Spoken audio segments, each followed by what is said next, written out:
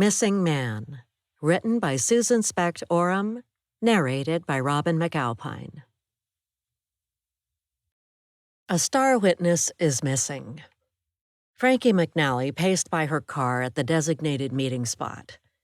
Briny air drifted past, coming from the Salish Sea, and she frowned. Her star witness in an upcoming fraud trial was an hour late. The plan was for Jack Fishbone to fall overboard, swim to shore, and meet her at the mile 9 marker on the old highway into Millersville. She gripped her phone tight and called his cell for the 3rd time, but it rang and rang. An owl swooped overhead, wings flapping, and she ducked. A ship horn blasted 5 times, warning of danger. A squirrel chattered on a perch in a nearby tree. Her partner, Special Agent Mark Brick, cleared his throat. "Looks like he's a no-show." Her hands clenched. "Let's check his place before heading to the office. I hope he isn't dead." At the apartment house, they stomped up a stairway permeated with stale cooking smells, and she knocked on Jack's door. "FBI, open up. We need to talk." She was about to kick the door down when a gray-haired neighbor stepped into the hall. "He's not home." She flashed her identification. "Agents McNally and Brick, we need to enter his apartment." The older man pulled a key from his pocket. "I'll let you in. He told me he was leaving town and mentioned the FBI, but he said to keep it quiet." She said, "Did he say where he was going?" He unlocked the door and fiddled with his glasses. "No, but I got the impression he was going away for a while. I'll lock up after you leave." "Thanks." They moved through the apartment, inspecting rooms. She opened a door and flicked on overhead lights, highlighting a display of expensive sneakers. She said, "Brick, get a load of this." He came in and beamed. "Nice collection. I like the orange ones." They hurried out and hopped in the car. On the freeway heading south to Seattle, she braked as red taillights lit up and traffic came to a halt. Her stomach soured. Jack's going missing would scuttle her sought-after promotion. If she didn't find Jack Fishbone, she could be made a pariah or booted out of the bureau. Her father was proud of her work at the FBI, and she couldn't let him down. She gritted her teeth. Jack was out there somewhere. In the office, they'd check surveillance cameras and match facial recognition. He might be boarding a plane at SeaTac Airport or crossing the border into Canada in a boat. He could be dead in a ditch, murdered by loan sharks. She shook her head, wondering why he couldn't stop buying those limited edition high-end sneakers. When the car in front moved ahead, she pushed on the accelerator. Like her car, she had to roll with what was going on around her. She said to Brick, who was riding shotgun, "Fishbone was ready to leave the area and start over, but now he's in the wind. Wonder what changed." Brick's jaw tensed. "Maybe the crooks he owed money to got to him first." She wiped a sweaty palm on her pants. "That's a possibility. For now, let's assume he's alive and make every effort to bring him in. He'll regret his decision to disappear on us." He gazed out the side window. "He won't slip through our fingers, but what a hassle it'll be finding him." She said, "I don't look forward to telling the boss about this development. She's going to be ticked off." Chapter 1, Irena. I glanced at my best friend, Abby Love, who I've known since high school. We're sitting at a two-top in Gigi's Cafe, and the place is packed. The smell of fresh-baked scones wafts through the room, making my mouth water. I stifle a yawn. Abby was out of town for work when my ex-husband Jack disappeared, so I say, "How was the convention?" Abby sets her coffee cup down. "We won a blue ribbon for the best vanilla-flavored ice cream. But tell me about Jack. I can't believe he's missing." I draw a shaky breath and say, "Jack and I were on the bow of Craig's boat, and a rogue wave swept us overboard. I made it back to the boat, but he didn't. The Coast Guard and other boaters searched, but haven't found him yet." I brushed a tear from my eye. Abby bites her lip. "Everyone loves Jack. He can't be gone. I don't know what we'll do without him." Thinking of my daughter, I say, "Kelly's devastated." But he might have disappeared on purpose because he was deep in debt and involved in a scam Craig was running until the FBI shut it down. Abby nods. I feel for Kelly with her dad going missing. But Jack was helping older people invest their money. That's what he told me. I raise my eyebrows. It's just like Jack to spin different tales depending on his audience. He was an FBI informant, and Craig's in jail. She blinks. Wow, that's a lot to take in. What's going on with Jack's debts? I plan to sell his prized shoes to pay off his debts. Maybe then he'll come back. She cringes. He loves his sneakerhead collection. Is there any other way? I grip the table edge. He owes money from a bet on the stock market. He borrowed from a thug who threatened us, and he owes me 10 years of back child support. It's no wonder he set up a disappearing act. She says, he's not good with money, that's for sure. My pulse picks up. I have so much to do, and I'm not sure how to get it all done. Jack's landlord wants the place cleared out in 5 days. Abby reaches out and squeezes my hand. Take a deep breath. Being this stressed out isn't good for you, and Kelly's smart. She'll know you're upset. I whoosh out a breath. You're right. You shouldn't have to deal with this all by yourself. Is Buzz helping you clean the place and sell the shoes? I massage my temples. I found out Buzz lied to me, so I broke up with him. It turns out he helped Jack disappear. Kelly needs her dad around, and I don't know what Buzz was thinking. He put his best friend first and ended up breaking Kelly's heart. Abby opens her hands and says, I'm sure Buzz meant well. I was married to him, and I should know. He wouldn't do anything to hurt Kelly. He was probably doing what Jack asked him to do. Karina, the new owner of the cafe, sets down plates with slices of quiche and warm scones in front of us. She returns with a coffee pot and refills our coffees. Anything else? No thanks, I say. Karina pats my arm.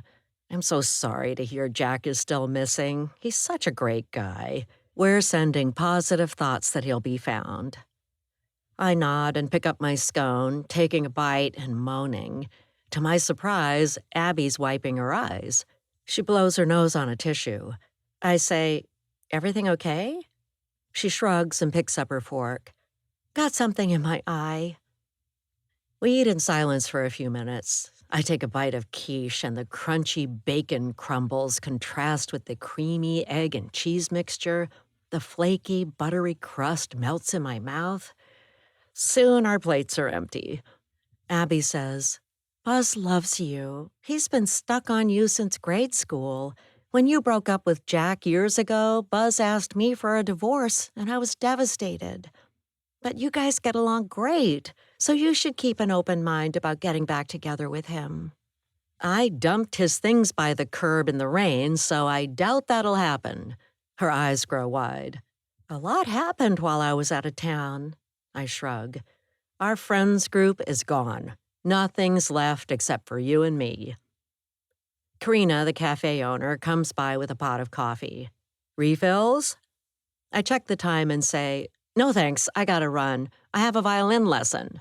I slap a $20 bill on the table and pull a violin case from under the table. Karina says, I didn't know you played violin. Jack left it behind for me to find. He knew I've always wanted to play. Abby looks down at the table. I wish he left me something. Abby. Irina strides out the door and a cool breeze blows in, carrying dry leaves. Karina watches her go. She's been different since she and Jack fell overboard. I say, she's not herself. Karina pours coffee and says, she said the experience shook her up. Facing death would do that. I inhale the aroma of fresh brewed coffee and lean back in my seat. She sounded more upset about Jack going missing than about breaking up with Buzz. Maybe she still loves him, Karina says and moves on to another table. I sip hot coffee and mull over the news. This might be a wrinkle in the fabric of our group of friends, or it could be the death knell. Chapter 2, Irena. I pull off and make a quick stop at Jack's apartment on my way to my first violin lesson.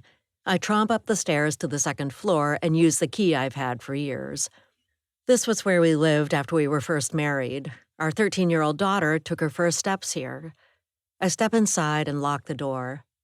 This place was as busy as a fishing derby the other day because my ex-husband gave out keys to friends. Everyone had a reason for sniffing around, even criminals in town. I glance around the living room. File drawers are open, papers are strewn across the floor, and sofa cushions are slashed, tossed aside. Someone was here looking for clues to Jack's secret life and his finances.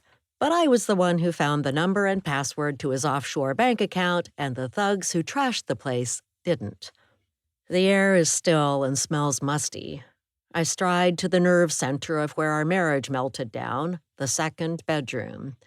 I open the door and flip on the overhead lights, illuminating pairs of sneakers on their own special wood shelves.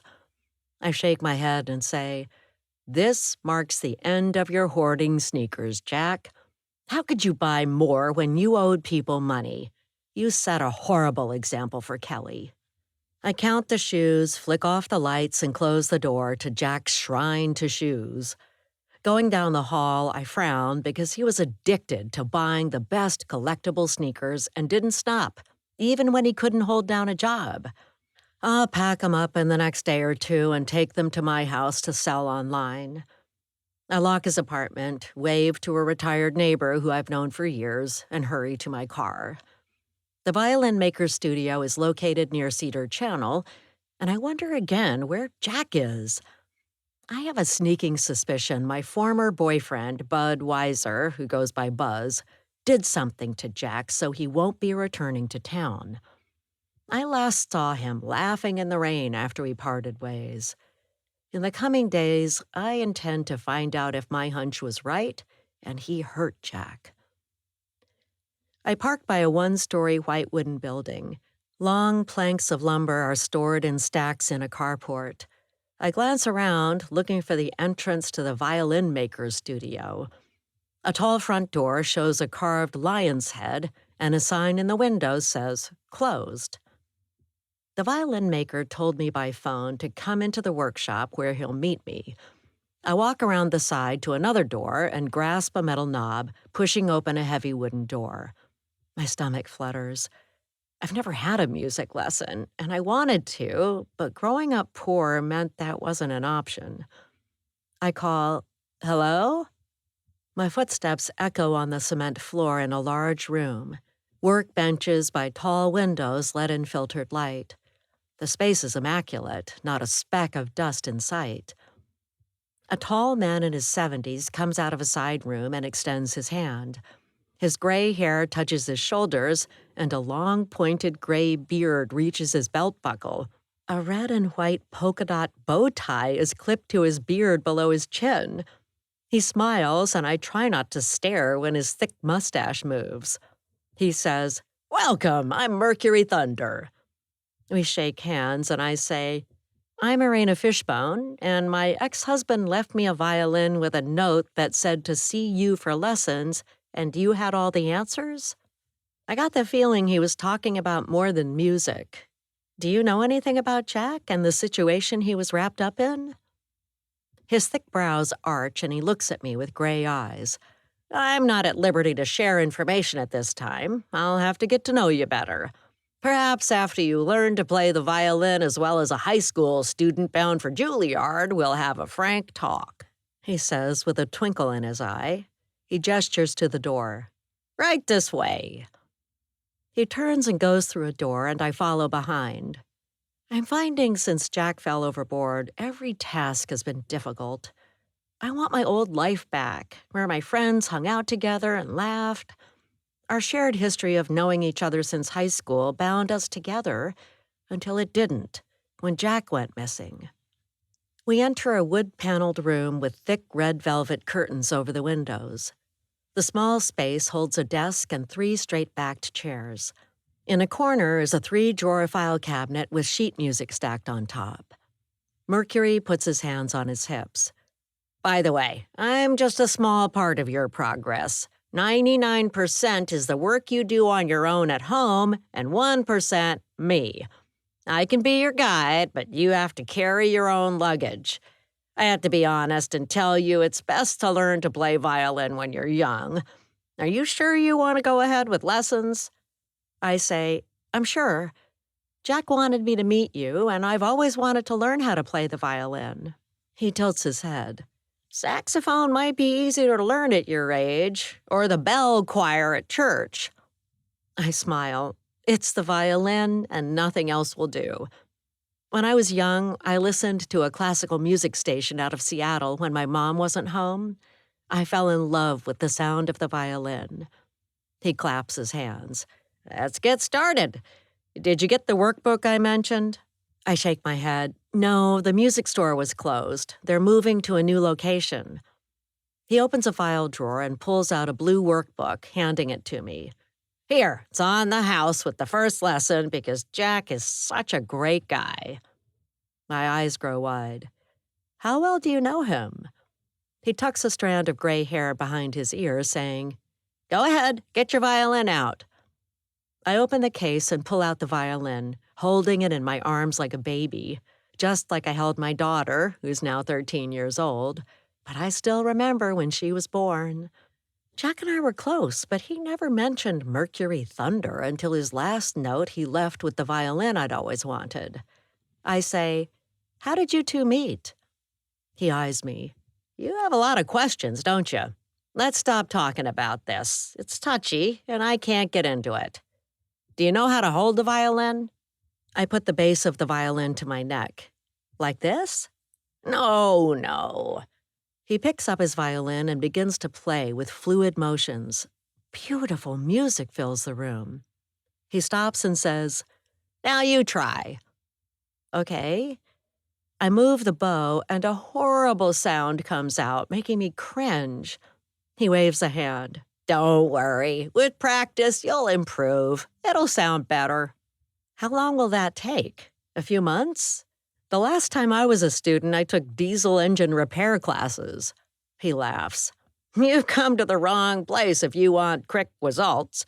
Music is not for the faint of heart. You gotta be tough. You gotta be strong. And you gotta work past the notes that sound like a bird squawking.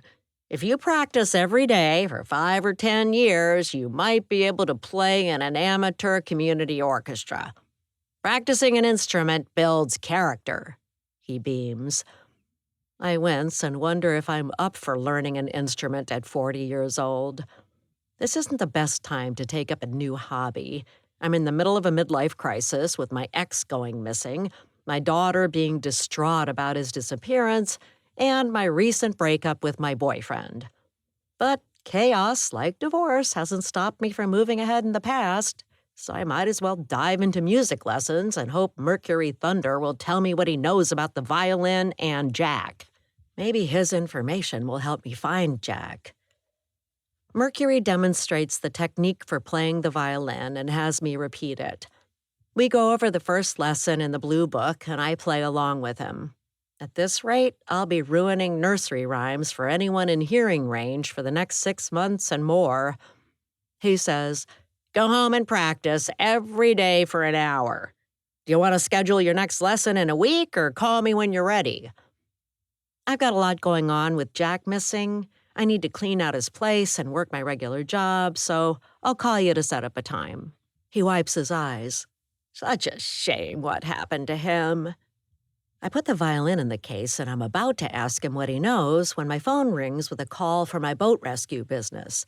My pulse quickens and I say, I've got to take this. Thanks for the lesson. I answer the phone. Nimbus Boat Rescue. We ran out of fuel, a man says, and we're drifting near Cedar Island. Can you help us? I nod to the violin maker who adjusts his bow tie affixed to his long beard, and I head outside carrying the violin case. A breeze brushes past my cheeks. I stride to the car, stow the violin, and hop in. Give me your position. I'll be right there. Jack. My eyelids are heavy. My skull throbs. People are talking near me, and soles of shoes squeak on the floor. My eyes fly open and I blink in the glare, wondering what brand of sneakers they're wearing. My throat is dry. I croak, "Where are my shoes?" A woman in a white lab coat with a stethoscope around her neck says, "I'm Dr. Ward. You weren't wearing shoes when the ambulance brought you in." I grasp the bed rails to sit up, but the room spins. My head hurts. I groan and lie back in bed. My mind drifts back to when I woke up in an ambulance taking me to the hospital. Bright lights flashed and ice picks of pain hammered in the back of my head. I clamped my eyes closed and groaned. Arms lifted my aching body onto a stretcher and loaded me onto an ambulance. The doors slammed shut. A needle pierced my skin and I moaned. The ambulance moved ahead and the stretcher holding me shuddered in a bumpy ride. A man said, "What's your name?" I swallowed. "I don't know." He patted my shoulder. "Relax, we'll be there soon." Now I blink and say to the doctor, "What's wrong with me?" She pats my arm with a warm hand. "You have a head injury. An aid car brought you in. Someone called and reported they found you and you were injured." A thought tickles at the back of my mind, but I can't grasp it. They found me? Where? "Don't worry about that. Just focus on your recovery." I say, "Recovery from what?" "We'll talk later when you're fully awake." I sigh. Machines beep around me. Am I in Costa Rica? "You're in a hospital in Mount Vernon, Washington." "I want my shoes." She leaves and says to a nurse dressed in blue, "John Doe is asking about his shoes." The nurse says in a low voice, "He has bigger concerns than footwear right now." I close my eyes and sleep overcomes me as I try to remember my name. Craig. I sit in a cell and think of the many ways I'll get back at Jack for my being stuck in here. I expected my parents to bail me out, and they have the money for it, but that hasn't happened. They're loaded, but letting me rot in jail.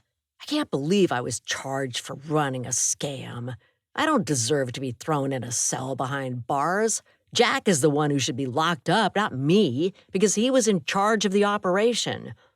My buddy Jack turned me in, and I'll never forgive him for that. A guard pushes a cart past.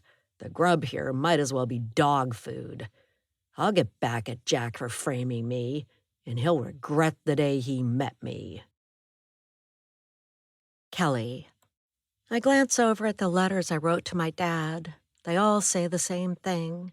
"I'll never forgive you for abandoning me, but I love you and miss you.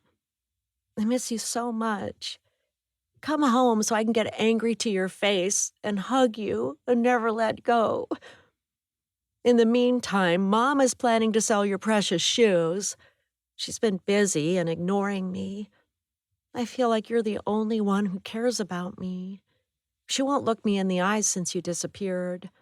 When I asked what was wrong, she said, 'I'm preoccupied is all.'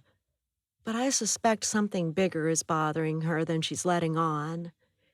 Come home, Dad. I need you. How could you leave me behind?"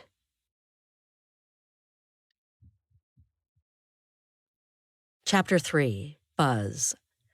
I'm checking for a book on the shelves in my bookstore, but stop when I hear a woman speaking in a quiet voice in the next aisle. Her voice is familiar, and I bend so I can see between the bookshelves. Irena is browsing in the music section.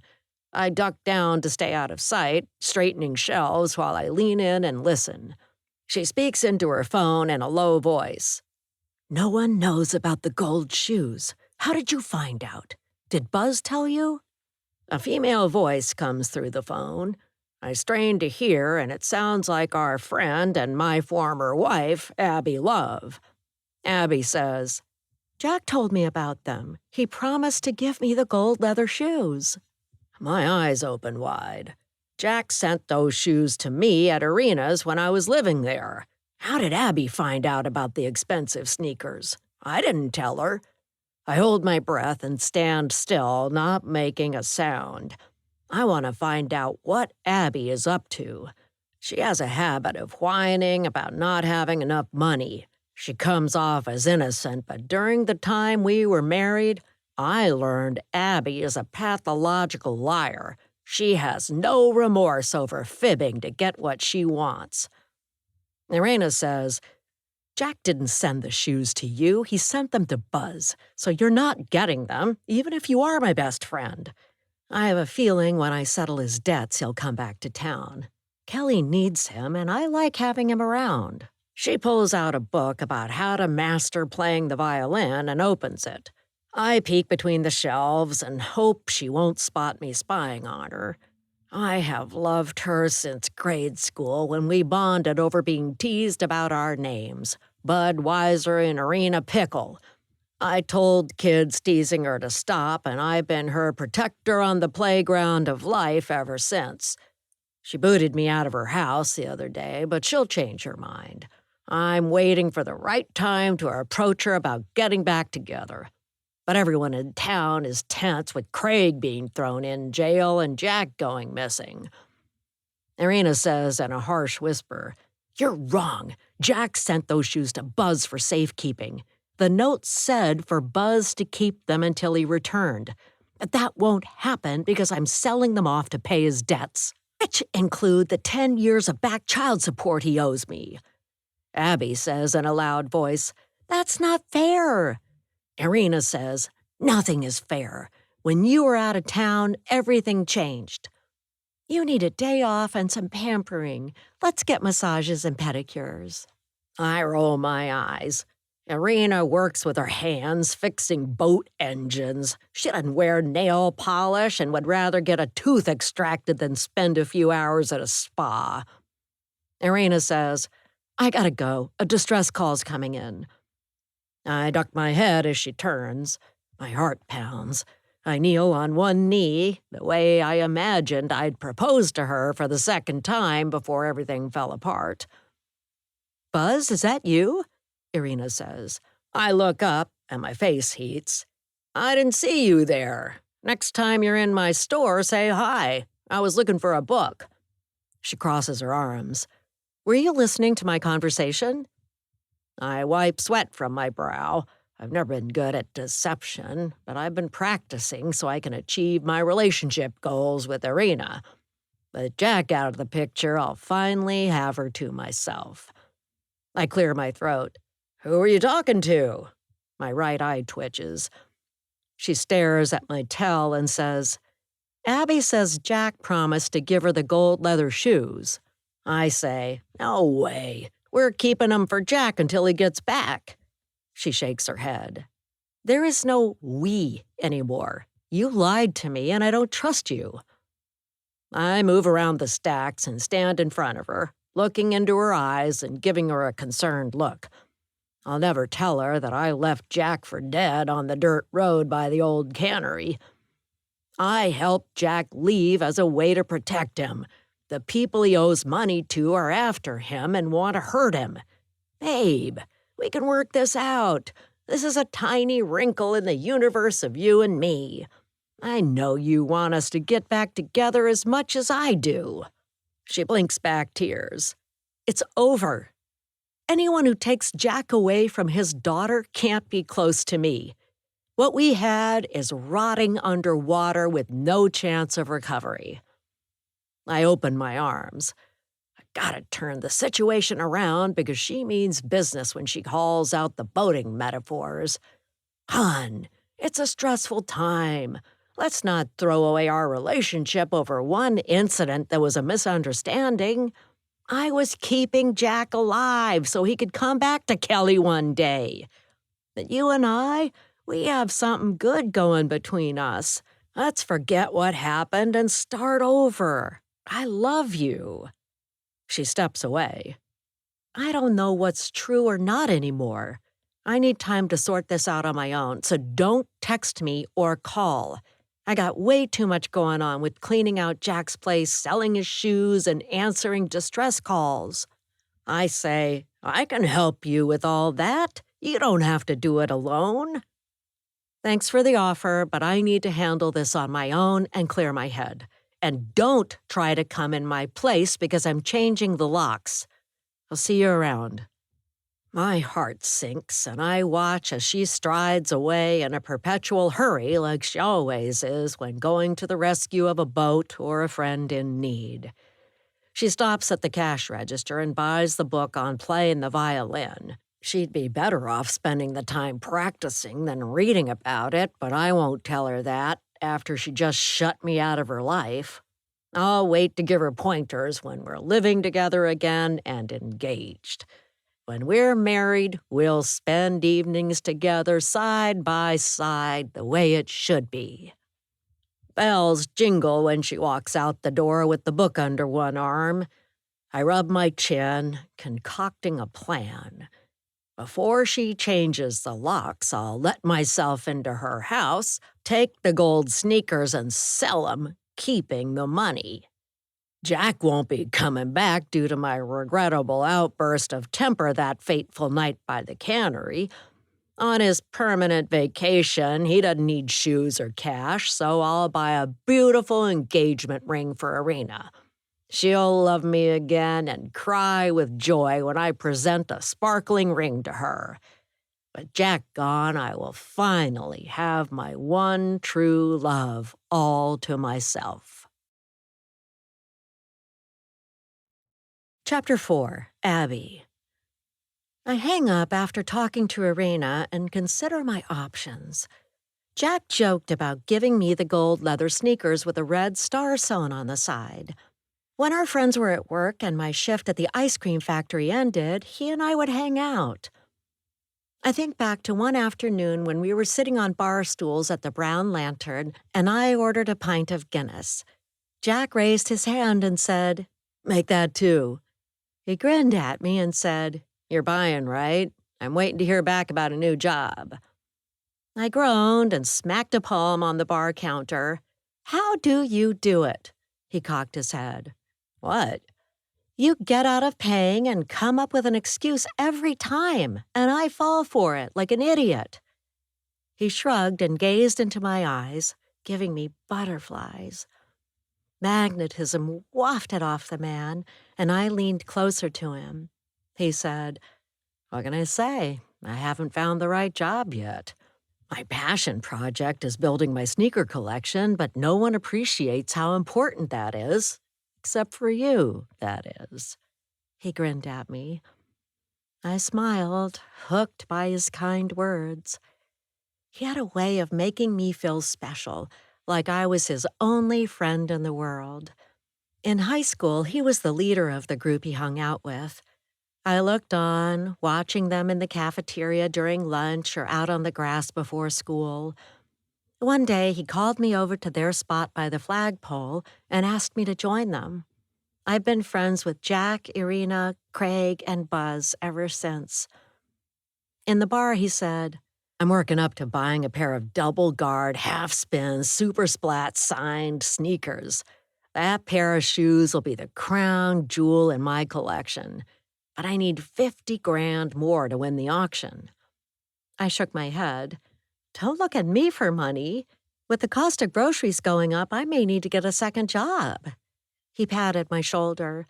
"I bet you got good credit. You could take out a loan and lend me the money without interest because we're friends. I'll pay it back. You know I'm good for it. I'm just short of funds for the time being. My new credit cards are maxed out." "I'm not going into debt for you."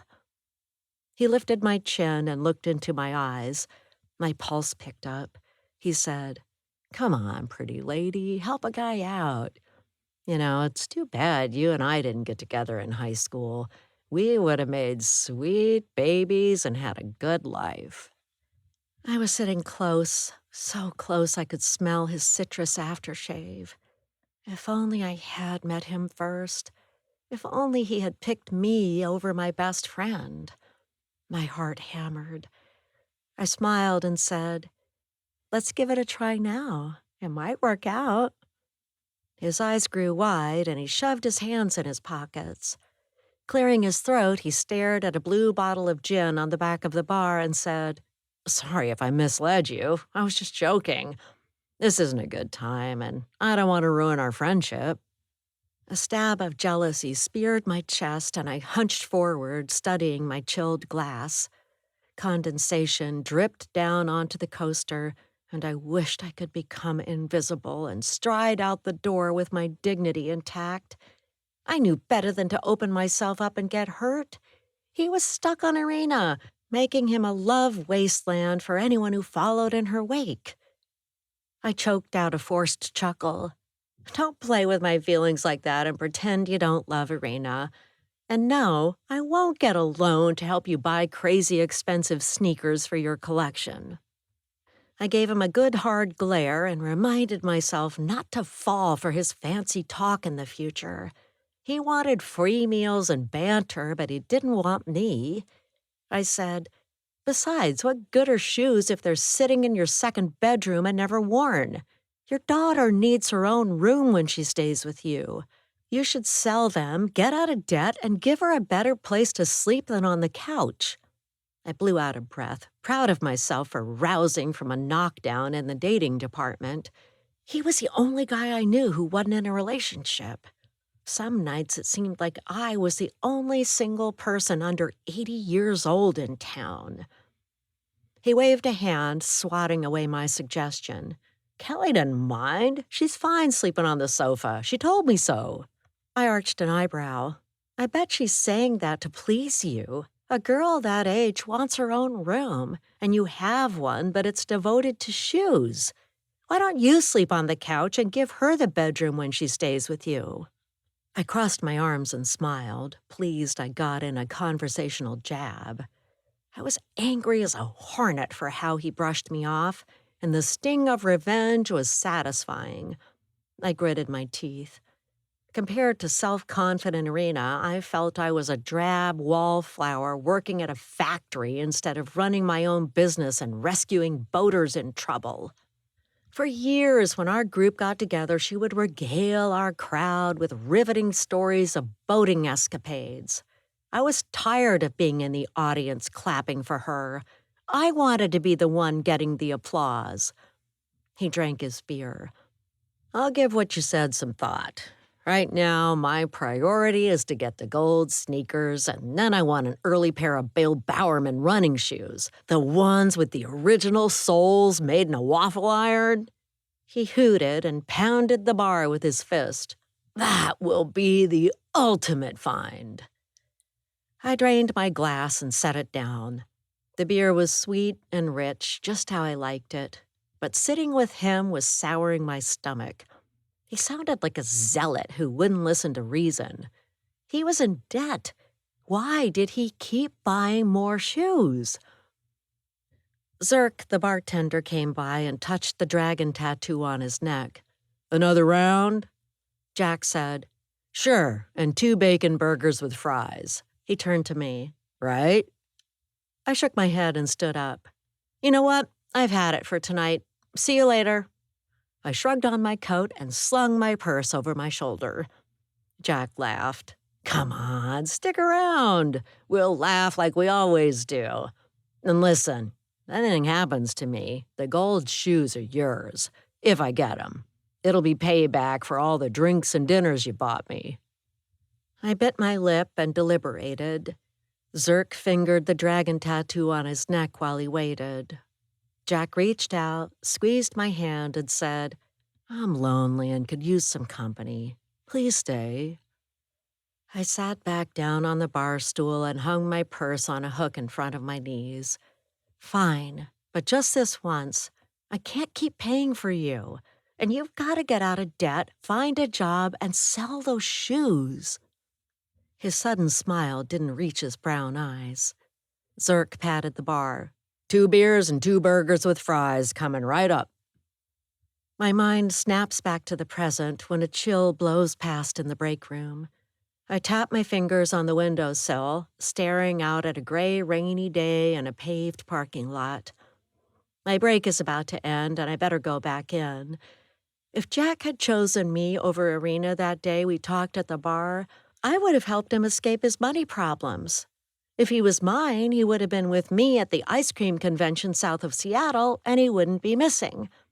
But I was out of town the day of the boat trip when he was swept overboard. I pocket my phone.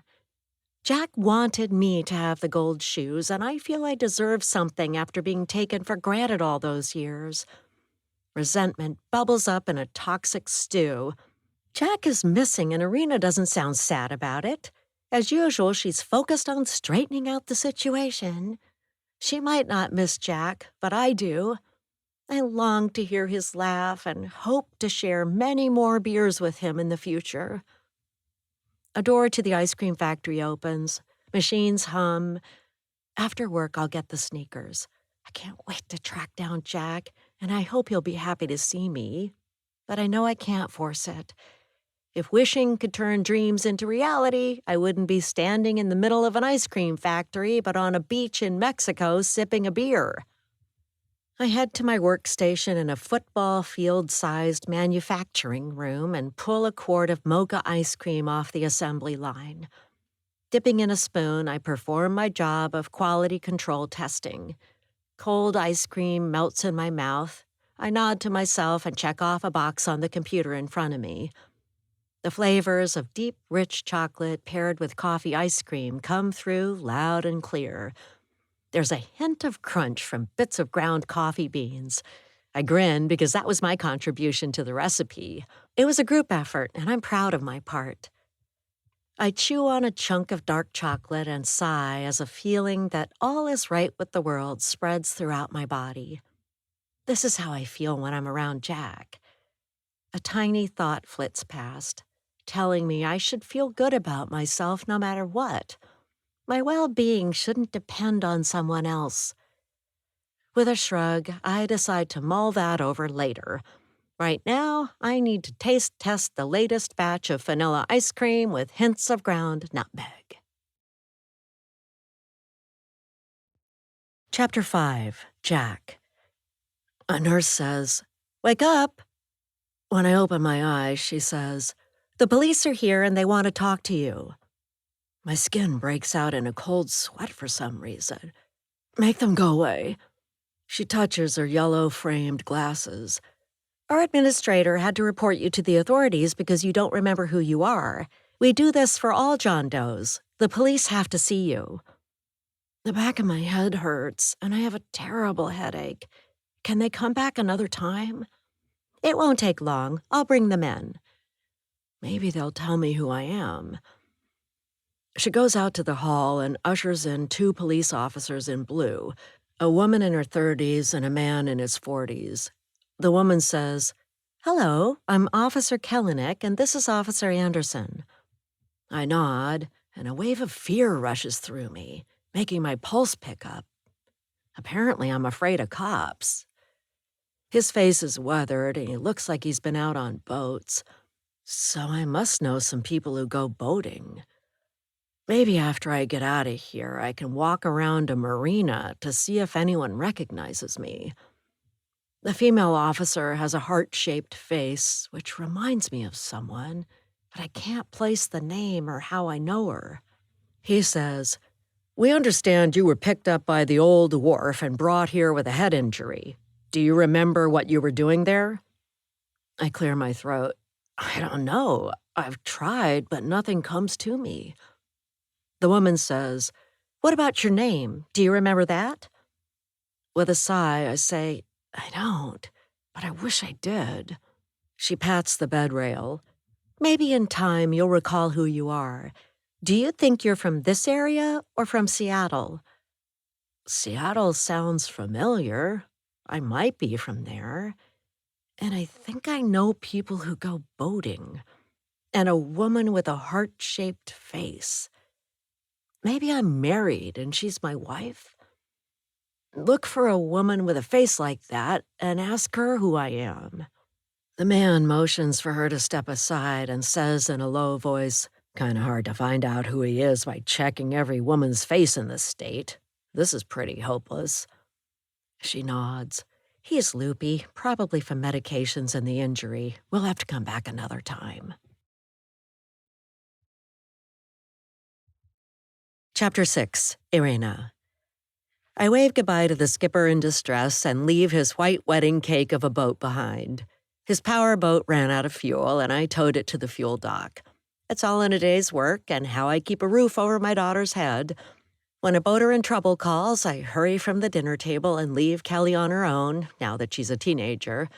I know from experience how that can lead to loneliness, so I keep a close eye on her moods and make sure I'm around otherwise.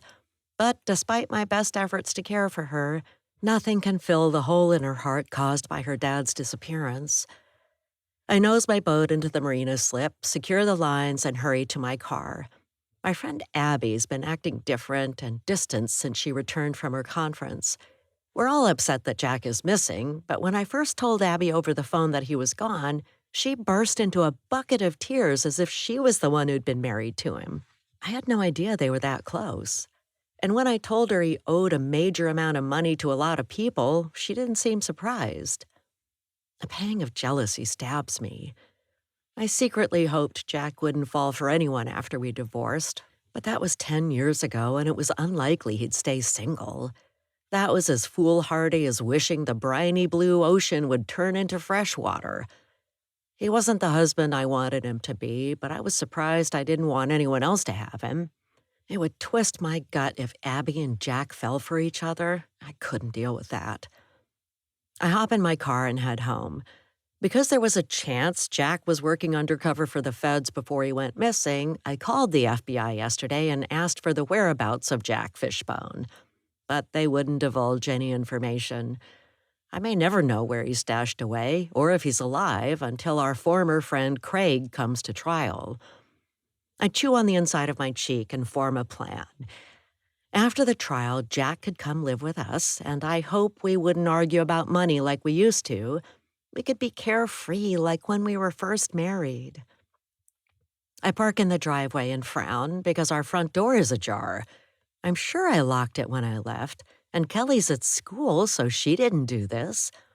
I hop out of the car, scan the street for unfamiliar cars, and push the door open. The hinges creak. My hand trembles and my heart pounds. All is quiet inside. A tsunami of unknowns about where my ex-husband is hovers, keeping me on edge. Perhaps the door wasn't closed properly and a breeze blew it open. I cringe when I hear footsteps in the kitchen. My pulse quickens and I pick up the fireplace poker. Abby sashays into the living room with an open shoebox. She stares at the gold leather limited edition sneakers as she walks. I purse my lips. Those pricey sneakers will make a world of difference in eliminating Jack's debt and bring him one step closer to coming home to me. I clear my throat, and she jerks. She looks at me, and her mouth falls open. Her brown, shoulder-length hair has recently been cut, framing her heart-shaped face. Her complexion is smooth, but mine is lined from working outside in all kinds of weather. She swallows and says, "I didn't expect you home for a while. Mike at the marina said you were out on a call." I cross my arms. In our small town, we know each other's comings and goings. When I gave her a key to my house in case of emergencies, I never thought she'd creep in and steal from me. "What are you doing with those shoes?" "They're mine, I told you that." "They're not yours. Give them to me." I march over to grab the box as she wraps her arms around it. I say, "How could you do this to me? Come to my house and steal? I thought we were friends." Her dark eyes glint and she stares directly into my eyes. "I'm not stealing. Jack said he'd give them to me." My hands clench. Jack had the shoes delivered here. I have to sell them to pay off his debts. She pulls a piece of paper from her jeans pocket and hands it to me. "I thought you might say that, so I brought the note where he promised he'd give them to me." I unfold the paper and my eyes open wide. Before me is a letter giving Abby the precious shoes that will help pay off Jack's debt, including some of the child support he owes me. I rub my aching neck. This can't be real. Clutching the shoebox, she says, "Do you see where he signed it?" I nod. It looks like his signature, but I wouldn't put it past her to fake it. She likes to weave a web from fragments of truth and sweet-talk her way into freebies, like at the local beer festival last summer when she strode in without paying the entrance fee. I frown. All these years, she's been my sidekick and supporter, no matter what I was going through. And now, with Jack gone, we're fighting over footwear. Did you forge this note? She shakes her head. I wouldn't do that. We're best friends. You can trust me. Just then, Kelly bursts in and tosses her school backpack on the sofa. She grabs the shoebox and takes it from Abby. Oh, good, I've been looking for these. I want to see how much we can get for them online. I give my daughter a quick hug. The days of holding her in my arms are gone, but I'll take the meager seconds I can get. I say, I hid the shoes, but not well enough, I guess. Kelly rolls her eyes. Yeah, I never would have thought to look on top of the fridge. She smiles at Abby. A headache throbs, and I rub my temples, sending Jack a million daggered thoughts for leaving me with a mess. When he pulled a disappearing act, he left a trail of chaos in his wake. If I didn't still love him, dealing with his disappearance wouldn't hurt so much. Abby reaches for the shoes. Those are mine. I have a letter that proves it. Kelly grabs the letter and studies it. This isn't Dad's signature. See the way the J is crooked? He doesn't sign it that way anymore. He stopped doing that years ago. I know because we used to sit after dinner practicing writing our signatures. A tear runs down Kelly's cheek. He's coming back for me. I know it. She turns to Abby. Where did you get this note? Abby's face flushes and she says, All I know is your dad gave me this letter. Kelly says, Well, I know that's not his signature. She turns to me. Did you learn anything about where he is? Abby's eyebrows shoot up. Do you know where he is? Something about the way Abby is fixated on this fragment of information makes me suspicious. Why is she so intent on finding Jack? He's my former husband, but just a friend to her. I say, we don't know where he is. The authorities might be hiding him until Craig's trial. Abby makes to take the shoebox, but Kelly stuffs it in the hall coat closet and stands with her back to it. Abby says to me, Seriously, do you have any idea where Jack is? I blow out a breath. I wish I did, but I have no idea. He must be in witness protection. I don't mention my hunch that Buzz hurt Jack because it's based on suspicions and I can't prove anything.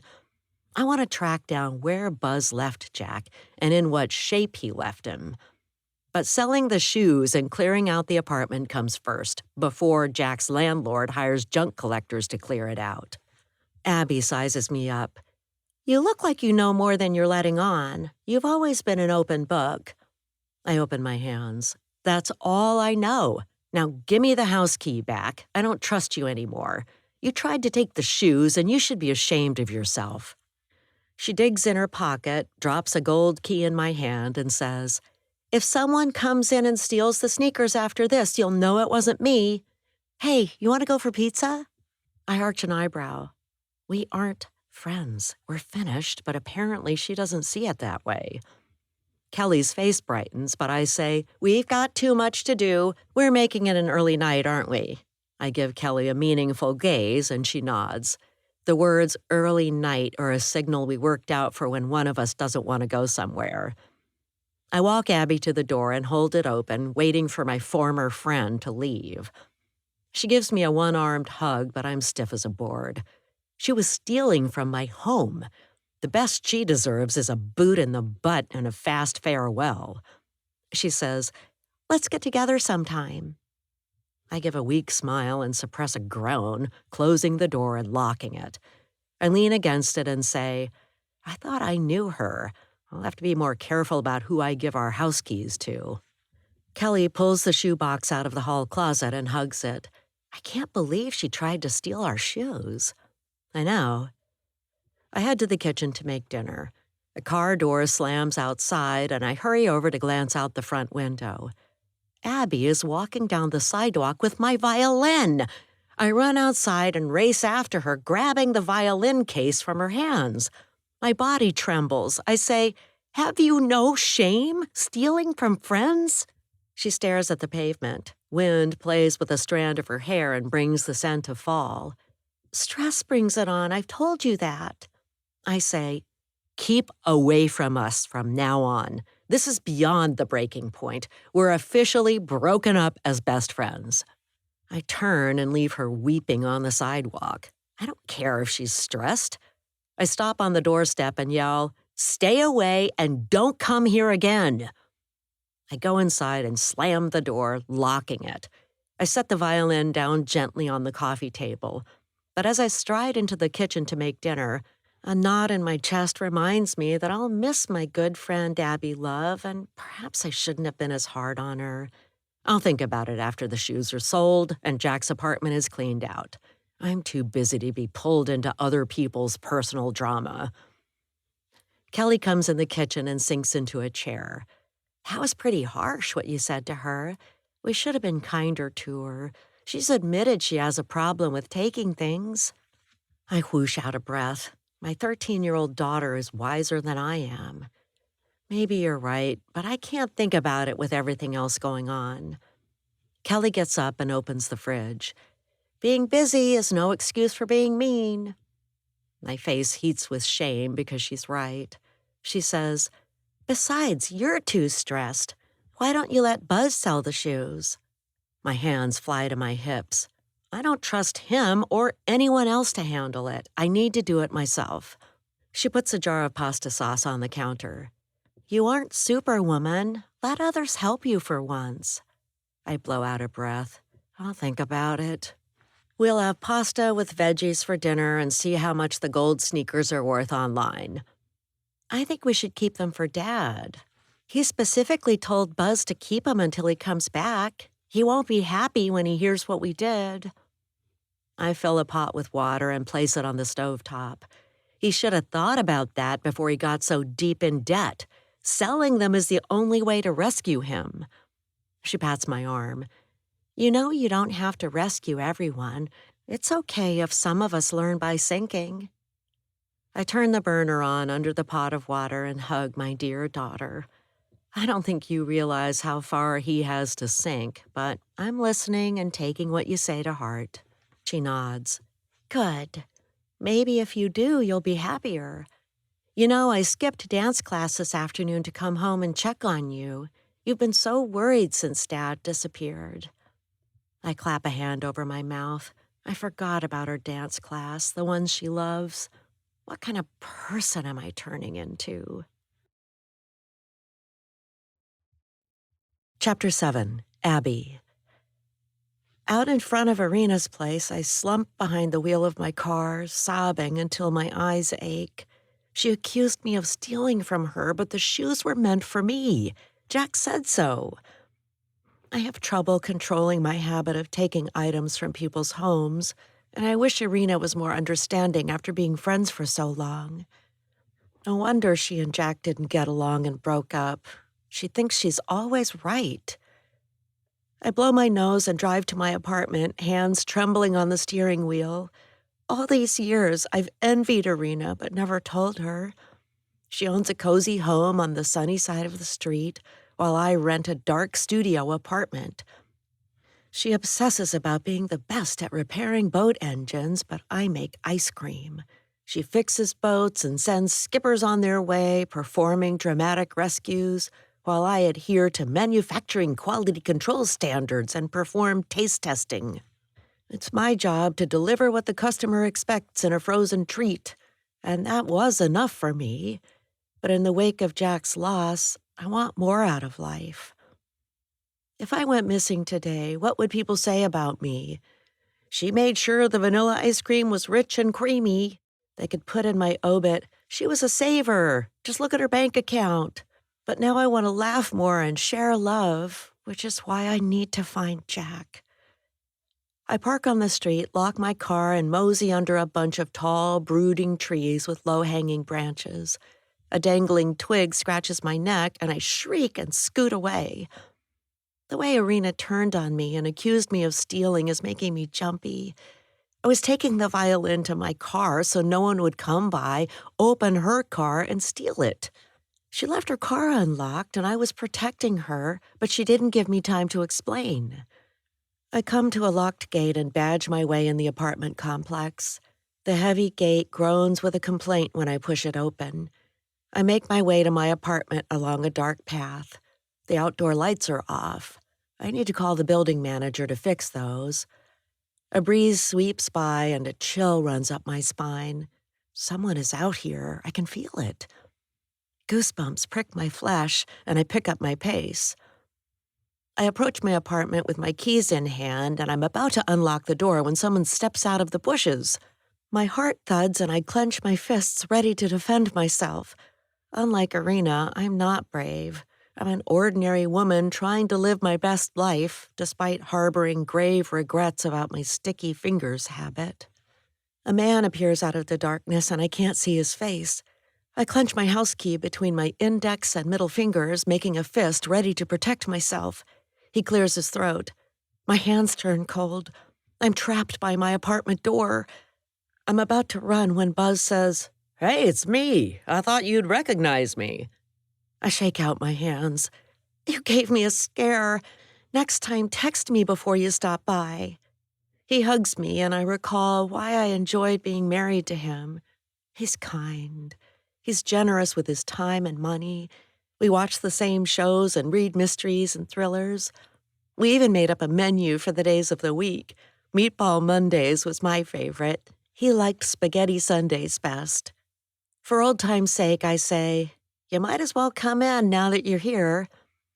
He follows me inside, and I look into his eyes, speaking my truth. I wish I could forgive you for leaving me back then. You made me promise to tell everyone the divorce was my idea, but you wanted out of our marriage the minute Irina broke up with Jack. I hated you for ditching me and chasing after her so fast. He cocks his head. "It's not my fault. I was following my heart." I make a choked sound and turn my back on him, swallowing tears. What a fool I was in high school to fall for a man who loved someone else. But when Buzz proposed after graduation, I threw away my fears and embraced a new life. I thought he'd grown out of what he called his Irina obsession, but it turned out he hadn't. His longing for her was a silent partner lurking, crouched in every corner of our lives during our marriage. I loved him, but my husband loved my best friend. Some nights he would call Irina and talk instead of coming to bed with me. I would lie on the firm mattress he insisted we buy, with my eyes open, hearing him laugh in the other room. Even though I live alone now, I've never been as lonely as when Buzz and I were married. Buzz says, "Do you have any ice cream?" I flick on the lights and scan the room, imagining how I'll leave this place behind. My possessions don't mean much compared to my freedom. But I won't tell Buzz about my plan to sell some sneakers and escape my boring life. Maybe I can manipulate him into unknowingly help me. He owes me that much after leaving me and running after Irina. Time hasn't healed the wounds of being dropped on a moment's notice and divorced.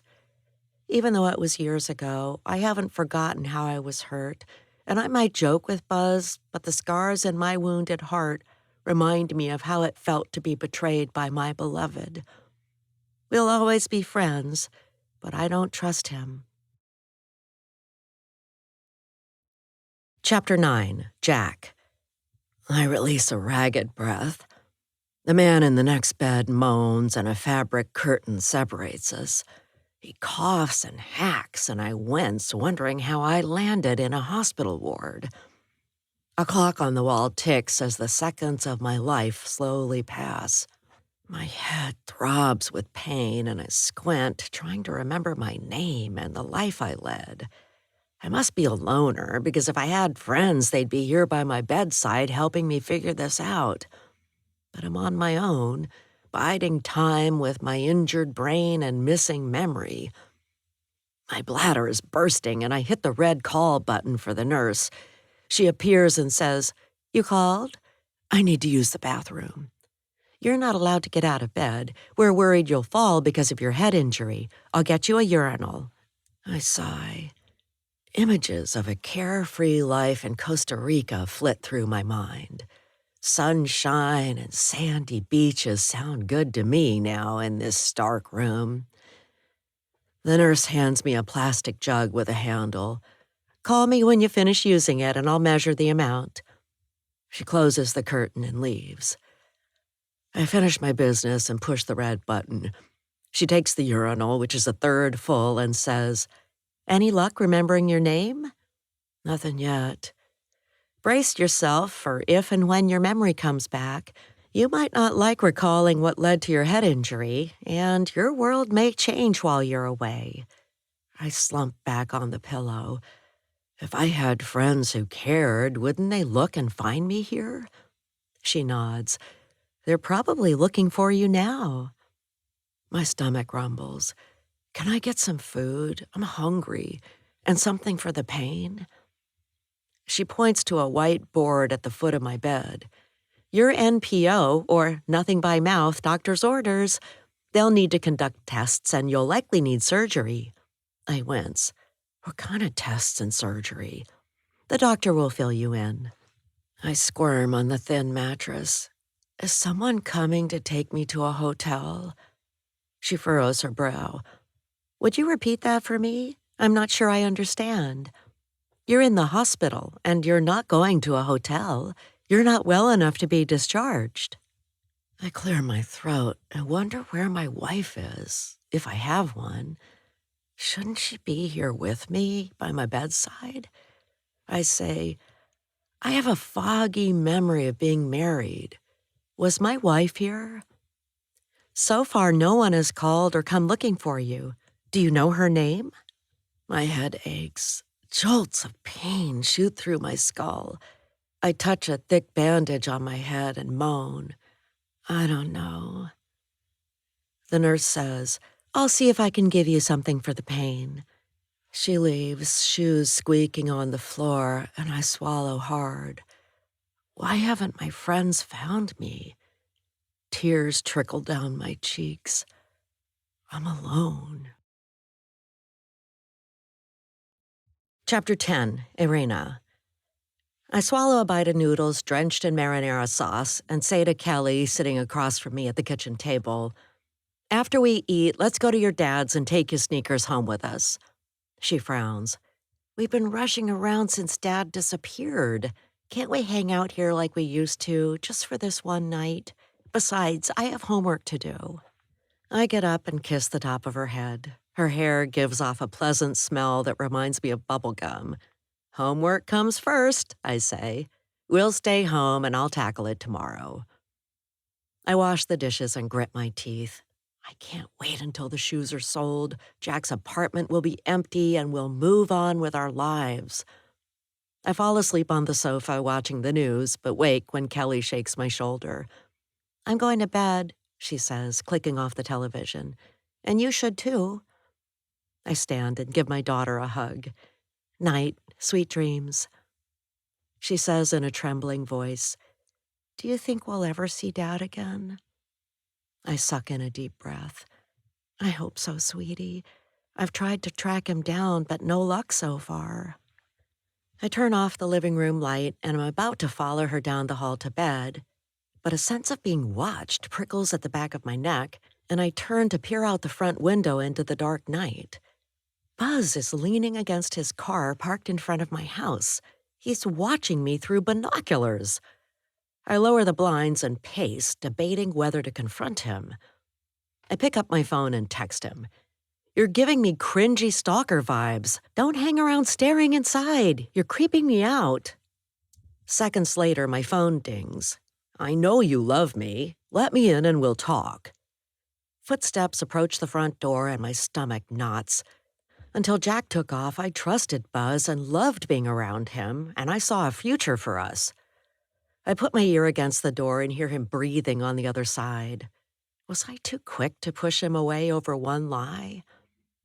I frown, feeling like he picked Jack over me when he kept Jack's secret about how he disappeared. Shouldn't I come first before his best friend? On the other hand, Buzz gave Jack his word, and Buzz doesn't break promises, like the one he made to love me through thick and thin. When I said I wasn't ready, he stood up, brushed off the knees of his tuxedo, and says, "I guess the honeymoon will have to wait a little longer. I'm here for the long haul." I kissed him and said, "I just need a little more time. It's a big change." Outside, a dog barks. It sounds like his dog Happy, who is the best dog ever. I miss having Buzz and Happy in my house, and I think Kelly feels the same way. Buzz deserves a full-throttled, two-way, top-speed love, holding nothing back. And if I can recover from being lied to, maybe I could give him that. By being stubborn, am I denying myself what I want, which is to be loved and trust another person with my life? I say through the door, "Hey, I miss you." Buzz says, "I love you, Arena. I always will. Let's talk in a few days, okay? You know where to find me." The sound of him running makes me move to the window and peek through a gap in the blinds. He starts his car and drives off with his dog barking out the window. Kelly steps softly into the room. "Is everything okay?" I blow out a shaky breath. "Yeah, it's fine. Buzz was outside, but he left. If he comes by when I'm not here, call me and don't let him in. We have unresolved issues." "Okay, but I don't think he's as bad as you're making him out to be. He was protecting Dad from people who wanted to hurt him, and that was the right thing to do." I nod.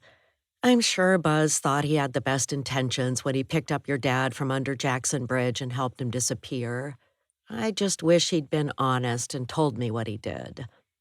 Kelly says, "It feels like there are shades of right and wrong. Buzz lied to us because he made a secret pact with Dad. Is that really bad?" I ruffle her hair. "When you put it that way, maybe not. I guess it's good someone was looking out for your father because he must have been scared.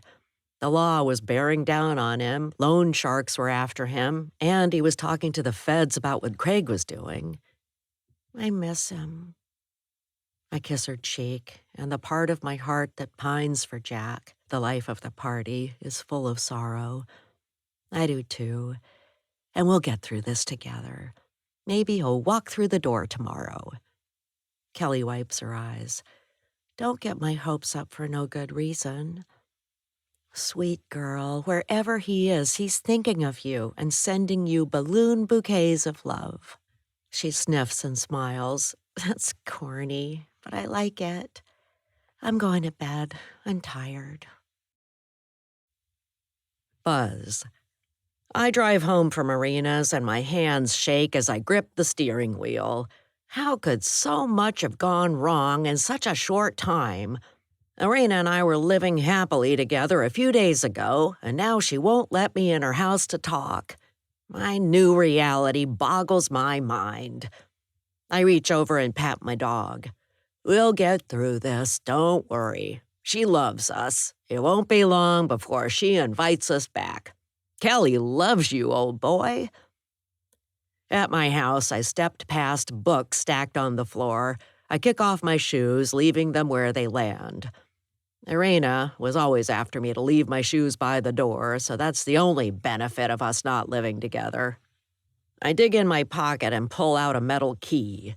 A cloud of guilt hangs over me about losing my temper and hitting Jack at the wharf, but solace is footsteps away.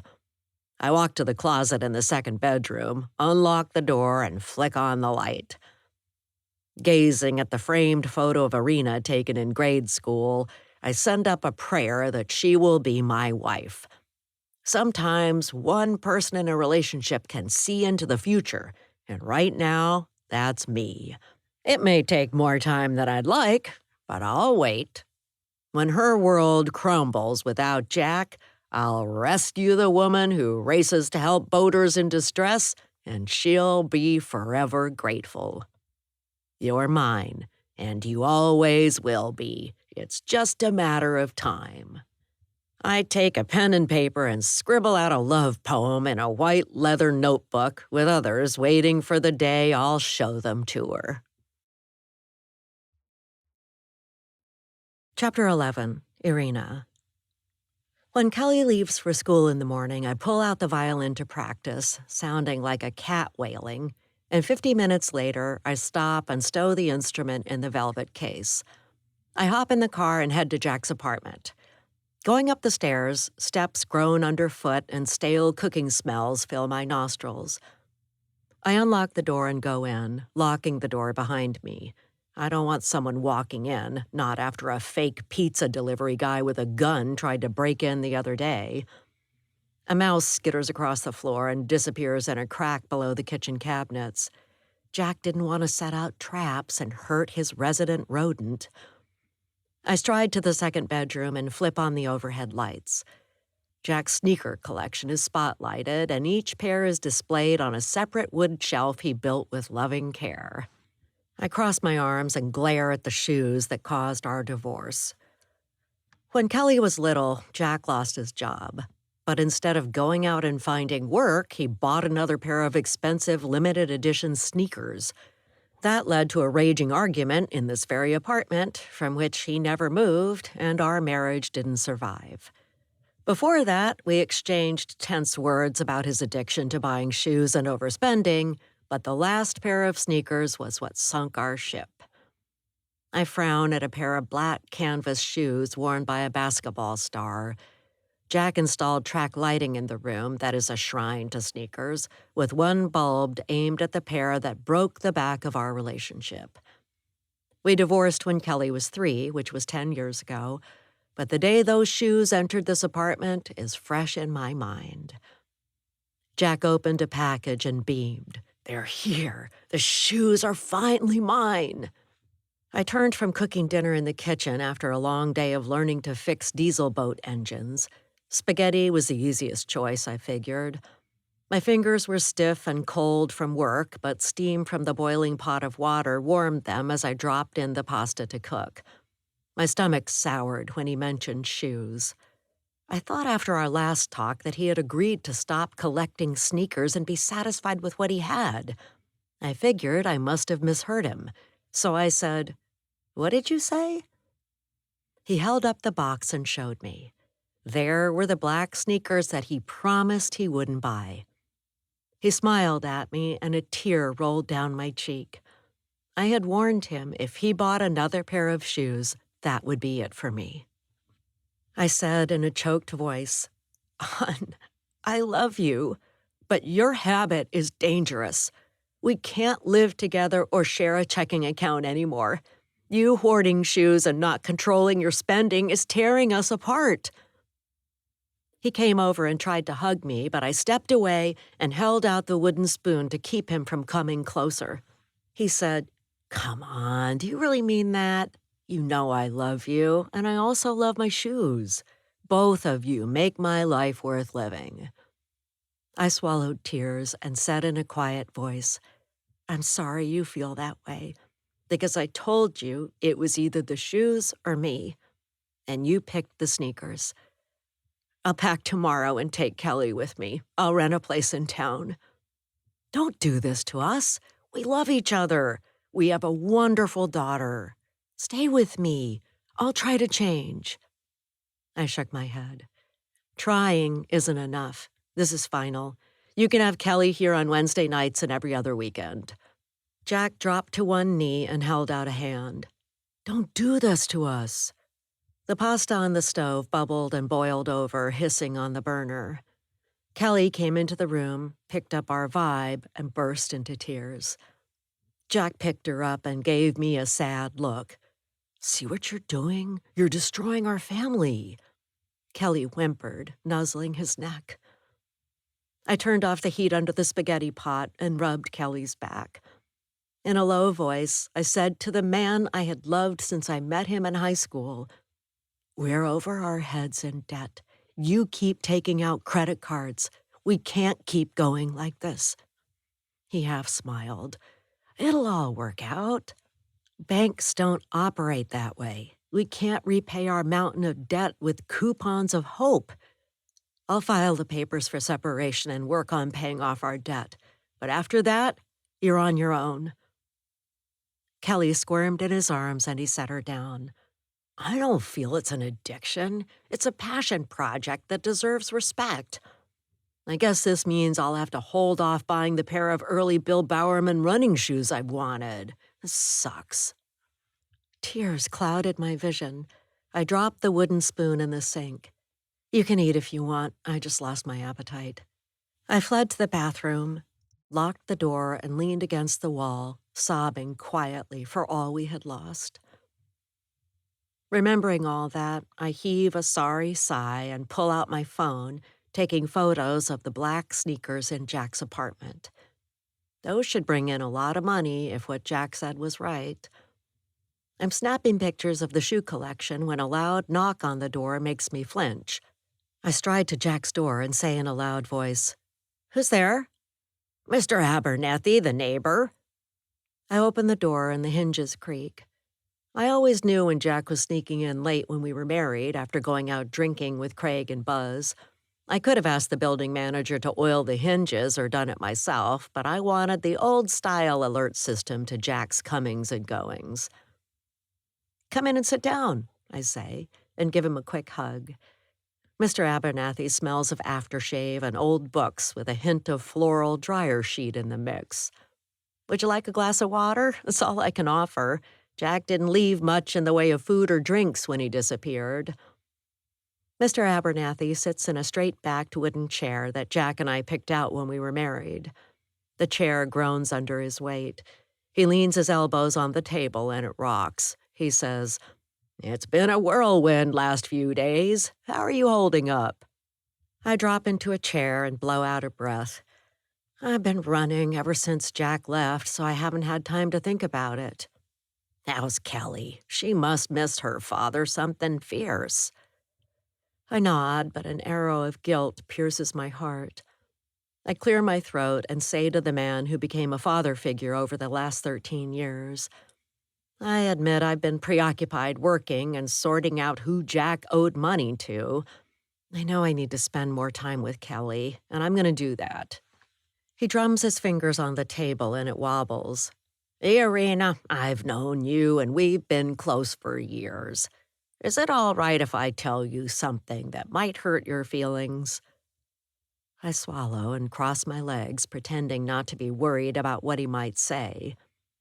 "Sure, it's been a crazy time and I'd like to hear anything you have to say. Go ahead and tell me. You won't hurt my feelings because I'll know it'll be said out of caring." He adjusts his glasses and gives me a gentle smile. "I've noticed you tend to rush around doing tasks. You accomplish a lot, more than the average person by midday, but sometimes you might forget about feelings in the process of checking things off your to-do list. And right now, your daughter needs you more than ever. Don't leave her behind while you hurry to clean out Jack's apartment." I open my hands. "But I only have 5 days to clear the place out." He reaches over and pats the table. "Slow down and pay attention to Kelly during this whirlwind time. If you don't, she'll never forgive you. Take my word for it. I know the look on the face of a forgotten child. And she's changed since Jack disappeared. She's lost and needs you as a stabilizing force. We're all at sea with Jack gone, and you're her emotional rescue boat until he returns, if he does." I sit back and nod. "You're right, and I'll do better. I should have seen it myself." "Don't blame yourself. You would have realized it in time, but by then it might have been too late to regain her trust. Inside, she's probably a mess, but putting on a brave front for you and to get through school." I pull my hair back in a ponytail. "How do you know so much about this? I thought you worked on tugboats." "I wanted to be an elementary school teacher, but my parents said that wasn't work fit for a man. They pushed me to pick another career. but I've always wanted to work with kids, and I've read about emotional intelligence and topics like that. I'm impressed. Whatever your other insights are, please share them. He sits back and rubs his chin. I have advice, if you'd like it, about how to get this place cleaned out. I lean forward. Please tell me what you'd do in this situation. Here's the plan. First, haul the sneakers out of here. If you don't, someone is likely to steal them. I bet word is spreading like wildfire around town that the place is vacant. Those shoes are valuable. I pull out my phone and take notes. My mind is swirling with details given all that's going on, and I might forget a critical part of what he's saying. Makes sense. Bring Kelly by to pick out what she wants to take to your house. I make a face. I don't really want anything of Jack's at my place. He points at me. Remember, it's not about you. It's about Kelly and memories of her father. If she wants the ugly dresser in the bedroom, let her take it to remember him by. After all, he might not be coming back. You're right. I don't know if he'll ever be back. He pats the table. He's a great guy. I'd hear his laugh across the hall in my apartment. I loved to hear you two laughing when you were married. I bite my lip. The early days were the best. He straightens up. Okay, so now you've cleared out the valuables and let Kelly pick items with precious memories. By the way, in my line of work, we lost people at sea, and I learned it's best if you're honest and tell Kelly her dad might not be coming back. I nod and wish my last words to Jack had been kind. Instead, I sniped at him about his increasing debts. I wish I'd let him know how much I loved him and how great a father he was. I hope he knows that without my saying it to his face, if he's alive. Mr. Abernathy fiddles with the frame of his glasses. He knew so much about shoes and the history of jogging. I tilt my head. Jogging? He never talked to me about that. He was working on a book about it. Last time I saw him, he asked me what I thought of several titles he was considering using. His favorite was A Runner's History of the World. I told him it was an ambitious project, but he said he was already halfway through. I purse my lips. I guess there are things I didn't know about Jack, but that might be true about people in general. My friends who I thought I knew were hiding secrets and I had no idea. I say, he never talked about writing a book. Mr. Abernathy says, it's human nature not to trust others or accept the totality of who we are. I think of how Buzz lied to me and say, but do we really know anyone, or ourselves through and through for that matter? He shrugs. Maybe not, but we can try to get a better understanding of ourselves as time marches on. I know Jack tried to stop the demons tormenting him that were telling him to buy more shoes. He went to an addiction group but left after one meeting and said they didn't understand where he was coming from. He swore he saw a few of them smirk when he said he was addicted to collecting sneakers. I put my head in my hands.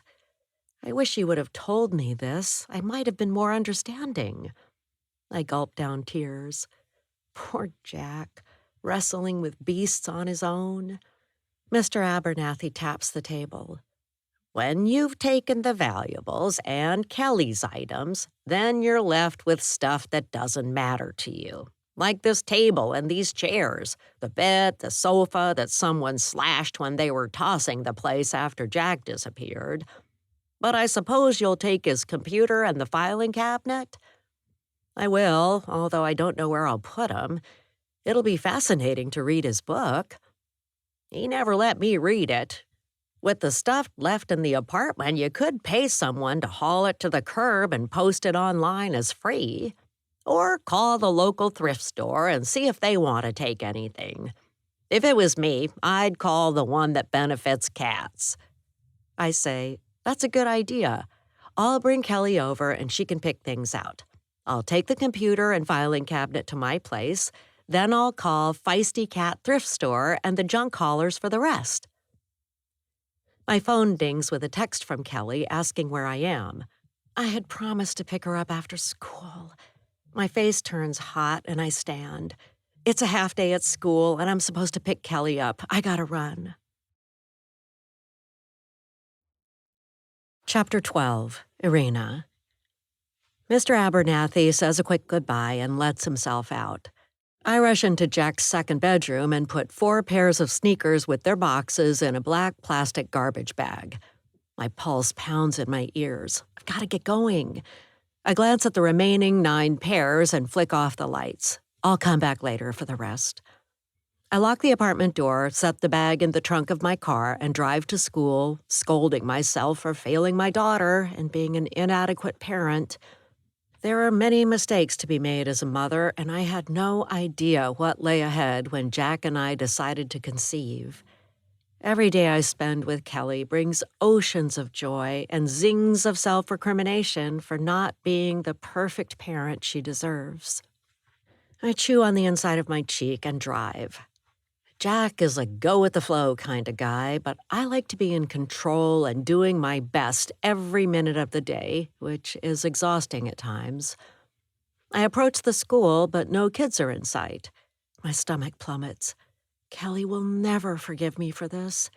She is my most important loved one, and I've got to do a better job.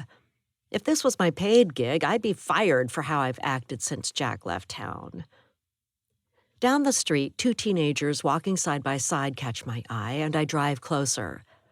A girl Kelly's age plays with her long braid and bumps Kelly's shoulder, and they laugh. My chest loosens a little bit. I'm still an awful mother, but at least Kelly's okay. I pull up, roll down the window, and say, "You girls want a ride?" Kelly turns to her friend. "Want to come to my house?" I almost blurt out something about how I wanted to go to Jack's to take the rest of the sneakers and have Kelly pick a few things out, but I keep my lips sealed and wait. "Sure, I'll have to tell my mom, but I'm sure it'll be fine." She texts something and we wait. A message comes in with a ding and she says, "Okay, let's go. I need to be home by 6. We're having Thai takeout for dinner." Kelly looks at me and says, "My favorite." They climb in the car and sit in the back. "Hi, Mrs. Fishbone. I'm Plum. I'm in Kelly's class and new to town." I nod and glance in the rearview mirror. "You can call me Irina. I was new to town once, too. Kids used to make fun of my name." Kelly giggles. Mom's last name then was Pickle. They erupt into laughter, and I feel forgiven for being late. I desperately want to be a good mother during this difficult time. She deserves that after Jack ran away from his problems, leaving her traumatized by his disappearance.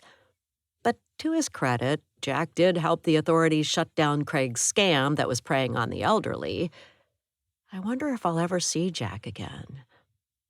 I swallow a lump in my throat and swerve to avoid a squirrel running into the road. To help Kelly get through this tough time, I want to be less selfish and more giving. She needs me to be present and not distracted by a million things on my to-do list, like paying quarterly taxes and refueling the boat so I'm ready for the next distress call. Kelly says, "By the way, we're not girls, we're young women, just so you know." They laugh and point at someone as I drive past. Kelly says, "That's my Aunt Abby. I wonder where she's going." "Slow down, Mom. I want to talk with her." She rolls down the window and Abby turns to us with a smile. Kelly says, "Where are you going? Come home with us." Abby glances at me. "I was just going for a walk, but sure, I can stop by." She trots over to the car and slides in the front passenger seat. "Hey, you," she says, patting my shoulder. "We haven't seen much of each other lately. This'll be good to catch up."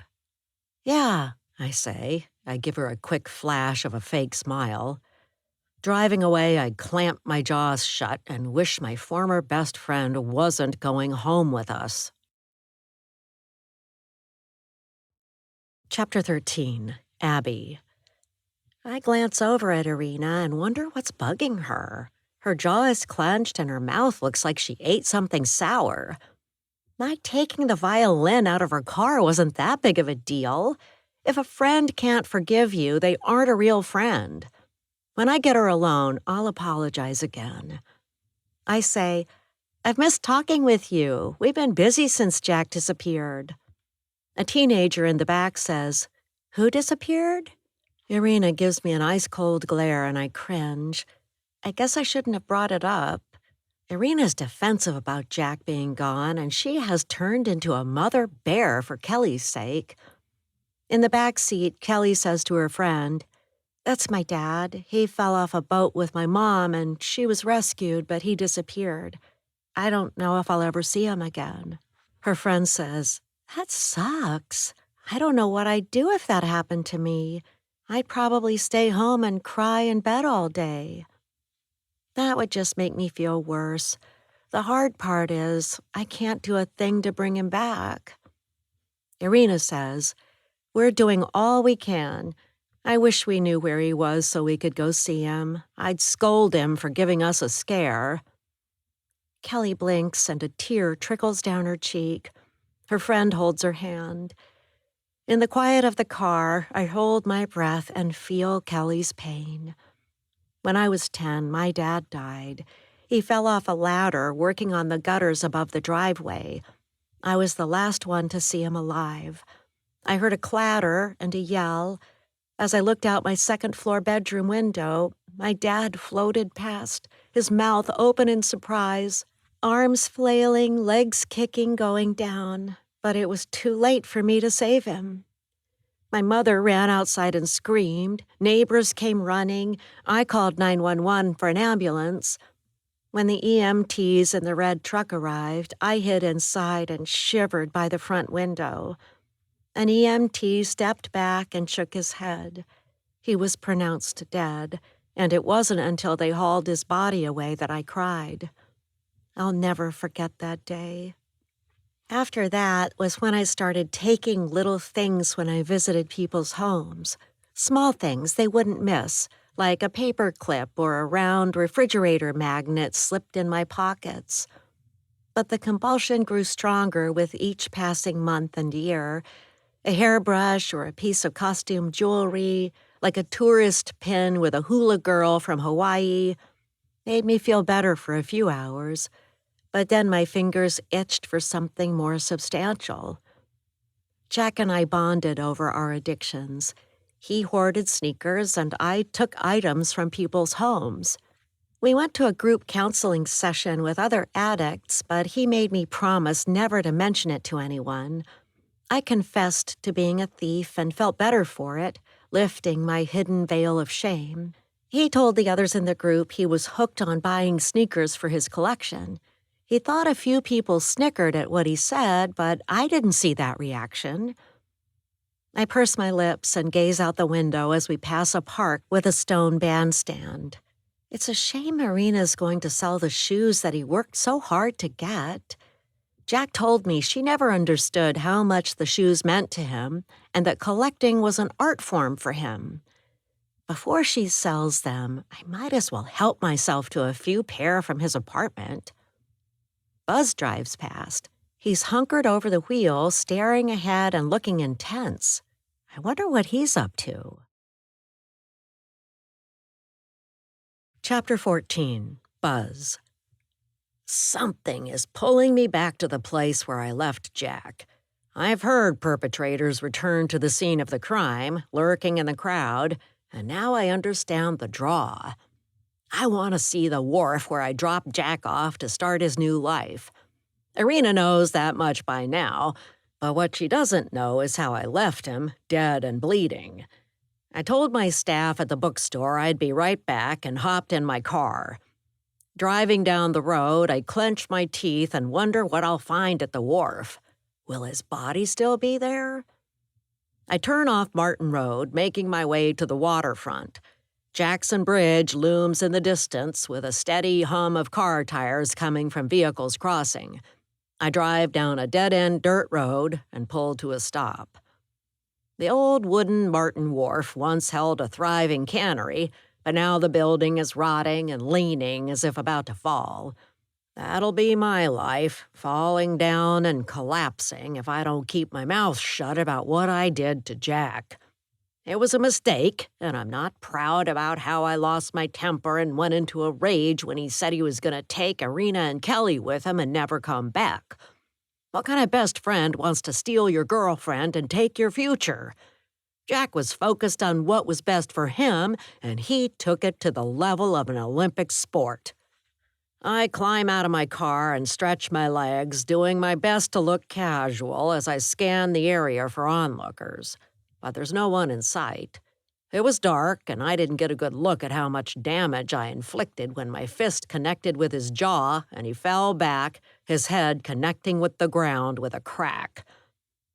Before I left him that night, I emptied his pockets of identification. He didn't even moan as I pulled out his wallet. He was that far gone. I've been thinking about what to do with his wallet and haven't decided on a good place to put it. I approach the spot by the wharf where I left Jack dead, and my jaw falls open. There's a brownish-red stain on the dirt and a jagged-edged rock. He must have fallen and hit his head on that, but his body is missing. I glance around and don't see him. Someone hauled him away. I could call and check funeral homes to see which one has him, but that would look suspicious. It doesn't matter anyway, because he's gone. Windows of a car parked behind some bushes glint in the sun. Who cares if anyone sees me? I'm just a guy looking at an old building beside beautiful blue water where sunlight dances and dazzles. With a shrug, I walk to my car and head back to my empire of books. As I approach town, I pat Jack's wallet in my jacket pocket. I might be foolish, but I'm keeping it with me as a reminder of what I did. Chapter 15, Irina. Buzz drives by as we pass a stone bandstand in a park. He's driving the speed limit like he always does, being the law-abiding guy he is. I recall how he supposedly helped Jack disappear, and a wave of suspicion sweeps over me. I must find out what he is up to. I turn the wheel to follow him, and Kelly says, "Where are you going? I thought we were going home." I nod. "We are, but I have a quick stop to make first." Kelly leans back and says, "Okay." She talks with her friend in the back seat. Abby whispers, "I saw Buzz go by. You're following him, aren't you?" I nod. It won't take long. I want to see where he's going. I have a hunch, and I want to check it out. Abby pokes me in the side playfully. "You and your hunches. Remember when Jack told you he was going on a spiritual retreat, and you tracked him down at a sneaker convention?" That's her version of what happened, but I remember it differently. I glance in the rearview mirror. I don't want Kelly learning about the lies Jack told me because that would ruin her perception of him. Abby shoots me a smile, but it's not a laughing matter. Deceit in a marriage is deadly. Back then, Jack had said, "I want to go to a self-help retreat. It's 3 days and they charge a fee, so I'll take it from our savings. I want to do this to help our relationship." I crossed my arms. I wasn't sure if he was truly going off on a spiritual journey that would remake his life, or if he was fibbing to get out of the house. In the end, I shrugged and said, "I hope you come back with whatever it is you hope to find." While he was in the bathroom before he left, I tucked a note under his socks in the canvas duffel bag. It said, "I hope you're having a good time at the retreat. Love, Irina." He kissed Kelly and me and said, "I'll be out of touch at a mountain retreat with no cell phone reception, so don't try to reach me. I'll hopefully be back a new man in a few days. Wish me luck." With a grin, he waved goodbye and walked out. Hearing his happy feet skip down the steps, I nodded to myself. Something was up, and I had a hunch he wasn't telling me the truth. I knew the sound of his footsteps when he was off on a lark, hiding something from me. I went to the window and we waved. Kelly said, Bye, Daddy. Jack shoved the duffel in the back seat, glanced up and threw us a kiss, and drove off. I hurried to the computer and checked online. Sure enough, there was a sneakerhead convention in Seattle that weekend. He came home a few days later with rosy cheeks, grinning from ear to ear. His mohawk hair was gelled to perfection on the top of his head. The brown braid in back was tidy. I gave him a welcome home hug and kissed him before stepping back and waiting for what he might say. "Babe," he said, smiling, "you'll never guess what I found on the way home." I held my breath.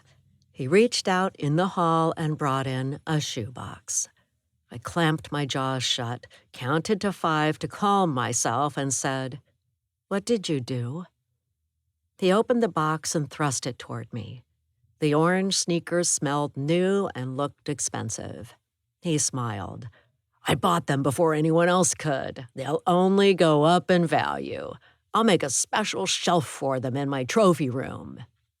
I staggered back against the dining table. It toppled over with a thump, and I landed on my butt. Kelly woke from napping on the couch and cried.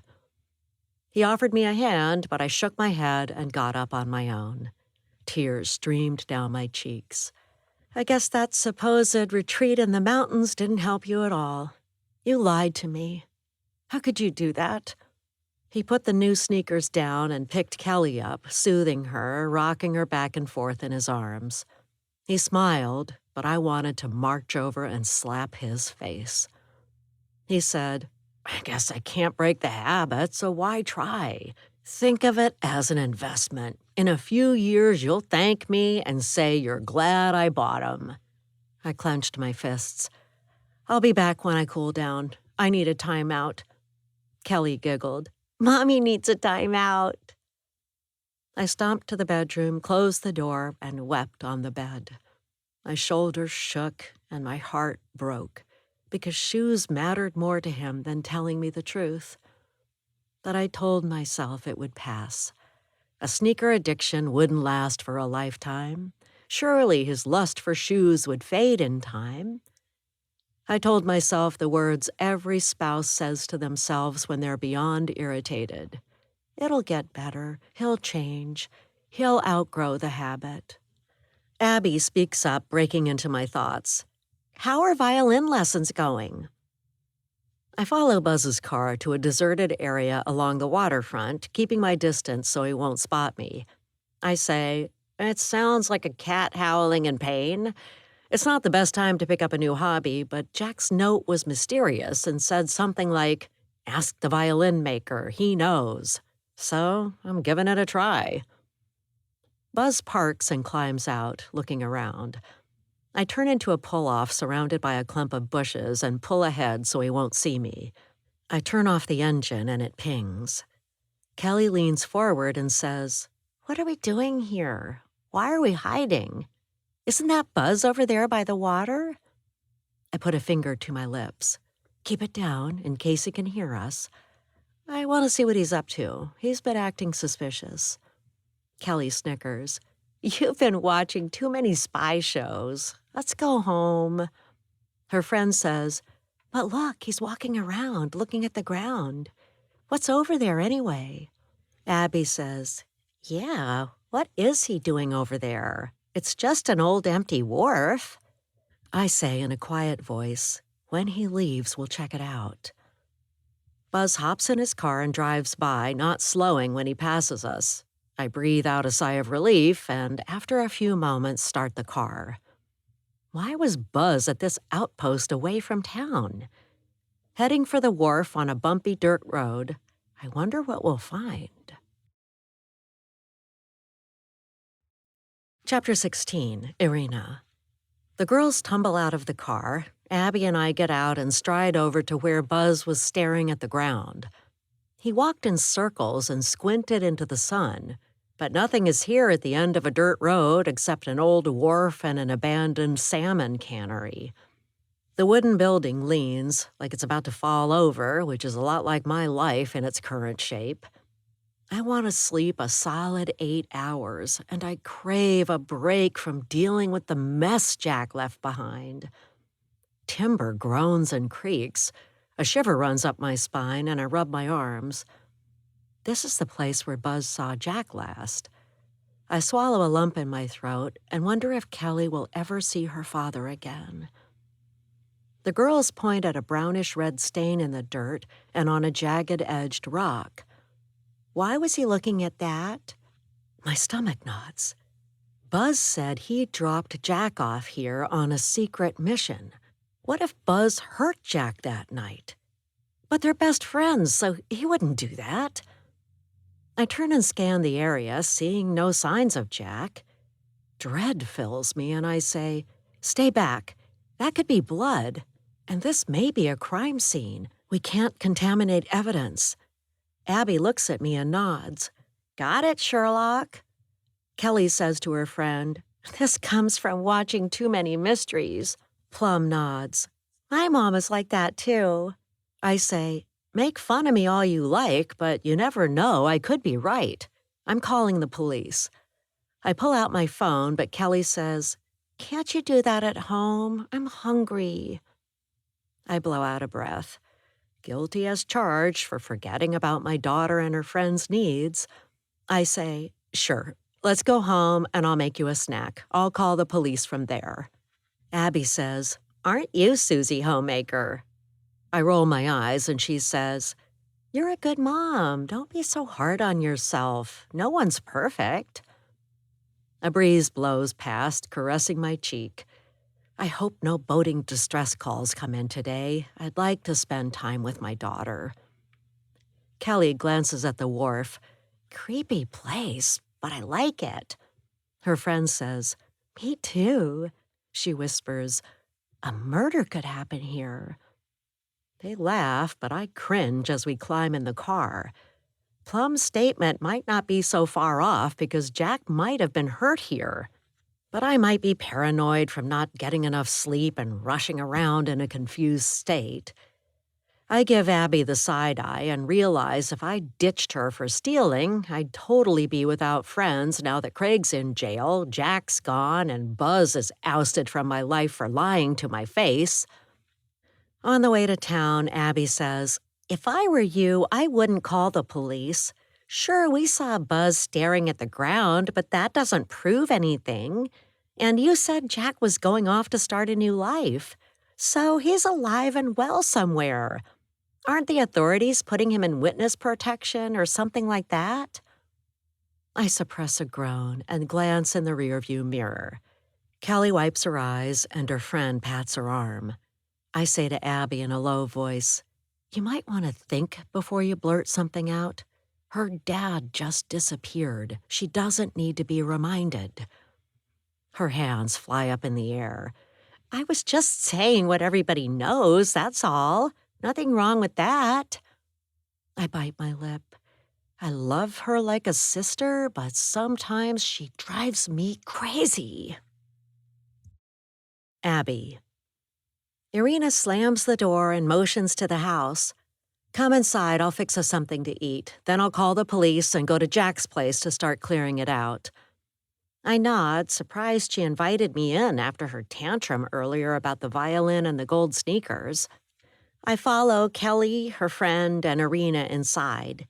In the house, I glance at the closet where the gold shoes were hidden the last time I was here. Irina is wired hot and ready to break. Her hands were trembling at the wharf. All I saw was a smudge in the dirt, and that's nothing to alert law enforcement about. I think she's imagining things. I want to get to Jack's place before Irina does. I'll leave here after a quick visit and get a pair of shoes or two at his place before she turns up. It'll be a slam dunk. She'll never suspect I was up to anything. Jack owned so many shoes, no one will notice two missing pair. I follow Irina into the kitchen and say, "How can I help?" Irina says, "Make yourself at home and take a seat. I'll take care of it." I pour myself a glass of water from the tap and ask the others if they want any. Kelly and Plum take glasses of water, and I bring mine to the table. Putting my feet up on a chair, I muse that if Irina knew what I was planning, she'd blow her stack and have a heart attack. Chapter 17, Kelly. My mom cooks cocoa in the kitchen just like when I was little and skinned my knee. I hand Plum a warm mug. "Come on, let's go to my room." She leans in and whispers, "I can't drink this. I'm lactose intolerant." I bite my lip and set the mugs in the sink. "Sorry, we should have asked. Do you want a peanut butter sandwich?" She says in a quiet voice, "I'm allergic to peanuts, so no thanks." Mom comes over. "I'm sorry, I didn't ask if you have dietary restrictions. How rude of me to make assumptions. How does a bowl of pasta with olive oil sound? Can you eat that?" Plum shakes her head. "I'm gluten intolerant." My eyebrows go up. I wonder what we can give her. It sounds like cheese won't work. Mom pats our backs. "I can run to the store and get something you can eat, and I apologize for not having more choices here. What would you two like?" I say to Plum, "Can you eat scrambled eggs?" She smiles. "That works as long as you don't use milk or butter to make them. I can have salsa on the side if you have that. Do you have any fruit?" Mom counts on her fingers. "We have apples, oranges, and bananas." Plum says, "I'd like scrambled eggs and an apple." Mom says, "We have figs, too." We wrinkle our noses at the idea of eating figs. Mom says, "Take the water and apples in your room, and I'll call you when the eggs are ready." We grab 2 apples and head down the hall, but Plum says, "Are these washed? My mother says I should wash them before eating them." Back in the kitchen, we go to the sink and turn on the faucet. "Back already?" Mom says. My cheeks grow hot. She has such a big personality. Sometimes it's difficult to be around her. That's why I like to dance, to be in a creative space where no one is talking to me and telling me what to do. My dad understands that.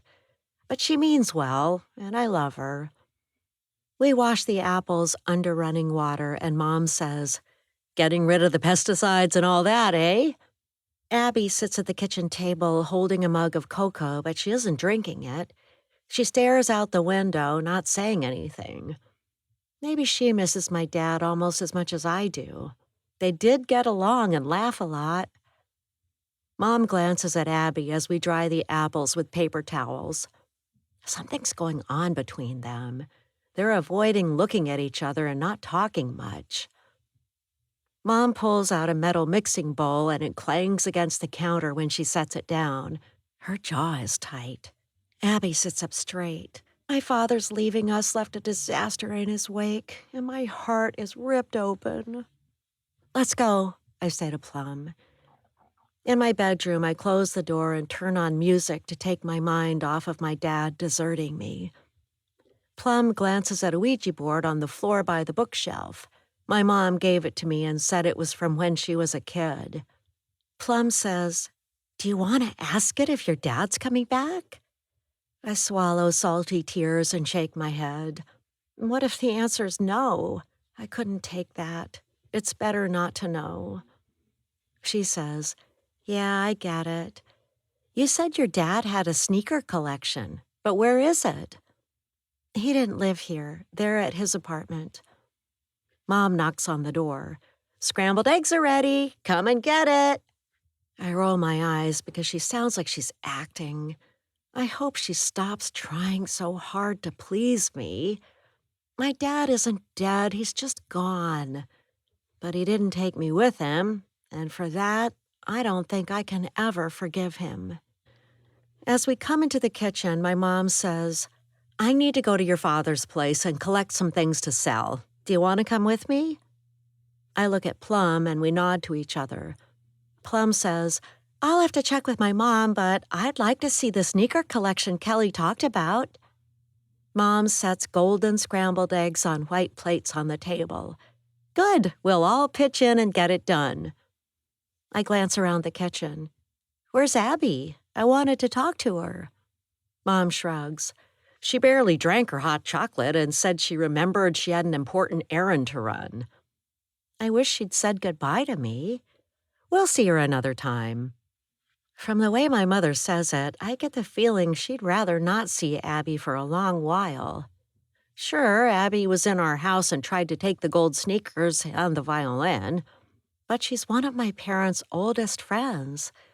I hope their group won't stay broken up over my dad's disappearance. If that happens, my mom will hover over me more and watch my every move. I'll do anything to prevent that. Chapter 18, Abby. I jog to my car, hop in, and drive to Jack's apartment. Running upstairs to the second floor, my armpits prickle with sweat. Before I go in Jack's place, I stop to knock on a neighbor's door across the hall to ask him not to mention to Irina that I was here. Mr. Abernathy opens the door and breaks into a broad smile. "Abby, I haven't seen you for a week or so. Have you been out of town?" I smile at the man who joined Jack and I at his place when I brought over groceries and Jack cooked pizza or pasta or a tater tot casserole. The man could cook hearty meals, I'll give him that. We often invited Mr. Abernathy over. He liked to laugh and had interesting stories to tell about when he worked on tugboats. I say, I was at an ice cream convention, so I wasn't here when Jack went missing. It must have been crazy until people realized he planned to disappear, but I'm worried about him. Mr. Abernathy says, "I am too. And now that Jack is gone, the landlord told Irina to clear out the place so a new tenant can move in. Would you like to come in for a cup of coffee?" I wish I could, but I'm pressed for time. Thanks, though. I hope Jack will come back. I do, too. Have you heard where he is?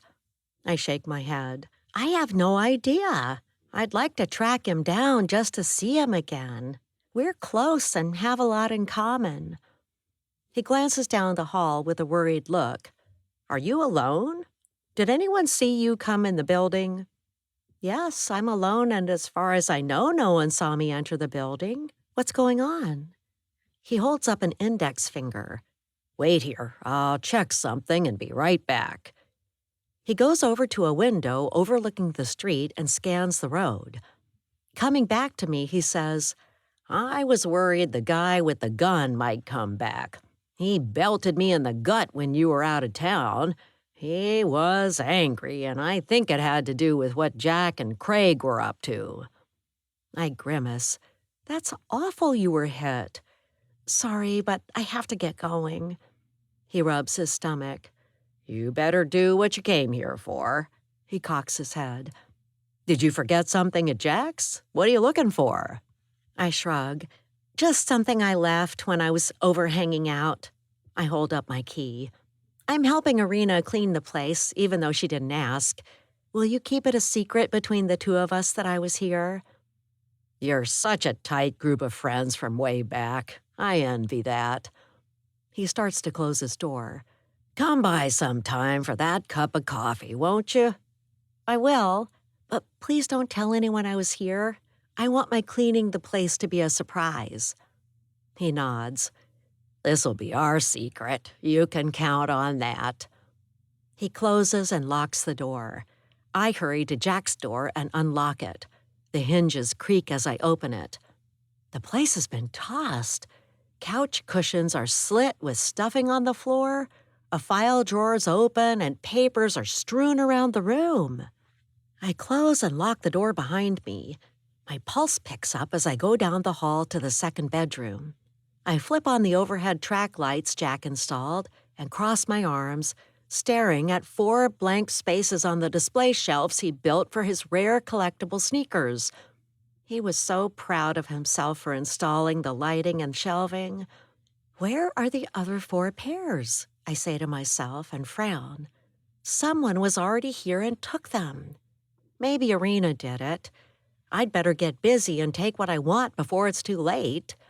I open the bedroom closet door and pull out a big duffel bag Jack kept there. I was the one who stood by his side when a new pair of shoes arrived. Humming to myself, I take 2 pairs of sneakers, put them in their boxes, and set them in the bag. Then I hurry out to my car and hide them in the trunk. My white sedan blends in and looks like every other car in the lot, which is fine with me. I slam the trunk shut and spot Irina's car coming down the street. My heart thumps. My palms turn moist. I could drive away and hope she won't see me, or I could run back upstairs and pretend to be cleaning as a favor to a friend. I run into the apartment building, my feet pounding up the steps. I'm out of breath and panting when I enter Jack's place. I close and lock the door behind me and race to the kitchen and grab a broom. But then I remember I left the bedroom lights on, so I run in there, turn off the lights, and pull the vacuum out of the hall closet. By the time Irina walks in with Kelly and Plum following behind her, I'm halfway down the hall, vacuuming my heart out. Irina comes over to me. "What are you doing here?" I flick off the noisemaker and say, "I decided to surprise you and help clean the place. You're too busy to do all this by yourself." She squints at me as if doubting my sincerity, and a wave of acceptance washes over her face. "Thanks," she says. "I didn't think anyone would understand. I have way too much to do and not enough time to handle this." I smile. "That's what friends are for, right?" Kelly gives me a hug. "Right." Her friend looks on and smiles. Irina goes into the second bedroom and shrieks. The girls run in after her, and I follow. Irina points to the 2 spots on shelves where the shoes I took are missing. She says, "They're gone. I was just here right before I picked Kelly up after school." She rounds on me with a glazed look in her eyes. If she had a butcher's knife in her hands, she'd look like a murderer now, and I don't think she'd hesitate to hurt me. She says, "What did you do with them?" My mouth drops open. "I came here to do you a favor and clean. Is this how you treat a friend? If so, I'm out of here. I don't need this. I have better things to do with my time than be blamed for what I didn't do." She looks me in the eyes. "Did you see anyone here?" "No, but a car took off when I turned into the parking lot. The guy was big and had a beard. Do you think he might have done this?" She sighs and leans against the wall. Rubbing her temple, she says, "I have no idea what's going on, and I've had a splitting headache ever since Jack and I fell overboard. I can't wait for this to be over." Kelly. I point out the sneakers my dad collected to Plum. He spent hours describing them to me before he bought each pair, so I can recite the details of who wore what pair and how they won which championship game by heart. Plum nods and stares at the shoes. The lighting makes it feel like we're in a special place, a shrine to foolishness, as my mother calls it. But I admired my dad for following his passion. At least he had an interest and knew a lot about sneakers. Plum murmurs, "So many sneakers." I turn to my mom. "Are you sure you're doing the right thing by selling them? Dad would want you to keep them for him in case he comes back."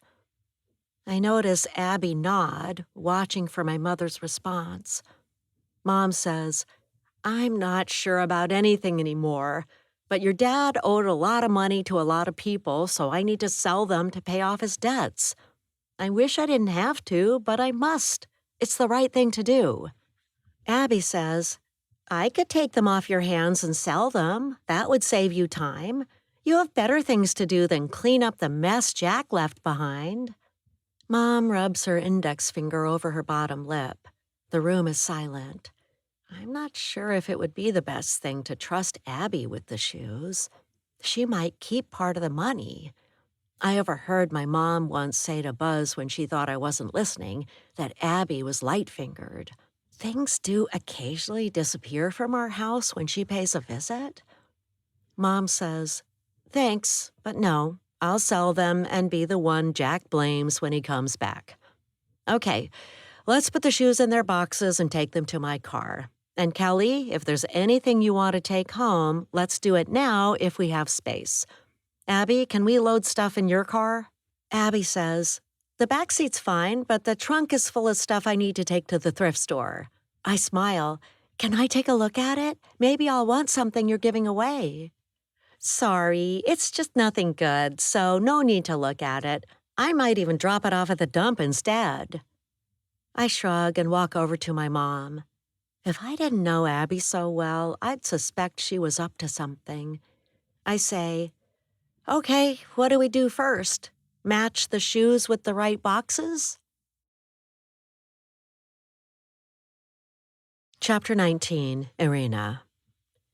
We pack up the sneakers, matching each pair with the right box, and take them out to my car and Abby's back seat. She seems super uptight, so maybe she has more going on than I realized. I know she and Jack were close, and she must be missing him almost as much as I am. Maybe that's why she's acting odd. We tromp back up the stairs from our cars, and Mr. Abernathy pokes his head out of the apartment. I wave, say hi, and continue on our way, but I catch the neighbor giving Abby a quick wink, which strikes me as odd because they barely know each other. Back in Jack's place, Abby says, "I'll keep cleaning." She turns on the vacuum and moves into the second bedroom. Plum stares at the living room. Why did someone wreck the furniture? I say, "We're not sure. Maybe they were looking for something." Plum frowned. "What if they come back?" Kelly says, "Mom?" I pat her shoulder and say, "We're pretty sure they won't come back, but we won't stay long. Kelly, what do you want to take home with you before we go?" "I'm not sure. Can I decide later?" I move to give her a hug, but she squirms out of my arms and stands by her friend. I say, "Sure, and I'll tell Abby we're leaving." I find Abby vacuuming the sneakerhead room. I tap her shoulder and she jumps, letting out a squeal. "Thanks for doing this. You can call it quits. Let's go to my place and you can drop the shoes off." She turns off the vacuum and leaves it. "I'll come back tomorrow to finish the job." "Did you call the police?" No, I don't think Buzz staring at a road is a good enough reason to call, but I do wonder what he was doing out there. She says, "You know Buzz. He likes to explore historic sites.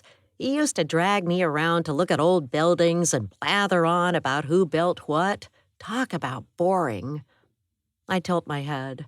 He never struck me as boring. Each to their own, I guess.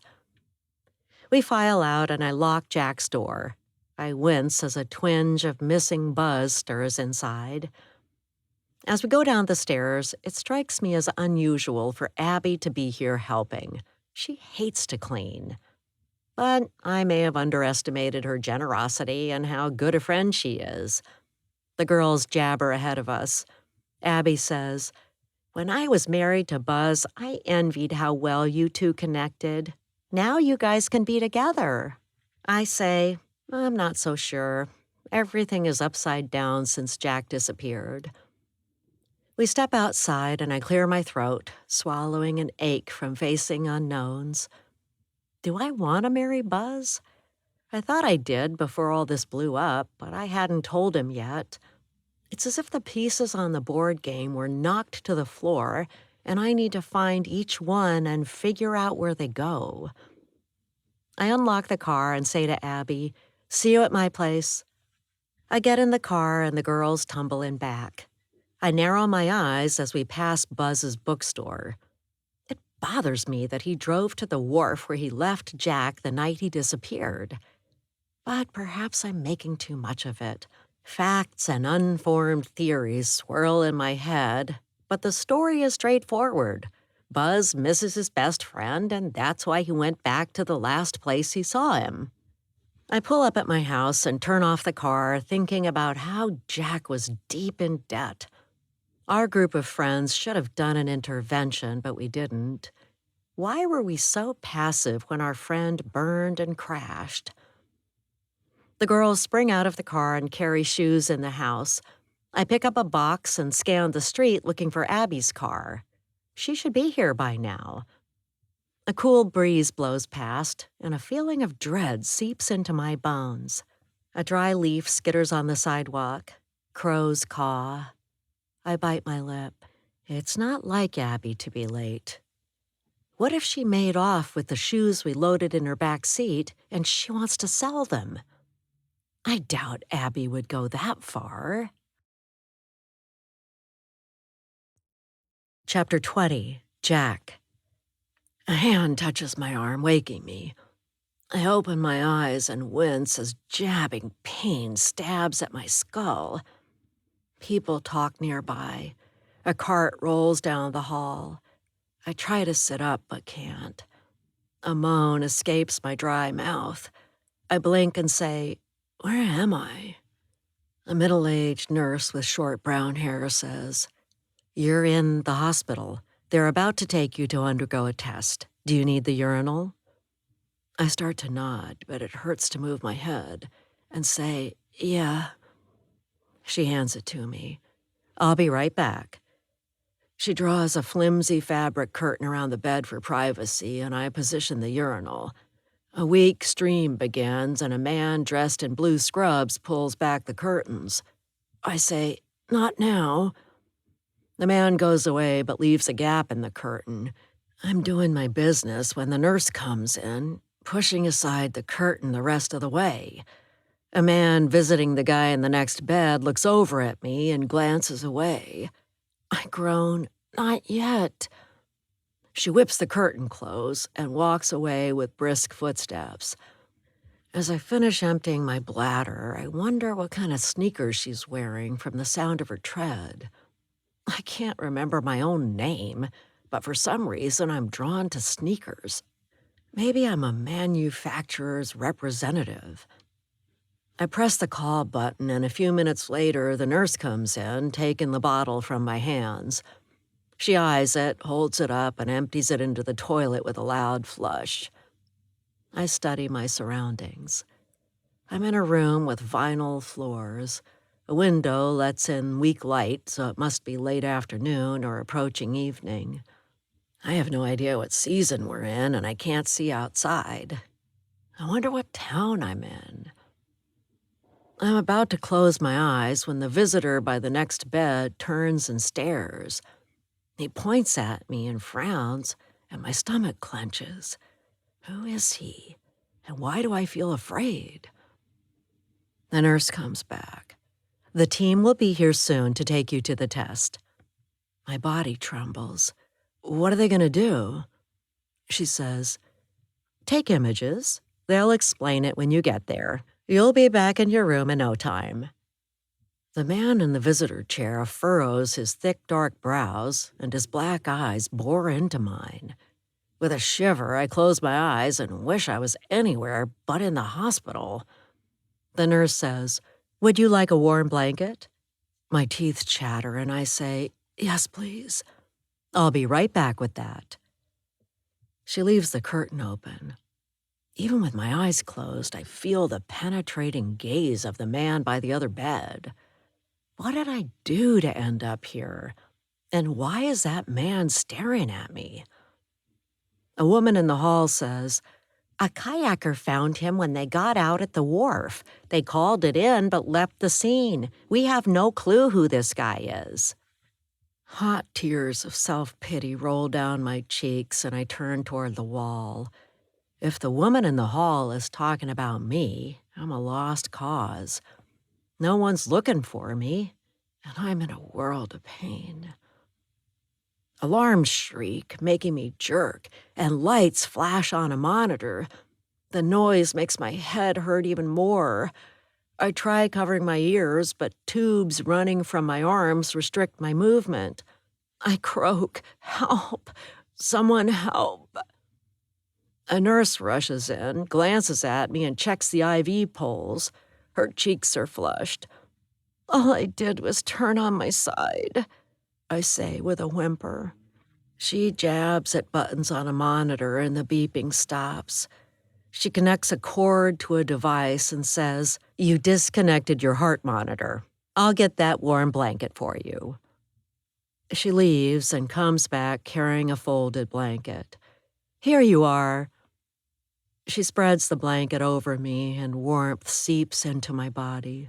My teeth stop chattering, my jaw relaxes, and I sink into the mattress with a sigh. She says, "Are you starting to remember anything?" I shake my head, but the motion makes the room spin. Nothing. Hopefully it'll come back to you. My eyes open wide, and I have no idea how to go about finding out who I am. Two people in blue scrubs come in the room, and she says, "Here's your ride. They'll take you to have tests." I try to sit up, but my skull throbs. A man in his 30s with kind eyes says, "Stay where you are. We're taking the bed." I shut my eyes, and the bed rolls out of the room. I hope the visitor by the other bed will be gone by the time I come back. In the hall, I open my eyes and ask the nurse who's walking alongside, "Who's the man visiting in my room?" She cocks her head. "There was no visitor." "But I saw him. He was in a chair by the other bed." "I'll make a note of it, but the other bed is empty and we're expecting a new patient soon. Rest now and take it easy." They roll me onto an elevator and the door shuts. The man in blue scrubs says to the woman, "How was your weekend? Mine was chill." "Pretty good," she says. They're talking about life for the living, but I'm in agony. I wonder if my head injury changed my personality. What if I can't go back to being the man I was? The question of my identity gnaws at me. Not only have I lost my memory, but I might be losing my mind. I swear I saw a dark-eyed man visiting the other patient in my room. Was I imagining things? Chapter 8, Buzz. I walk into Abby's apartment and sit in an easy chair, wanting to learn what Irina might be saying about me. Abby perches on a straight-backed wooden chair. Her face is pinched and her arms are folded. I can only guess how much she misses Jack now that he's gone. She always had a thing for Jack, even when we were married. It used to drive me crazy. One time she said his name in bed, and that moment crushed my dreams of sharing a life together. Our marriage would have lasted if not for her eyes for Jack, my best friend. I say, "How you holding up with Jack gone?" Abby pulls out a tissue and dabs at her eyes. "I miss him so much." I run a hand through my hair. "We all do. I'm devastated. He's my best friend." "What's Irina up to? Did she say anything about me?" She shakes her head. "She's taking violin lessons. Isn't that strange?" I sit back. A lot of what's happening is strange. Like the scam Craig was running. Did you know about that? Her shoulders soften. "Craig asked me for $2,000 for an investment he was making, but I said no. Every dime matters to me." I nod because Abby isn't the best with money, and her studio apartment looks like it with two mismatched chairs, a bed in the corner, and a tiny kitchenette with a hot plate and mini fridge. I was lucky to attend college, and I own a used bookstore. She works at an ice cream factory and is just getting by. You dodged a bullet by not going in on their scheme. She says, "What do you know about the gold sneakers? Are they valuable?" "They are. The shoes were delivered to me at Irina's, but she kicked me out. She was furious I lied to her about helping Jack disappear, but I was keeping a promise to him and he told me not to tell anyone." "You helped him disappear?" "I did, because he wanted to get out of town. I guess some bill collectors were after him." She says, "Can you get those gold shoes from her?" I shrug and pretend I didn't go into Irina's house and take 'em, leaving behind a pair of knockoffs. If Abby heard that, she'd tell Irina and we'd never get back together. I say, "She won't let me back in the house. She dumped my stuff on the curb in the rain. I even had to beg to get my dog back." Abby says, "She's angry, and we're all upset Jack is gone. She must be taking her frustrations out on you. Don't tell her we talked about the gold sneakers. She's determined to sell them to pay off a chunk of Jack's debts." My stomach churns. The hot dog I ate earlier threatens to come up, but I swallow and force my features to appear placid. No one can suspect the truth about my creeping into Irina's house while she was out and taking the gold leather sneakers. She hasn't changed the locks yet or asked for my key back, which is giving me hope that she still loves me and wants me back. My mouth forms a thin line. Did you know Jack's debts include 10 years of child support he owes her? She's not rich and she needs the money. How could Jack do that to her? She says, Jack just hit a hard patch, but maybe his luck is about to change. I choke down a chortle. She's lying to herself if she thinks his being a leech since high school is due to a string of bad luck. Let's be honest, Jack doesn't like to work. Her face flushes and her jaw tenses. Nobody does except for you and Irina. Here's an idea. Why don't you take the shoes and give them to me to sell? We'll split the proceeds. The corners of my mouth quirk and she catches it. What's so funny, Budweiser? I wince when she calls me by my given name, which is why I was teased on the playground. Irina and I bonded over being bullied when she moved to town. Back then, before she married Jack, her name was Irina Pickle, and kids picked on her. Adults did nothing to stop it, so I became her protector and never stopped. Abby focuses her gaze on me, and I examine the worn tan carpet. She says, You look like you know more than you're letting on. What is it? I wave my hands in surrender. You know as much as I do. She thinks when his debts are settled, Jack will come back to town. The ghost of Jack haunts us. Abby narrows her eyes. Jack didn't give her permission to sell his sneakers. He'd be devastated if he knew what she was doing, liquidating his life's work. I say, she has to. No one's paying Jack's rent with Craig in jail. Life moves on. Abby says, Let's work together. You take the shoes and I'll sell them, and we'll both benefit. Sorry, but it's not my style to do that. She frowns and folds her arms. Fine, but don't tell Irina I suggested it. I shove my hands in my pockets. That's a deal. Man, I miss Jack, don't you? Her eyes fill with tears. I had a secret crush on him when I was married to you. I chuckle. It was no secret. You looked at him like he was a hunk of chocolate cake and you wanted a bite of him. What else is Irina saying about me? Anything? Just that she's ticked off at you. My heart sinks and I stand ready to go. Abby gives me a hug and I pat her back in a brotherly way and say, I'm sorry I had eyes for Irina when we were married, because look where that got us. Nowhere but trouble. And now you and I are the best of friends. Holding her in my arms and smelling the scent of her shampoo brings back memories of when we were married and showered together.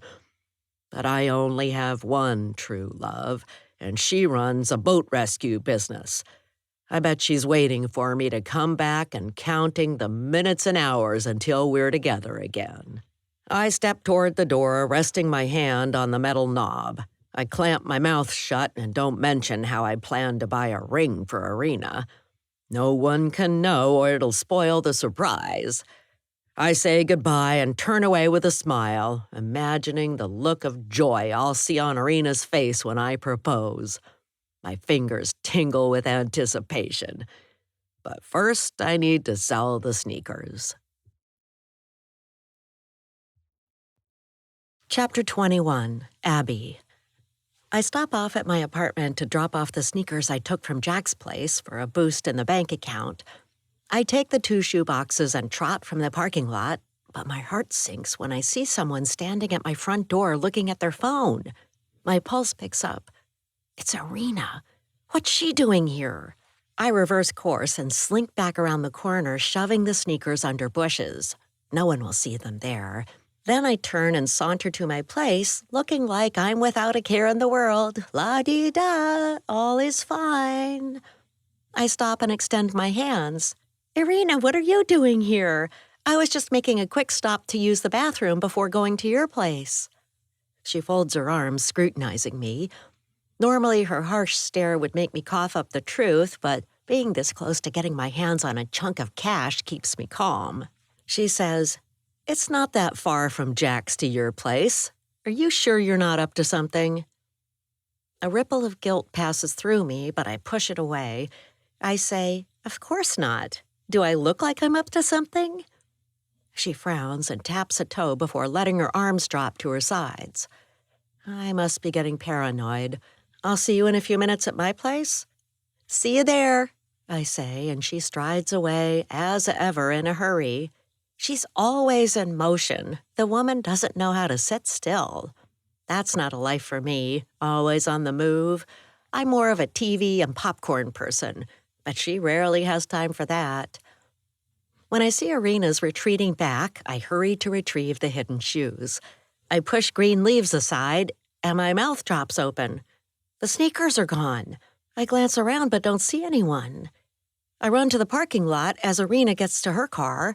She doesn't have anything in her arms, so she didn't take the shoes.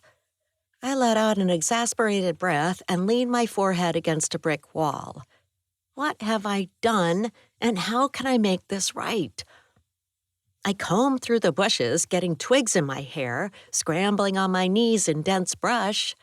Standing up, I burst into tears for all I've lost. Jack is gone, and who knows if he'll return home. Irina is suspicious of me, and rightly so.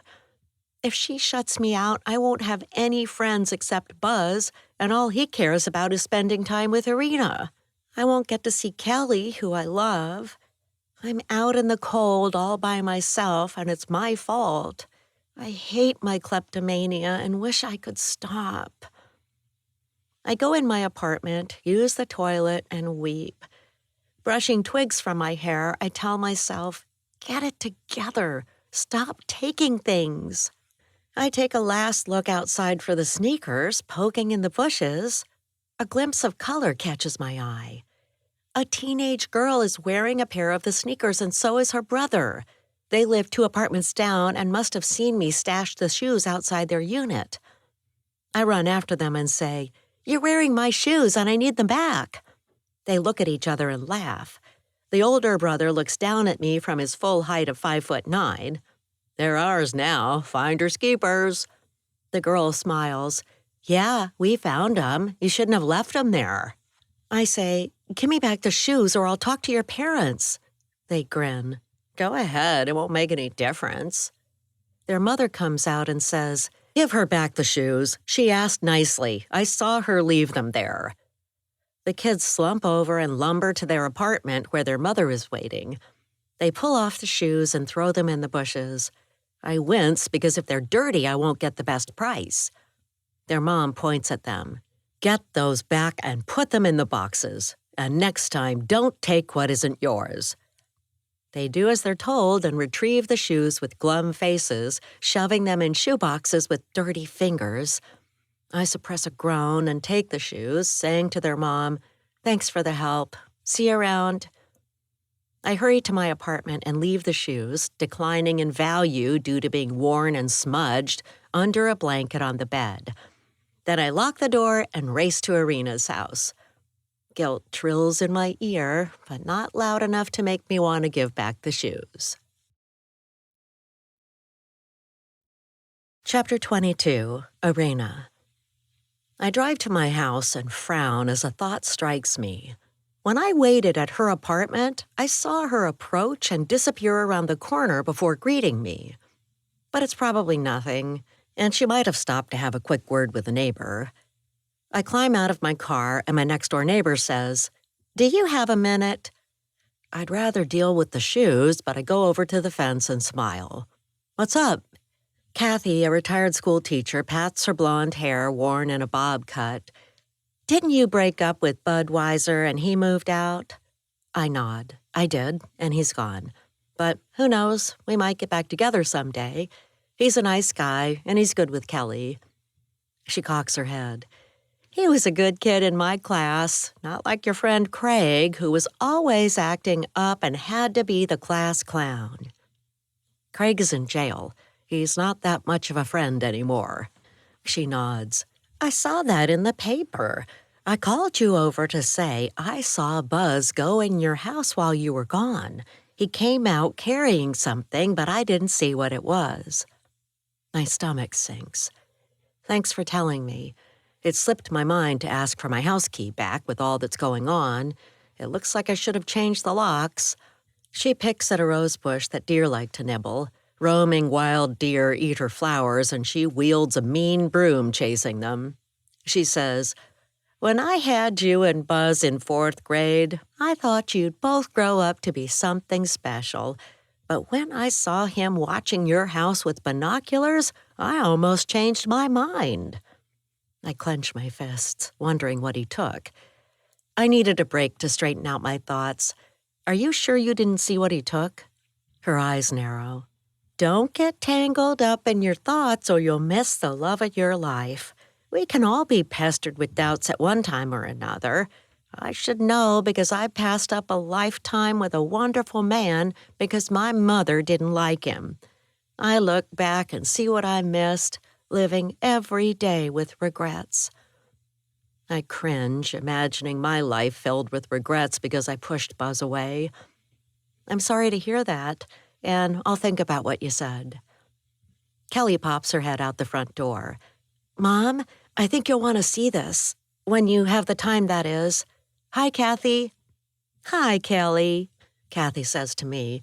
"I'm glad we had this little chat." "Me too," I say.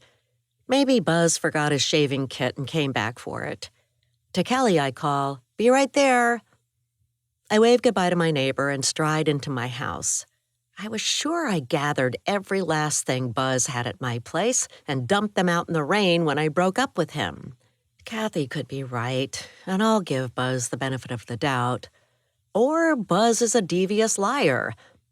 If I catch him sniffing around my place again, I might have to call the cops. Is he a stalker and a creep coming in my house when I'm not home? If so, bye, Buzz. So long. My mind swirls with conflicting, tangled thoughts, and the truth changes depending on the lens I use to view events. My eyes dart around the living room. Kelly looks up at me from the couch, and I wipe a look of concern from my face because I don't want her to worry. The sooner we get back to normal life, the better it'll be. Kelly points to her tablet. "Look how much this pair of sneakers is going for." Plum nods and looks up at me. I say, "Wowza, right?" They giggle at my phrase, but what are mothers for, after all, if not to make fun of in front of friends? Looking at Kelly reminds me of Jack, and I want him to come back for her sake. She needs her father while growing up.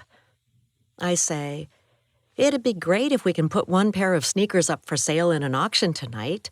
Where should we post them for sale? And how do we pick a beginning bid? Do we start low to encourage bids or make it closer to the amount we'd accept?" Kelly's fingers fly across the keypad. "I'm on it." A car horn beeps twice out front in the considerate way we do in our town. Residents don't lay on the horn hard because that wouldn't fit with our polite, laid-back lifestyle. Only tourists and city folk do that. Plum jumps up and grabs her backpack. "That's my mom. Gotta go. See you at school." She runs out and closes the front door behind her. I say, "Hon, we need to talk about something." Kelly stares at the screen. "Uh-huh." I tap her shoulder. "Put that down just for a minute." She looks at me. "Okay, what's up?" "Buzz came in the house when we weren't home. Kathy saw him leave with something. He was also watching our house with binoculars. I want you to be careful around him." She wrinkles her nose. "Buzz is fine. He's a friend and he's not a threat. Just keep your distance from him until I figure this out. He's acting strange and it scares me. I don't want you getting hurt." I fake a calm face. No need for her to get as freaked out as I am. She rolls her eyes. "Let's not have a stranger danger talk about Buzz. He's fine. We know him and can trust him. I mean, how many years have you known each other?" I shove my hands in my pockets. "About 30? She smiles. "Proving my point? You don't know someone for that long and find out they're a pervert or a stalker." I say, "Maybe he's a different person deep down than how he comes off." A shiver runs up my spine at how I slept with him and didn't suspect any evil lurking inside. He puts on a good act, I'll give him that. Recent events have pushed me over the edge from suspicion into full-blown paranoia. Kelly picks up her tablet. You're making a big deal out of it and being dramatic. 2 people broke up. End of story. There's no Captain Evil suit under his shirt. I get up from the sofa. You may be right, but just be careful. She nods, but I doubt she's paying attention to what I said.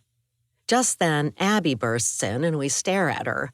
Her nose, cheeks, and knees are smudged with dirt. When I left her, she wasn't like this. I rush over and say, I thought you'd be here by now. Are you okay?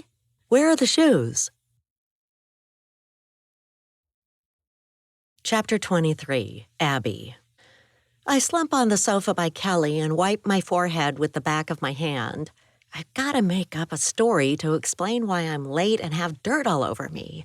You wouldn't believe what happened. I tripped and fell in the bushes as I was leaving my apartment.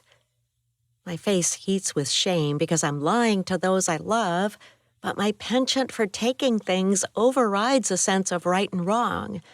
I blow out a breath. Irina says, let's go in the kitchen and clean you up before we get the shoes out of your car. I follow her into the kitchen and swallow a guilty lump in my throat, taking a warm washcloth from her and scrubbing my face. I wring it out and hang it on the faucet. Thanks, let's get the shoes from my back seat. The 3 of us tromp outside and I take a deep breath of crisp fall air.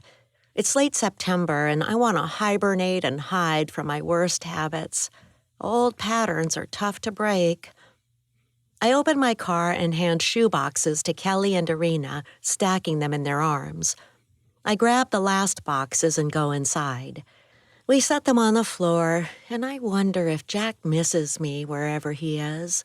If he was here, he'd tell a story and make us laugh. I glance at Kelly and Irina, and my stomach clenches. I'll have a tough time replacing these 2 if I leave town. Friendships like these take a long time to form. Maybe I shouldn't rush off and ditch my life in Millersville. I'll mull that over when I have time. We sit and strategize in the living room, sipping tea and mapping out a plan for Irina and Kelly to sell the sneakers.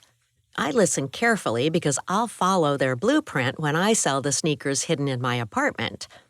As punishment for my bad deeds, I say, after work tomorrow, I'll clean Jack's place. It's the least I can do. Irina says, thanks, I appreciate that. But she gives me a long, careful look. I say, why are you looking at me like that? She shrugs. It's just that you're suddenly acting so helpful. Are you sure when you fell you didn't hurt your head and get a personality transplant? We laugh, but I wince inside because it would be the worst thing to have a brain injury. That would be frightening. I eye the sneakers on the floor and hope wherever Jack is, he's okay. I can't imagine life without him. Kelly says, I think the best site to sell the sneakers is Best Sneaks. We'll sell 1 pair there in an online auction and see how it goes. Which shoes should we pick first? Irina's phone rings. She glances at the screen and says, I've got to take this call. She steps out of the room and comes back a few minutes later. I'm sorry, but that was the Coast Guard. I've got to take a distress call. Kelly moans, now? We're just getting started. And what about dinner? Irina pulls on her jacket and gives me a look. Abby, can you help her? Call and get Thai food delivered and charge it to my credit card. I nod. Of course. She opens the door. Gotta run. I'll be back when I can. She points at Kelly. Whatever you do, don't get in the car with Buzz. I don't trust him, not 1 inch. My eyebrows shoot up. She is ticked off at my former husband, far more than I thought. She might think Buzz wanted the gold shoes. Or is she just stressed from clearing out Jack's place? Clean up on aisle 10 is what he left her. She goes out, slamming the door behind her. Framed photos of the three of us hanging on the wall rattle and tilt off kilter. I smile at Kelly. Just us chickens left. Your mom sure has a lot of energy, doesn't she? Kelly sets down the tablet. Sometimes too much. Do you want to eat first or set up the auction? Auction, then eat. I rub my hands together. Let's do it. Come on, money roll in. Let's pay off Jack's debts, including the overdue child support. Kelly's eyes flick wide open. You're not supposed to know he owes her for child support. I think it's a secret. I grin. We don't have secrets between us. We've known each other far too long for that. She gives me a long, thoughtful gaze, and I chew the inside of my cheek, doing my best to look innocent. Whip smart, she's wise beyond her years. I don't stand a chance if she questions me about what I've been up to. I hold my breath and hope she won't suspect me of stealing sneakers. Fortunately for me, she says, "Let's get this auction set up." Chapter 24, Irina. I get out of my car at the marina and hurry past the office, waving to my friend Mike at the front desk as I go by. Striding down the dock, I hop in my boat and check the engine oil. The dipstick shows I'm good to go. I start the engine, let it warm up, and pat the dash of my speedy racehorse of a boat. My stomach knots because anything can happen while I'm on the water, and that's what I love about my job. I shrug on my life vest, snap 3 clasps shut, and tug on them to make sure they're securely fastened. My mind drifts back to when I was swept into the sea with Jack.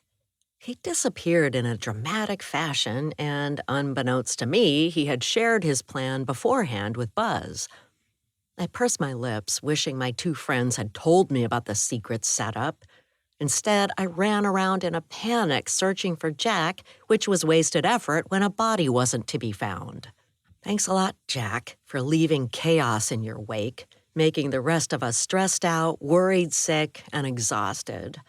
I step out to the boat deck and stow the fenders. The wind is picking up, and halyards on sailboats clang against masts in the ever-changing song of the wind. I release the lines holding the boat against the dock and head into the Salish Sea. Steering toward the powerboat in trouble, I call the skipper at the number the Coast Guard gave me. I already called from the car to tell her I was on the way and to take her payment details. When she answers, I say, "This is Irina Fishbone with Nimbus Boat Rescue. What's your current position?" She names the coordinates and I nod. "I'll be there in 5 minutes." She says, "Hurry, a wave hit our boat and we're taking on water." "Be there soon." I push on the throttle to go faster and keep a close watch for floating logs that could damage my propeller and take my boat out of commission. Being the sole breadwinner means my boat is how I pay my bills. I found a calling that taps my need to help others and fix broken things. My mom worked 2 jobs, and as a child, I'd look out into the dark night from our dim apartment and send a silent message for someone to come rescue me. Now I rescue others and get paid to do it. I break into a smile as a thrill runs through me. I'm right where I want to be, racing across the water. Steady wind opposing strong currents makes a hash of whitecaps. I approach the powerboat mid-channel off Cedar Island and come alongside. The other boat bucks in the waves. To the west, a tugboat towing a tanker is heading toward us.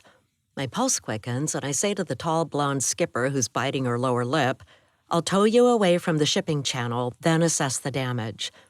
"Thank goodness you're here," the skipper says. Her face is flushed and her curly hair is wild. "We were heading for James Island when a huge wave came up all of a sudden and crashed onto our bow, breaking the windshield. My parents are with me and they're worried." I say, "Have everyone put on life jackets." I lash the boats together at midships and tow the boat to a sheltered cove, hauling my toolkit across the gap between the 2 bound boats. Water splashes up, getting my feet wet, but it's part of the job.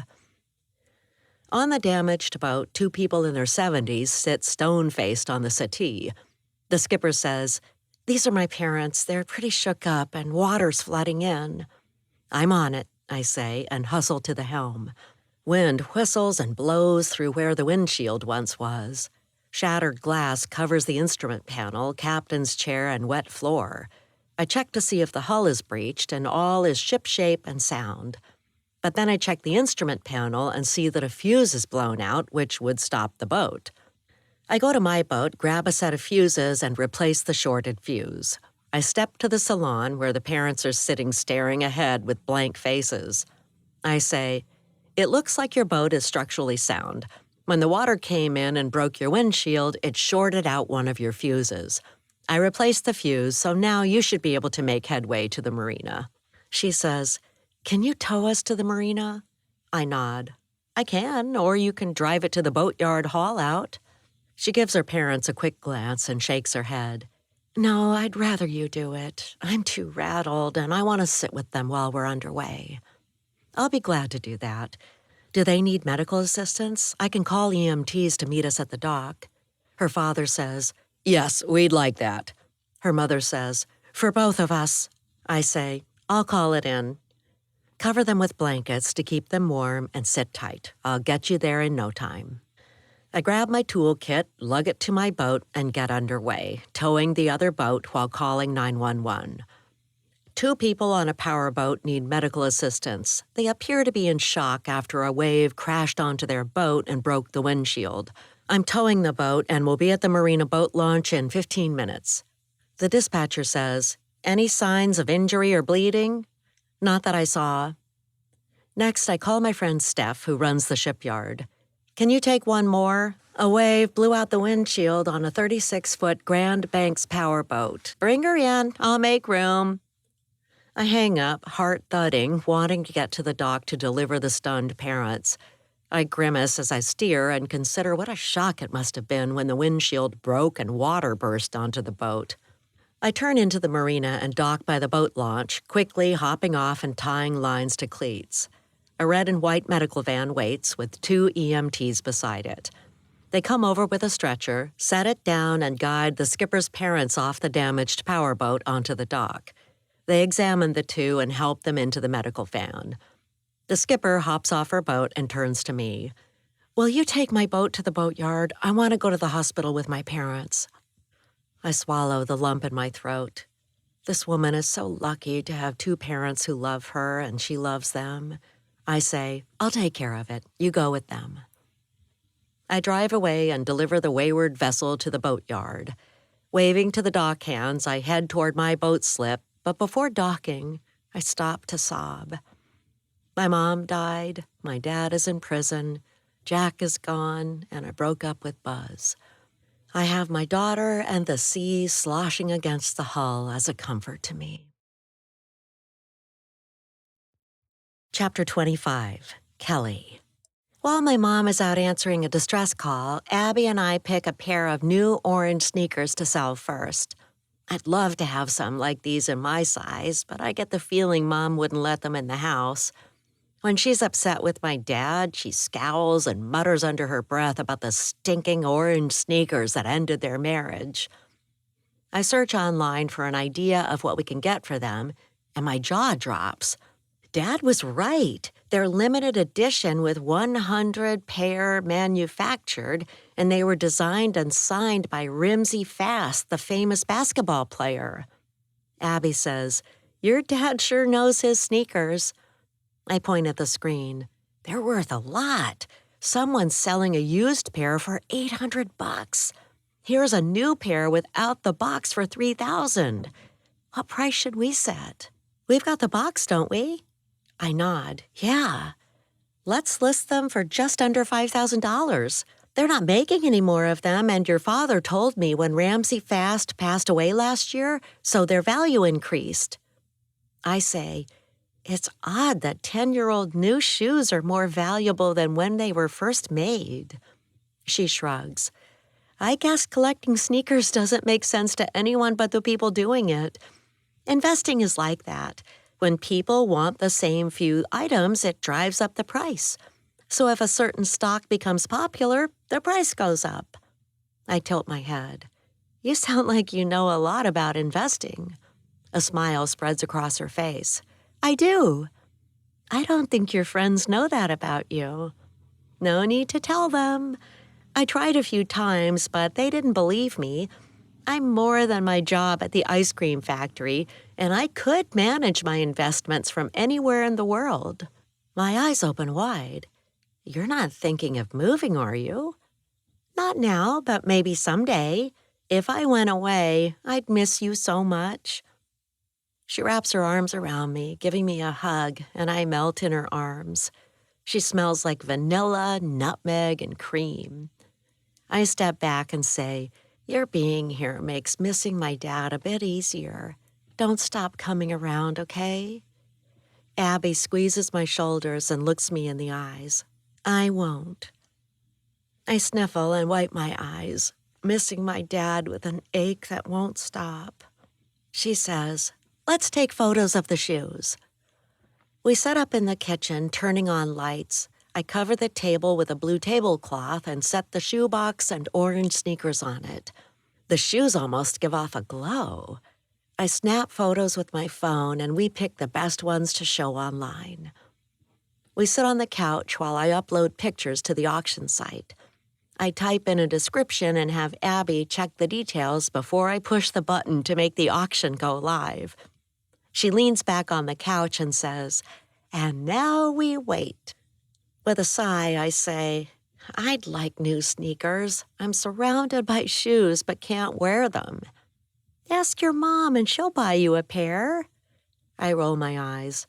All she cares about is her boat and rescuing boaters in distress. Abby grins and pumps a fist in the air. Irina to the rescue! We collapse on the sofa laughing. I say, my mom was so angry, I thought she wouldn't let you come over anymore. I'm glad it worked out, and you're helping me. She says, you're like the daughter I never had. Tears fill her eyes and trickle down her cheeks. If you ever want kids, don't wait too long like I did. Do it when you're young, like your parents, in your 20s or early 30s. I cross my arms. I might stay single like you and never have kids. You have your whole life ahead of you. I envy that. My phone dings with an alert for the auction. Incoming. Let's see. We giggle and laugh, and I'm sorry my mom is missing this moment. I say, bids are coming in, and the price is going up. Abby gets up and twirls around. I love it! But your dad would have wanted us to keep the sneakers in case he comes back. I nod. He would have, but he owes too much money. We have to sell them. At least it looks like there are sneakerheads out there who want them. My stomach growls. Let's call and order dinner. Definitely. Green curry with chicken, 2 stars? And pad thai with 3 stars. White or jasmine rice? Jasmine. I order online and start to put in my mom's credit card, but Abby leans over watching me type in the numbers. I turn away so she can't see the last 4 digits in security code. No need to tempt her. Chapter 26, Jack. 2 people in blue scrubs wheel my bed down a hall and into a room where a machine with a long, narrow tube open on both ends takes up most of the space. A tall technician with a wide chest pats a platform and says, "Are you able to get up here and lie down? This will move into the tube for the test." I groan. I haven't gotten up and walked while in the hospital. My legs are weak. I'm not sure. I get dizzy when I sit up. He nods to the assistants in blue scrubs. They'll help you. It's just a few steps. A woman says, "Sit up and swing your legs over." I frown because I'm afraid to sit up. Whoever I was, I've become a loser who feels sorry for himself. A man says, "I'm going to raise the head of the bed now." The head of the bed slowly rises. The room spins and I moan, touching my head. The technician, who appears to be in charge of my torture, says, "This won't take long." Strong arms help me sit up and shift my legs so they hang over the edge of the bed. The bed is lowered, and soon I feel the floor under the soles of my sock-covered feet. I glance down at the yellow socks and shuffle as the room whirls. "Just a few footsteps," an orderly says, "and you'll be on the table for the test." I sigh and get a whiff of my stale breath. I'm a disaster. I don't know when I last showered. I reek of body odor. Hands on my elbows and waist help me hobble to the platform. Letting out a whoosh of breath, I perch on the edge. "I can't lie down," I say with my eyes shut. "My head hurts too much." "We'll help you." Firm hands guide me, lowering my torso to the table and lifting my legs. My head throbs, and I wince. It feels like a dozen ice axes are driving into my skull. The technician says, "This will take about 20 or 30 minutes. We need to find out what's wrong, and hopefully this will give us the information we need." My lips are chapped and my throat is dry. I manage to say, "Fine." The technician says, "You'll have to put up with the noise in there." "I don't like loud noises," I say. "Stay still. If you move, we'll have to start all over again." I say, "I wish I was in Costa Rica." The technician says, "Don't we all? I'm right there with you. Dream of time on the beach while you're in the tube and you'll be fine." As my body moves into the tube, I snap my eyes closed and the room spins in circles. Why did I say I want to be in Costa Rica? I shrug my shoulders because I have no idea. "Remember, don't move," the technician says. "You've got to stay still." I grit my teeth and clench my hands. The machine grows loud, rumbling like a train coming through a tunnel. It clangs and bangs. A tickle in my throat grows more and more intense. I swallow, but it gets worse. I can't think about anything else but needing to cough. I know I shouldn't move, but I can't stand it anymore. I bark out a few quick coughs and clear my throat. That's better. The tech says in an exasperated tone of voice, "You moved, and now we have to start over. Don't cough, and remember, take shallow breaths. Don't scratch your nose. Here we go again. Some people fall asleep in there. Maybe you can too." I squeeze my eyes shut and try to block out the racket going on around me.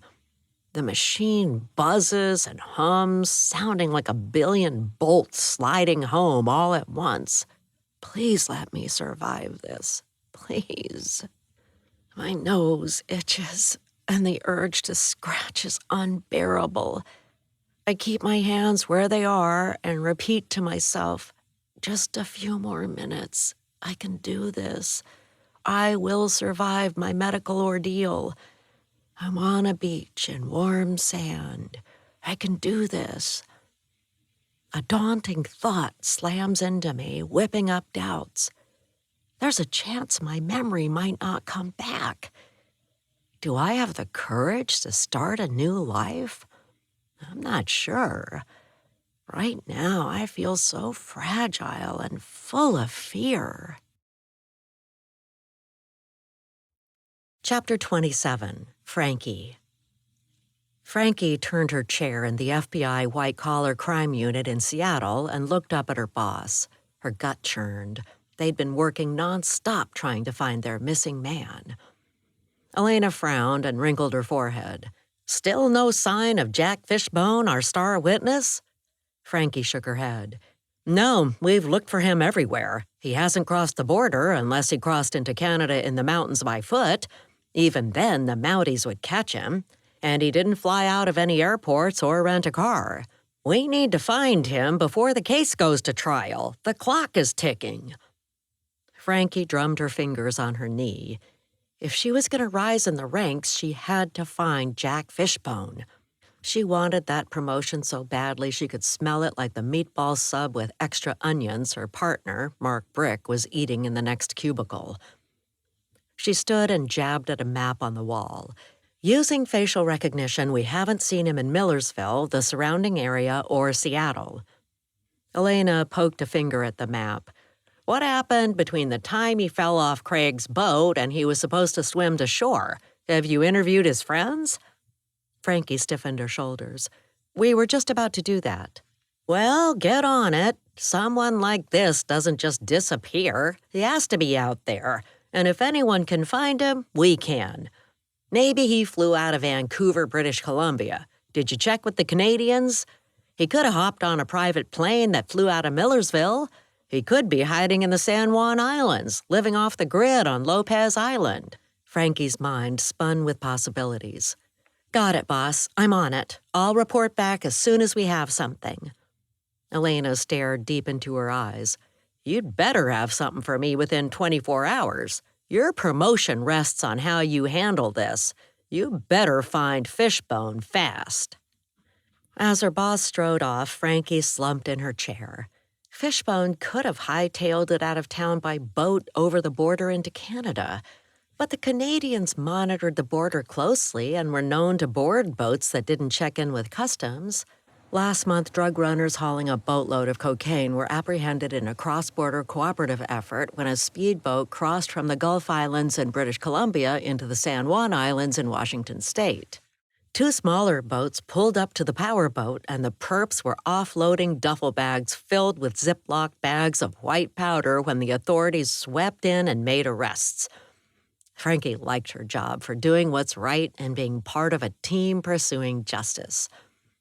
She tapped on her keyboard, gathering names of Fishbone's known associates. She said under her breath, I know you're out there, and I'll find you. Brick stood in the next cubicle and looked over the flimsy wall barrier. He wiped his mouth on a white paper napkin. Everything all right? Heard the boss reaming you out. Frankie's face grew hot. To show weakness would make her vulnerable, and her colleagues would rib her mercilessly. We'll get him. Her boss strode past and barked an order. You two, McNally and Brick, work together and pick up the pace. Find him. Fast. I don't want to see your faces in this office until you bring in Jack Fishbone. Frankie grabbed her laptop, tucked it in her bag with her wallet, and said, Ready to roll? Mark grinned, showing a dimple in his left cheek. He pushed back a lock of curly brown hair. You bet. She nodded. I'll drive. It'll take 2 hours to get there if traffic isn't bad. Her pulse picked up and she plastered on a calm facade. She had to nab this guy Jack and hide him until the trial started. They had written documents proving the two friends ran a scam defrauding the elderly, but it was best to have an eyewitness take the stand to convince the judge and jury. Chapter 28, Buzz. I tell my staff at the bookstore I'm leaving and climb in my car. A strong urge pulls me to Irina's house, and I pull over at the curb, staring in her front window. It looks like Abby is visiting and hanging out with Kelly. I slide out of my seat and tiptoe to the window to listen. Abby exclaims, Look at that bid! Someone really wants the sneakers! Woohoo! Kelly says something, but I can't make out what she said. I creep closer to the window to hear better, and a delivery van pulls up. The driver runs out carrying 2 large paper sacks. Before I can be spotted and thought a weirdo for stalking, I hop on the front steps and accept the order.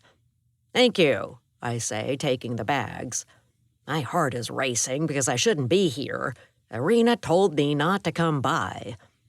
The front door swings open and Kelly's mouth drops open. She says, Hey, Buzz, come on in.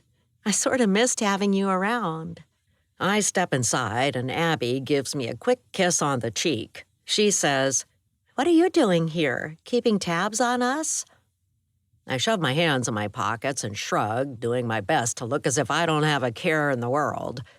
But the truth is, I left my heart in this house the night Irina kicked me out. I run a hand through my hair and say, I probably shouldn't be here. Irina wouldn't like it.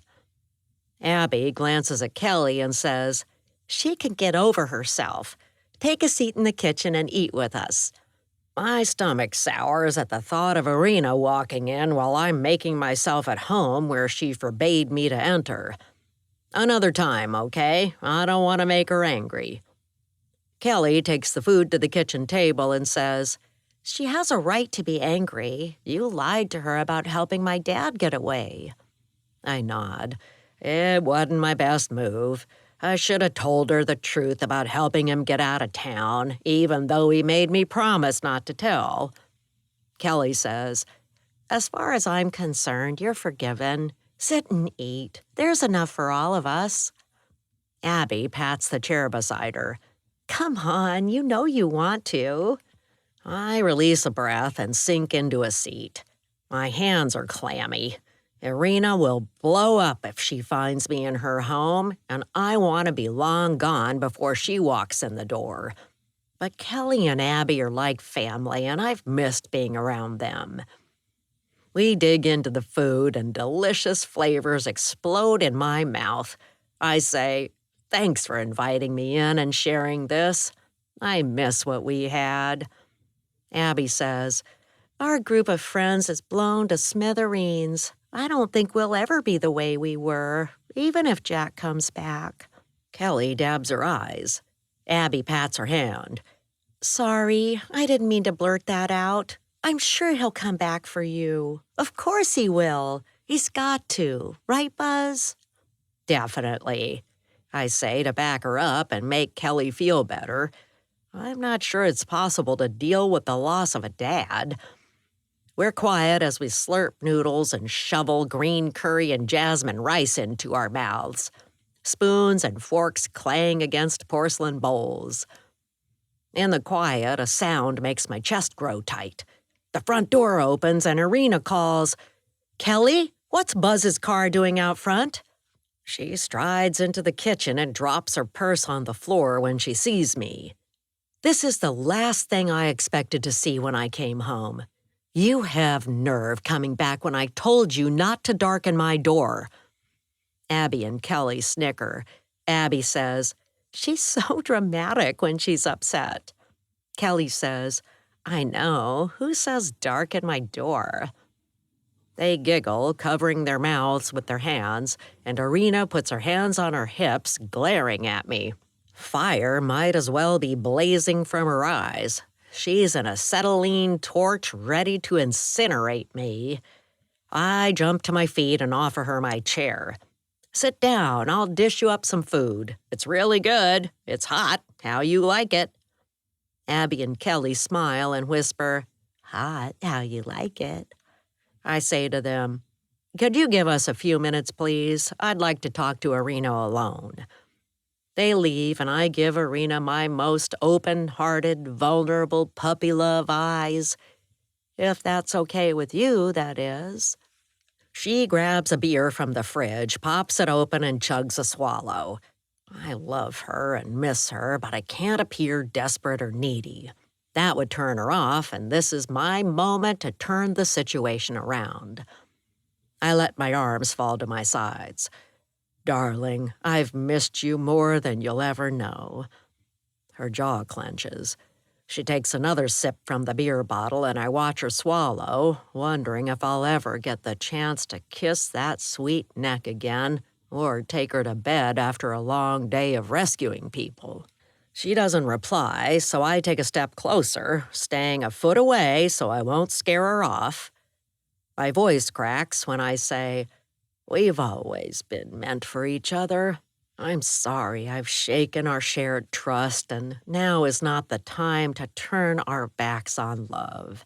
Please, we need to be together and support each other through this terrible time. We have to help Kelly get through this. She needs us." She sets the beer bottle on the table with a thud. "I saw you laughing in the rain after you lied to me, so I'm not sure I can trust you. I've still got mixed emotions about us. But Kelly misses you, and you might take the blister off missing her father just a bit. I need more time to sort this out." Her face softens, and she gives me a slight smile. "That was quite a speech you delivered just now." I open my arms and say, Thanks. I worked on it ahead of time in case I had a chance to tell you how much I love you. I've missed you more than you'll ever know. Can I hug you?" She sniffles before stepping away. "Not so fast, Mr. Slick. I followed you and saw you looking around Martin Wharf. Did you hurt Jack? My mouth is dry and I swallow." "I wouldn't do that. Kelly needs her dad. Why would you think that?" She purses her lips. "I have a feeling something happened when you parted ways." She points at me and my heart skips a beat. "Don't tell me you're innocent. I saw you swallow just now, like you do when you're guilty." I say, "You're making me out to be the bad guy, but you're frustrated that Jack left. Don't take it out on me. It's Jack you're angry with." She glances at the hallway.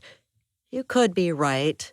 But why did you come in my house and take something while we were out?" My pulse pounds in my ears. My hands are sweaty and I wipe them on my jeans. "I was just making sure my shaving kit wasn't left here. I couldn't find it, and I came in and took the dog bowl." She crosses her arms and tilts her head. "I did forget to put the dog bowl with your things by the curb. But don't get any ideas about moving back in. Not so fast, Buster." Laughter erupts in the hallway. Irina says, "Okay, you two, you can come back in the kitchen. It's not like you weren't listening to every word anyway." Abby grins and says in a low voice, "I've missed you more than you'll ever know." We all chuckle and I catch Irina's eye. I say, "I better go." I turn to Kelly and Abby. "Thanks for inviting me in." To Irina, I say, "I hope you'll give me a chance. If we put our heads together, maybe we can figure out where Jack went." She nods slowly. "Maybe. I'll think about it." I ooze pure innocence when I gaze at her, but I know Jack will never come home, not after I left him at the cannery. I don't know where his body is or who moved it, but I don't care. Good riddance to my best friend who wanted to take Irina away from me. I head to the door and say, "Later." Kelly giggles. "Bye, Mr. Slick." I flash Irina a smile and throw her an air kiss. Abby and Kelly erupt into a fresh round of laughter, holding their sides. Abby bends over, gulping for breath. "Mr. Slick, I never thought of him as Mr. Slick." I wave and gently close the door. Getting in my car, I start the engine and will the beating of my heart to slow its rapid pace. I smile and congratulate myself for presenting myself well under stress. I hope I carved out a chance of stepping back in as Irina's partner and Kelly's almost dad. Irina's next-door neighbor and our former teacher scurries over like a beetle blown by the wind. She points and says, "Buzz, I saw you watching their house, and I saw you go inside when they weren't home. Be better, Budweiser. I expect more of you than that." I say, "I will." I wave goodbye to her and pull away from the curb. Whatever else she says is lost in the wind as I head for home. At least I have a dog that loves me, unlike some of the humans in my life. If only Irina and I could share unconditional love like my dog shows. I park in my driveway and hop out. My dog barks inside and I smile, opening the front door and burying my face in his fur as he licks me, welcoming me home. I'll take him for a walk, get him his dinner, and think about how to woo Irina back into my arms. Chapter 29, Jack. The torture machine holding my prone body stops making noise. I clench my teeth and stay still because I don't want to be scolded by the technician a second time and have to start the test again. The experience of being in the hospital has made me more appreciative of what sick people go through. The technician says, "You can move now. I think we have some good images." With a whir, the platform slowly slides out of the tube. I scratch my nose and moan because the movement, even though it's slow, sets off my vertigo. The room spins and I feel queasy. I put a hand to my belly and double over. "I'm gonna be sick," he says. "Here's a bag." I take the plastic blue bag and put it over my mouth. Lying on my side, the room whirls around, and I cough and hack, heaving up bitter bile. I feel weak. The surface of the platform I'm resting on is hard and unforgiving. I bite my lip to stop myself from bursting into tears. I want off this emotional roller coaster. I open my eyes. The aides in blue scrubs step forward. "We can help you get up. It's time for your next test." I shuffle with their help to bed and wince at the feeling of knives driving into my skull. I say, "Can you see them?" They settle me in bed and pull the covers up to my neck. The woman says, "See what?" My head. Knives are being pounded into my brain. I can't take it anymore. She pats my hand. "Give yourself time to heal." I say, "I don't want to wait. What's wrong with me?" They roll me out of the room on the bed, and he says, "We don't want to upset other patients. Please lower your voice." Tears run down my face into my mouth, tasting of salt and devastation. I break down as we roll along a hall and sob. Whoever I was is lost, and I can't recover my past. Chapter 30, Abby. I say goodbye to Irina and Kelly and step outside, waving to their neighbor Kathy, who's gardening in dim light as dusk falls. A deer waits 10 feet away for her to abandon her post near the rose bushes. It's a hopeless one-sided war, which the deer will win, because as soon as Kathy goes inside, deer will nibble her roses and dahlias. If I ever get a house, I'd like to try my hand at gardening. As I drive home, a twinge of guilt flits past, making me frown. I shouldn't have taken the sneakers. Irina needs support, but I'm working against her. How low is that? I should give them back, but she'll ream me out with a scolding that will leave me mortified. I'm not sure if I have the courage to admit what I've done to anyone. My face heats with shame as I unlock my apartment door and go inside, turning on the lights. I like living alone, but I hate it at times because I wish Jack lived with me. I can't help it if my heart belongs to him, even though he still loves Irina. A knock at the door makes me flinch.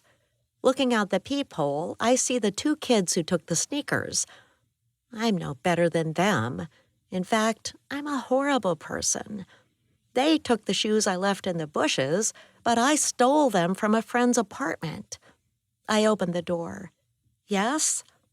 The boy scuffs his foot. "We're here to say we're sorry." The girl smiles, showing a gap between her 2 front teeth. "Here's all of our savings. We shouldn't have taken your sneakers." She drops pennies, dimes, and nickels into my cupped hands. I've sunk so low I'm taking money from children. I say, "Your apology is enough. Please take your money back." But they turn and walk away. "Come back," I say. "Take your money back." The girl says, "We wanted you to have it. It was our idea to make things right." "Yeah," the boy says. "Our mom didn't say we had to do it, but we wanted to."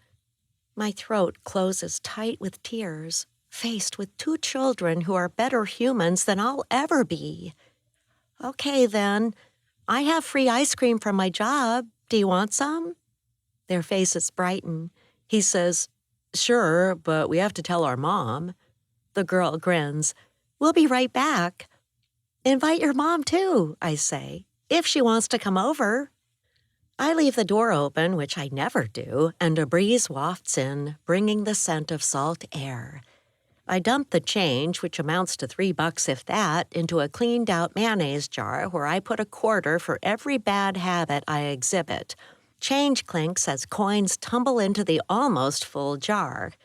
You'd think seeing visible proof of my sticky fingers habit with 1 coin per episode would make me stop, but so far it's failed like every other method I've tried. Meditation, visualization, rubber bands snapped on my wrists, none of it has helped.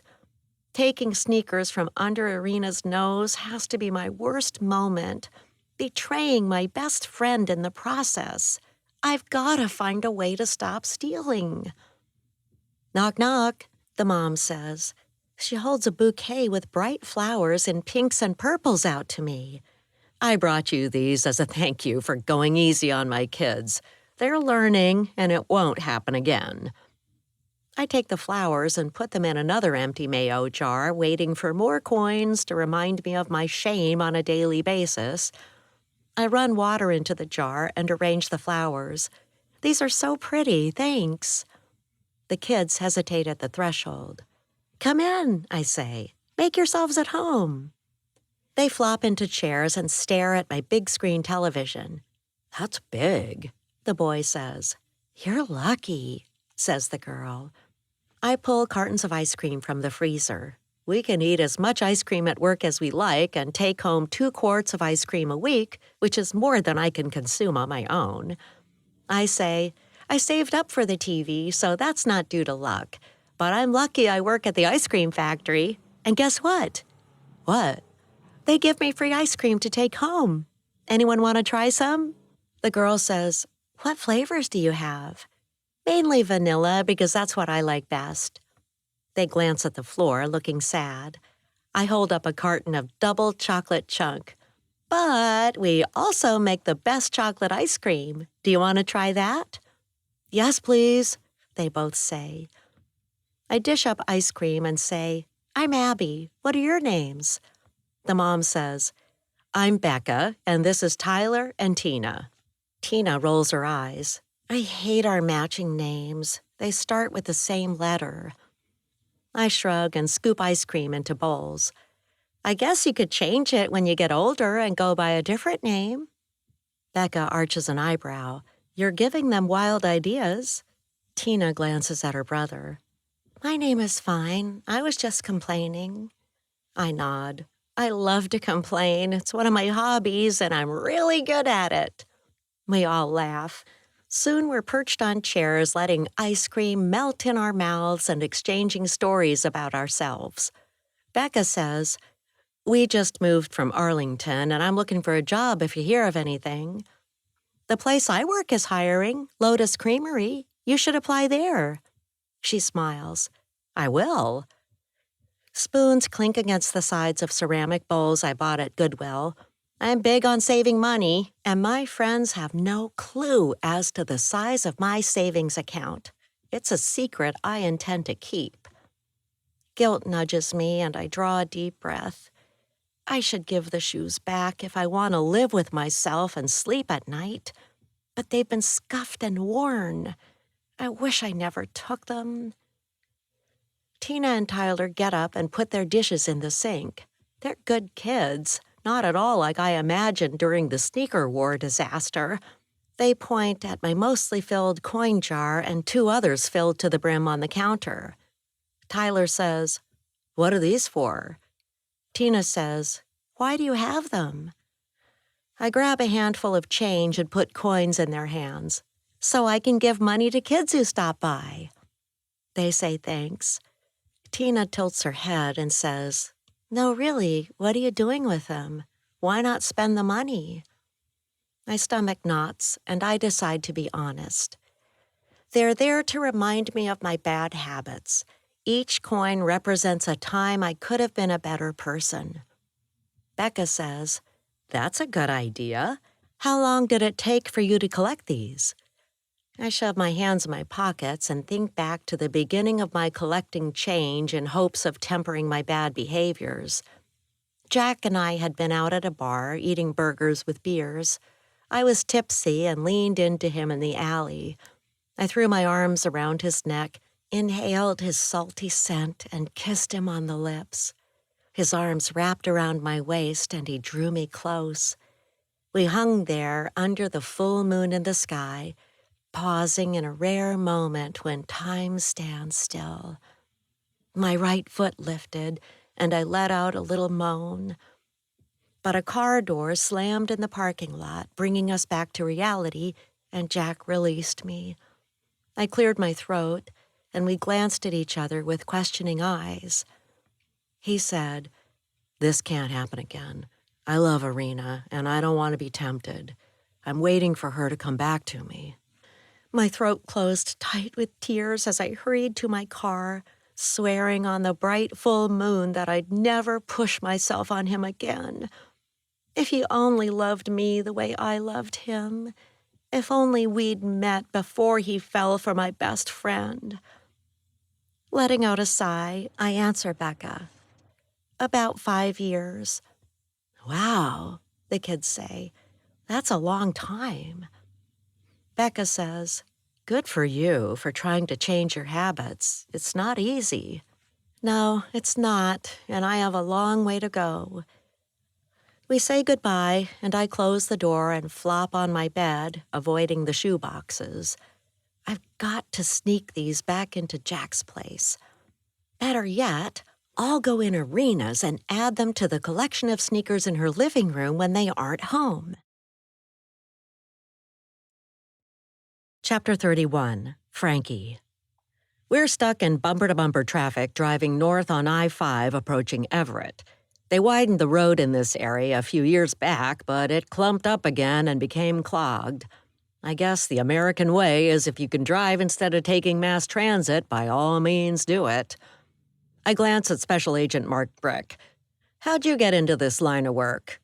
A car stops ahead and I slow, but his foot slams on an imaginary brake pedal. "My dad was a police detective, so that's what I thought I'd do growing up, but I ended up here. How about you?" I shrug. "I was recruited in college." "Where'd you go?" "University of Washington in computer sciences. I like to code and solve problems, see patterns. That's why I like this job." "Huh." I haven't seen family photos on his desk, so I say, "You married and have kids?" He looks out the side window. "Nope, might not go that route given the job. We'll see what happens, though." "I know what you mean." I creep past Everett and continue north, hunched over the wheel, intent on tracking down my quarry. Wherever Jack Fishbone is, he'll regret messing up my plans for a promotion. Traffic glides ahead, and I say, "This guy we're looking for is seriously ticking me off. He looked at me with a straight face and told me point blank he'd be there no matter what in the meeting spot. I never saw him being a liar. What a fool I was." Brick says, "First time fooled, never again." I grit my teeth and form a plan to find the missing man. Let's go over our approach. I'm thinking we'll interview his friends and family, check out the surrounding area, and head to the marina office. Maybe they'll know something.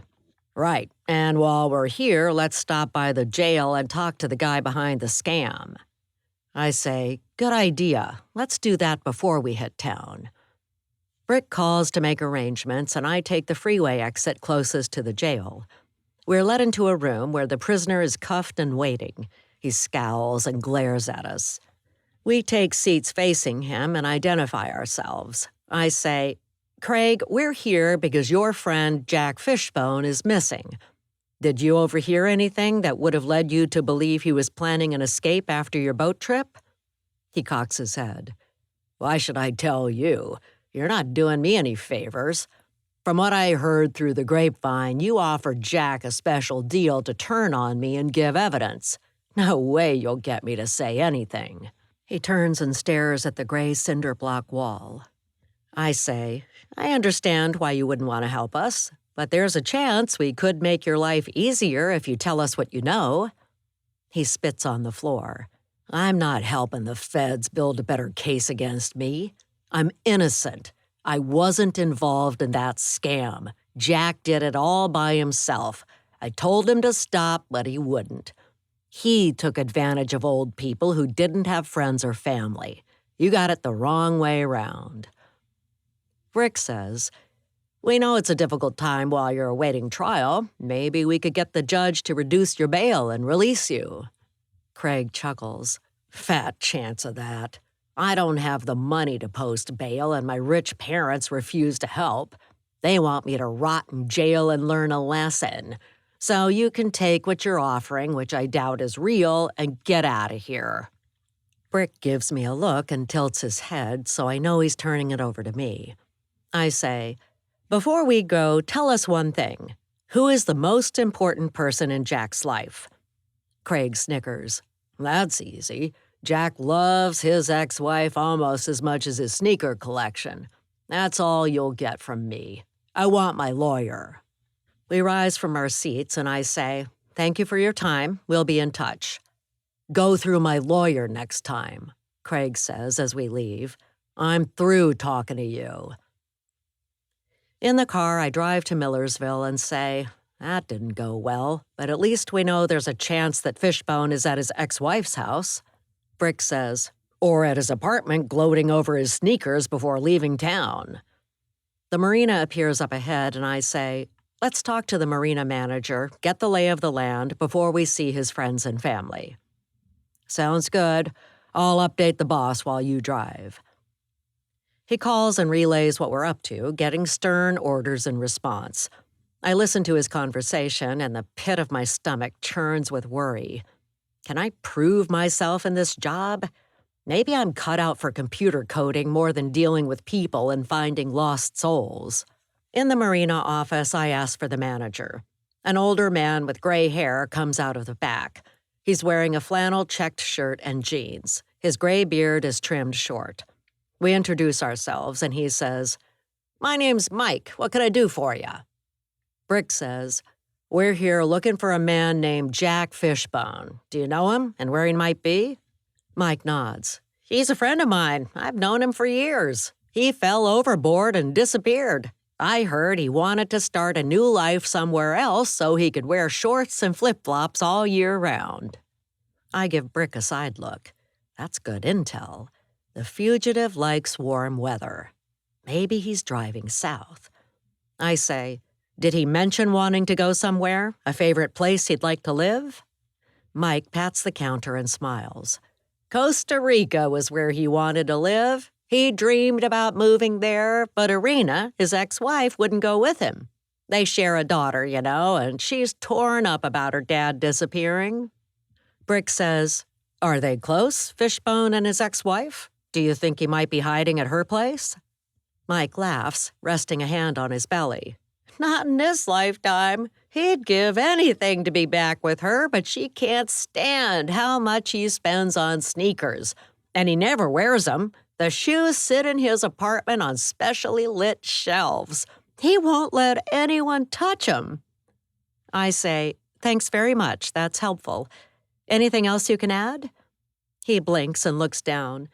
"Nope, but I hope he's alive. He's a great guy." Chapter 32, Jack.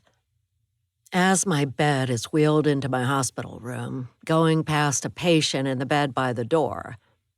His lined face is pale and worn, but I don't want to look in the mirror and see the horror show I've become.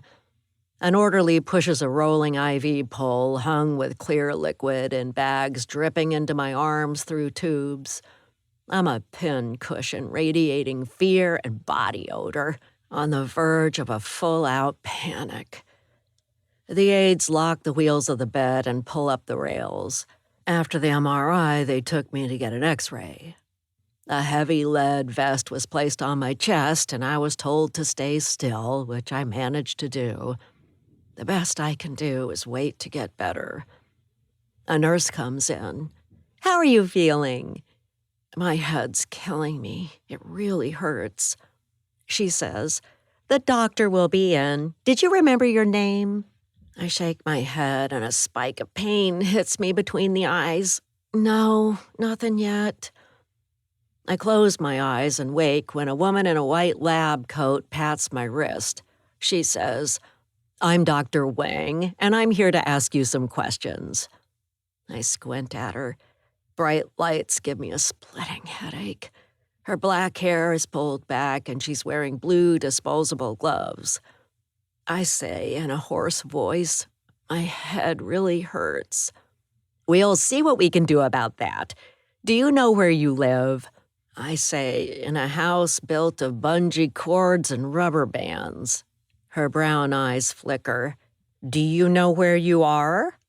"In a hospital." "Do you know your name?" I sigh and wish I could give a different answer. I have no idea. "What town are you in?" "I don't know." She pats the metal bed rail. "You have a head injury that may have left you with memory loss. Do you remember anything about when you hurt your head?" I lick my dry lips and try to summon up the past. Waves, water, that's all I recall. It's dark and murky. She makes a note on a device. "Is the memory dark and murky, or were you in a dark place physically?" I wouldn't call it a memory, more of a feeling. She nods. "Anything else?" I blink back tears. I think someone close to me betrayed me. It's a feeling is all. She waits, but I have nothing else to say. The effort of trying to recall exhausts me. My heavy limbs sink into the mattress and I stare at the ceiling, letting sadness and self-pity wash over me.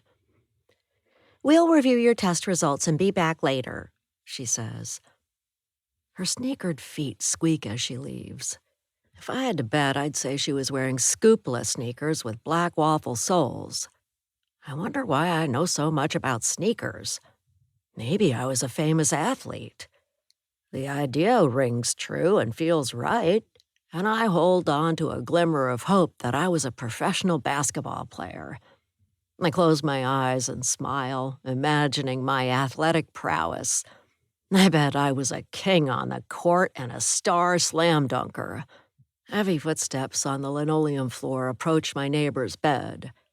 Apprehension sweeps over me and I open one eye. The visitor's back and he's tinkering with the other guy's tubes. Wait, is that a syringe in his hand? He holds it up, pushes out a squirt of liquid and shoves it into the arm of the sleeping man. The patient gasps and his eyes fling wide open. The visitor turns and strides from the room. Alarms go off and bells chime, monitors beep, and I cringe in the chaos. My chest grows tight. What if the neighbor comes for me and kills me? I reach over and hit the red call button to help the other patient before it's too late. No one appears. Why aren't they rushing to help him? A nurse hurries in and says to me, "Do you need something?" I point to the next bed. "The man over there needs help. Someone came in and stuck a needle in his arm. I think he may be dead. Go check on him." She glances at the bed and says to me slowly, "While you were undergoing tests, we did have a man in that bed for a brief time before he was taken into surgery. I'm afraid he didn't make it. It's such a shame. We want all of our patients to have positive outcomes." I gulp and say, "He's dead?" "Yes." She's talking about life and death, but she's calm. Maybe that comes from working in a hospital where not everyone makes it out alive. I say, "Why am I seeing people who aren't there? Am I going to be all right?" She hesitates before answering and says, "I suppose it depends on your definition of all right. Take it one day at a time with small steps on the road to recovery. There may be permanent damage you'll have to learn to live with, and there will be emotional ups and downs." I wince. Was I hurt in my groin? I want to have kids. Did something happen to me and I won't be able to? That appears to be in working order. The doctor will come in and talk to you. I say, "Can I still play basketball? I think I played sports professionally." She tilts her head. "Rest now. The doctor will be in later." "I'm hungry. Can I have something to eat?" "Not yet. You may have to go into surgery." My pulse races. "I don't want surgery. I could die on the operating table." Just rest." She leaves the room, and I stare at the sink, clenching my jaw and wondering what happened to my head. I have a feeling someone hurt me, but that's all. I might as well try and make sneakers out of cotton candy. My situation is hopeless. Chapter 33, Kelly. Abby leaves, and I sit with my mom while she wolfs down food. I put the dinner dishes in the dishwasher while she takes a shower, which she does after a day of handling distress calls. She used to sing in the shower, but after Dad went missing and Buzz moved out, she lost her joy. I sigh and wonder where my father is. It hurts that he was willing to leave without taking me along. I would have gone with him, and the same might be true of my mom. I know she still loves him, but as she says, she can't live with him because of his habit of hoarding sneakers and spending more than he earns bartending part-time. But I miss Buzz almost as much as my dad. I liked having him around, and he's a better cook than my mom. Now that our neighbor tattled on him to my mother, I doubt she'll relent and ask Buzz to live with us again. The first few weeks after he moved in with us, she was carefree and happy. I need to remind her of that. My mom's phone rings while she's in the shower. I glance at the number and answer it. Abby says in a tearful voice, "I haven't been the best friend to your family. I want you and your mom to know I'm going to do better. I really am. And I love you guys and appreciate your support during this difficult time. Goodbye." She hangs up, and I set the phone down and whistle. That was strange. My mom comes in the kitchen rubbing a towel over her head. "Who is that?" "Abby. She called to apologize. She said she loves us, she's glad we're friends, and she's gonna do better." My mom walks over to the sink and fills a glass with tap water, drinking it down. She wipes her mouth and says, "Everyone is acting weird and dramatic since your dad went missing. When we find him, I hope everyone will calm down." She strides out of the room, leaving me gazing out the window, wondering if my dad will come back. Maybe he's had enough of us and doesn't want to be found. Tears run down my cheeks, and I wipe them away. Feeling sorry for myself isn't going to solve anything, as my mom would say. She's been preoccupied with cleaning out his apartment and selling his shoes, so I'll try tracking him down. I check the online auction we're running for the first pair of sneakers and squeal. My mom comes running in the kitchen. "What is it? A mouse?" "Dad's orange shoes. Look at the last bid for them. We'll close it tomorrow." My mom's eyes grow wide and she hugs me. "We'll get rid of his debts." "We need to insure them when we ship them in case they get lost or stolen." "Good idea. Let me know anything else you find out. We'll put another pair up for sale tomorrow." I say, "And we have to clean out the apartment." She smacks her forehead. "I'll get on that tomorrow. It's too late tonight." She pulls out her laptop and goes in the living room. My science project is due tomorrow, but I ignore it. My heart isn't in schoolwork. All I care about is my dad and helping my mom. She's all I have left. I sit on the couch beside her and research what price the next pair of shoes should go for. Dad's leaving all this behind strikes me as a selfish move. I hope he's happy wherever he is, and it was worth the price of hurting us. I say, "How are you going to track Dad down?" She glances up from entering numbers in a spreadsheet. "What do you mean?" "What specifically were you going to do to find him?" She shrugs. "I plan to tackle that when the apartment is empty, the shoes are sold, and his debts are paid off. The FBI wouldn't release any information about him or his whereabouts." "Wait, you called them and didn't tell me?" "Sure." "Next time tell me. Maybe I can help since you're busy with your regular job and taking care of Dad's stuff." She goes back to her bookkeeping. "Sure, go ahead. I think it'll be pretty tough to find him, though." Chapter 34, Irina. I sit beside Kelly on the sofa and update my sales spreadsheet. I'm behind on my record keeping, and my bookkeeper's bugging me for the numbers. I save the file and lean back with a sigh. Want a cup of tea? Kelly hunches over her laptop and says without looking up, "Peppermint, please." I get up, heat the water in the electric tea kettle we gave my mom for Christmas before she passed away, and bring back 2 mugs with tea bags, putting them on the coffee table. She sets her laptop aside and we sit quietly sipping. I say, "A lot has happened lately. How are you feeling about it?" Her brows knit together. "I'm angry Dad left. Who would do that to a daughter?" I pat her knee. "I'm sure he didn't mean to hurt you. But he did, didn't he? With all this commotion, you've been lost in the shuffle, and I've been too focused on clearing his things out to sit and talk with you." She shudders and drinks tea, holding the mug with both hands. I'm not a shrink, but if I had to guess, I'd say she's protecting her heart from harm.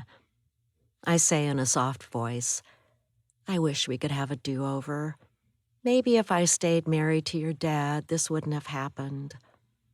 "Don't doubt yourself," she says. "You always tell me that.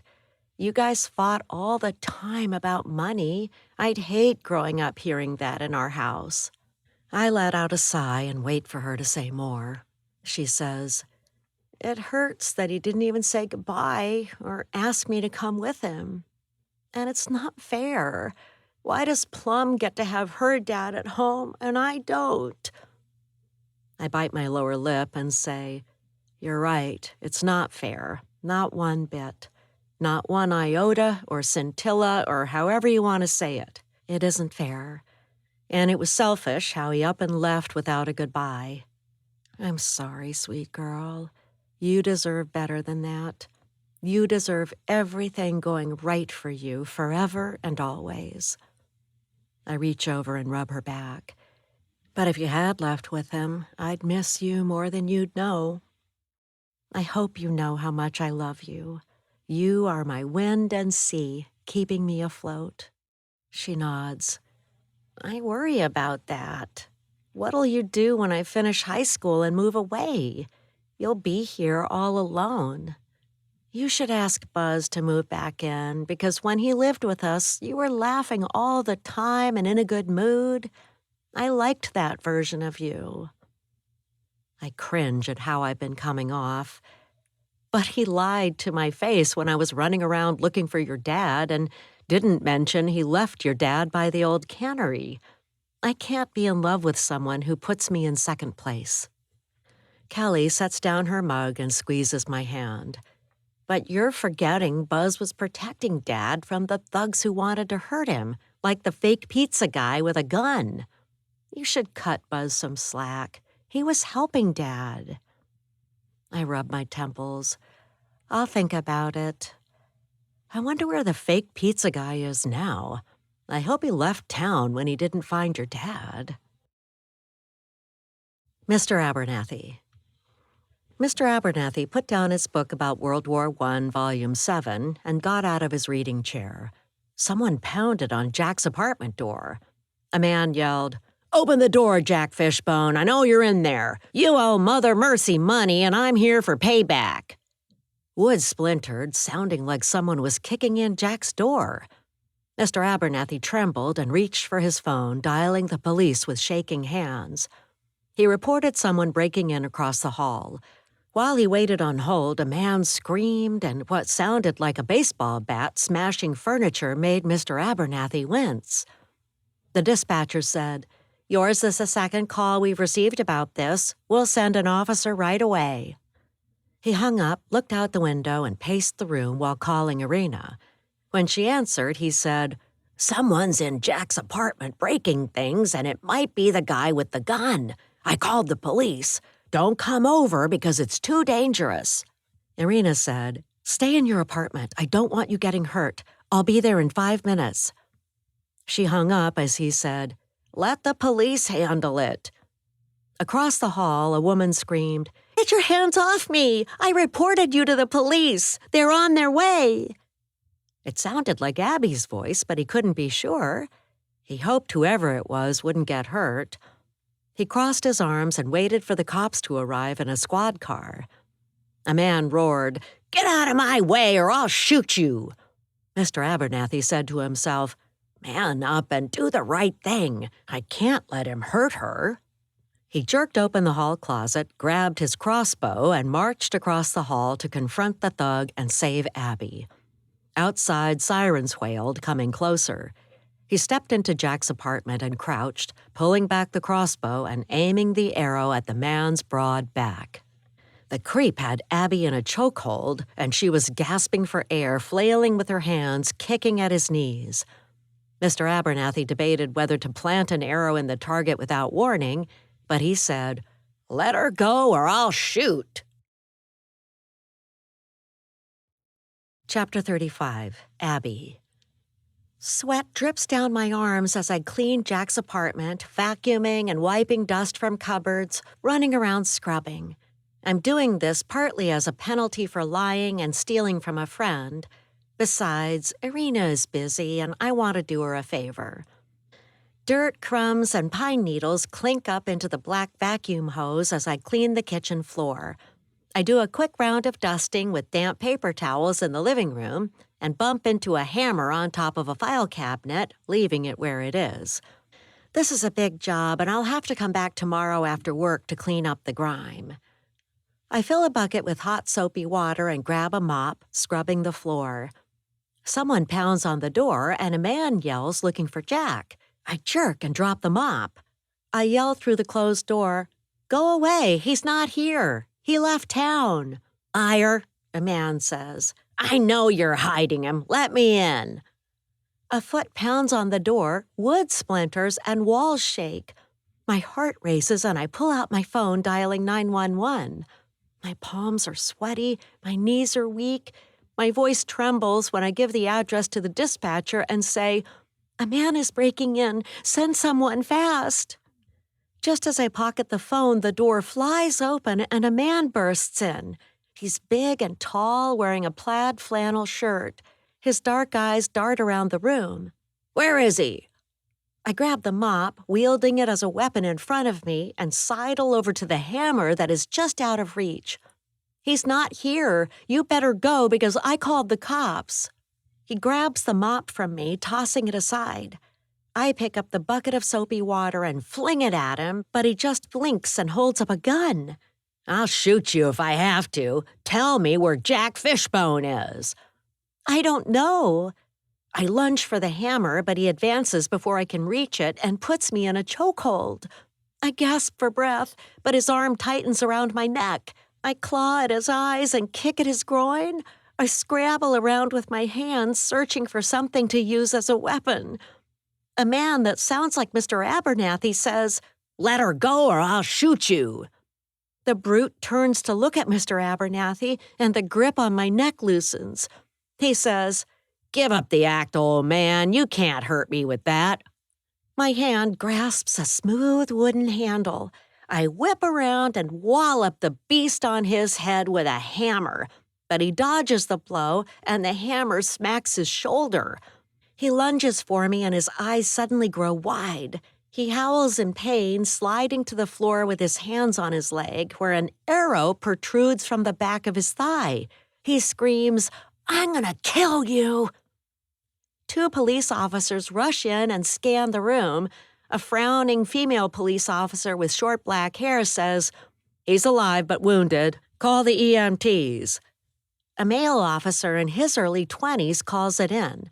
The woman turns to us and says, "Tell us what happened." I say, "This man broke in looking for Jack Fishbone, and he tried to kill me when I couldn't tell him where Jack was.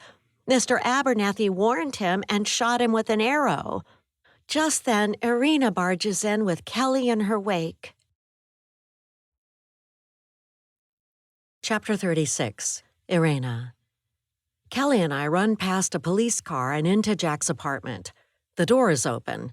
Inside, 2 police officers are standing over a big man on the floor with an arrow sticking out of the back of his thigh. Blood oozes out. An acrid smell of body odor wafts through the room, coming from the man. I stop and stare at the jerk who came here before pretending to deliver pizza. He brandished a gun and slugged Jack's neighbor, Mr. Abernathy, in the stomach. Beads of sweat break out on the big man's brow. He frowns and says, "I don't do cops. I'm getting out of here." He tries to get up, but flops back on the floor, groaning, grimacing, and clutching his leg. Two officers bend over the prone man, cuffing his hands behind his back and asking his name. "I'm not saying," he says. They repeat the question in stern tones, and the female officer pulls out his wallet and reads from his driver's license. His name is Elgin Johnson. I hurry over to Mr. Abernathy, who's gripping a crossbow and glaring at the man. He says, "He was choking Abby and wouldn't stop, so I had to shoot him." I pat his shoulder.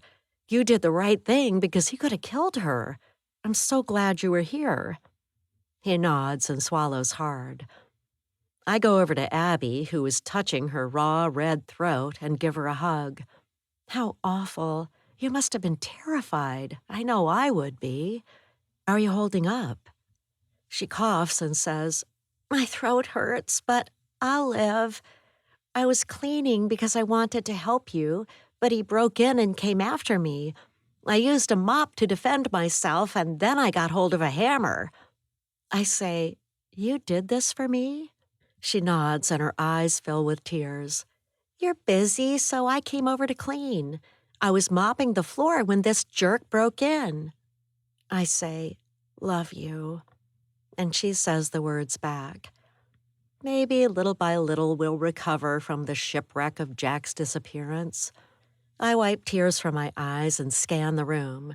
The dining table that wobbled is smashed to smithereens, as are the chairs. The wood frame of the couch is broken into pieces. A coffee table's destroyed, parts splintered. A baseball bat lies on the floor. I say to Abby, "You're lucky to be alive." She holds up a hammer. "I got a good swing at him before he went down."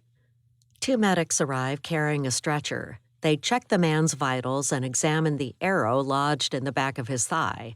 "We'll take him to the hospital." Medics lift him onto a stretcher and the police cuff him to it. He says, "Get your hands off me." His eyes narrow and he points at Mr. Abernathy. "It's his fault this happened. You should arrest him. Don't let him get away with almost murdering me."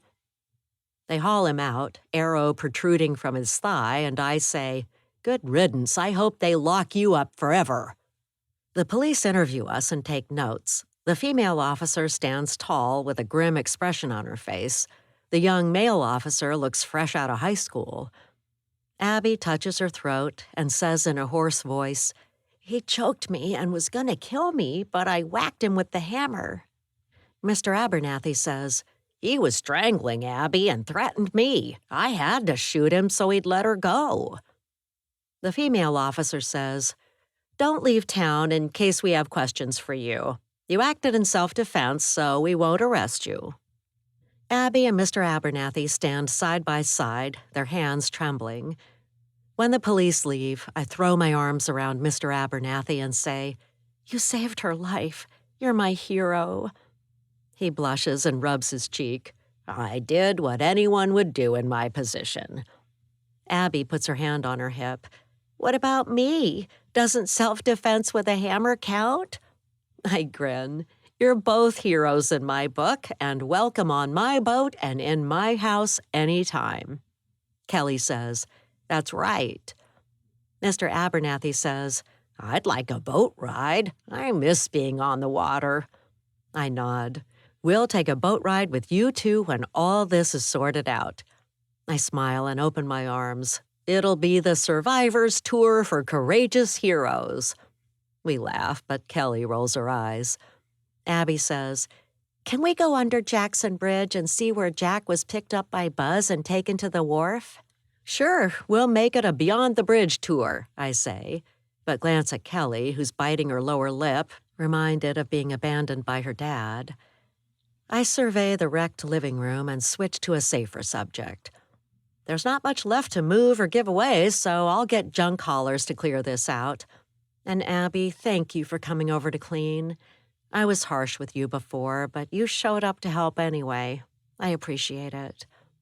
Kelly says, Yeah, thanks, Abs. The young male police officer knocks on the open door. His face is flushed and he's wearing white disposable gloves. The female officer stands behind him. He says, I forgot to take the weapons from you for chain of custody. Would you hand them over? Abby holds out a bloodied hammer, which he places in a bag. Mr. Abernathy hands him the crossbow. Nice bow, the young officer says. Mr. Abernathy says, Never thought I'd use it on a human. As the police leave for the second time, Mr. Abernathy goes over to the door and fiddles with it. Looks like you can close and lock it. I'm going back to my apartment to have a drink. I say, Thanks for everything. Yeah, thanks, Abby says. I'd be dead on the floor and this'd be a crime scene if you hadn't shown up. I owe you one. He smiles. It's nothing special, he says with a chuckle. Just another day of saving a life. Kelly giggles. She's known Mr. Abernathy her whole life, and he always puts her in a good mood. We wave goodbye, and I turn to Kelly.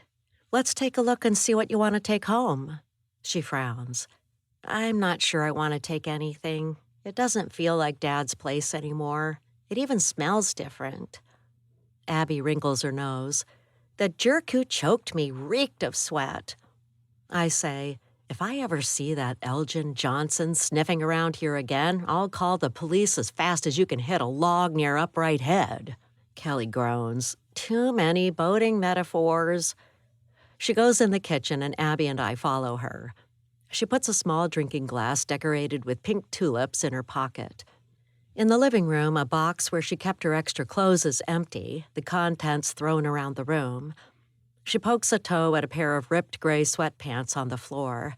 Nothing here now but bad memories and nightmares. I squeeze her shoulder and say, We'll get through this. She goes in the bathroom and shakes her head. Nope, nothing I want here. I hold up a toothbrush. Is this your father's? She eyes the worn bristles and nods.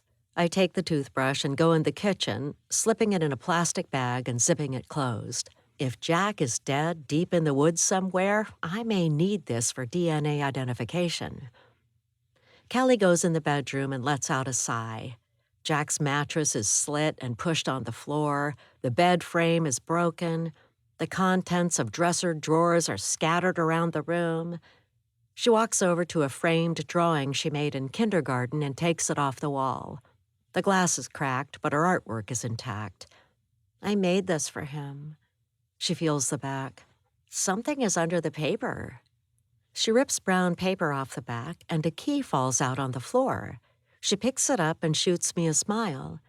Do you know where it goes? I say, I don't, but it looks like a key to a bank safe deposit box. The question is, which one? Chapter 37, Jack. An orderly with wire-rimmed glasses and a short woman wearing blue scrubs wheel a hospital bed into the empty space next to me. She pulls up the side rails and they click into place. I stare at her purple sneakers because they remind me of something, but I can't think what it is. I grit my teeth. Not remembering is driving me crazy. In the next bed, a big guy is on his side facing away from me with heavy bandages on a leg and one hand handcuffed to the bed frame. The orderly closes the curtain between us. The mauve and yellow plaid fabric doesn't match where the curtains come together, and the colors bother me. I blink my eyes and consider the man with the bandaged leg. This situation must be a setup to test my sanity. I chuckle and say in a hoarse voice, You can't fool me. I know he's not a patient, and this is a test. You're trying to see if I'm sane.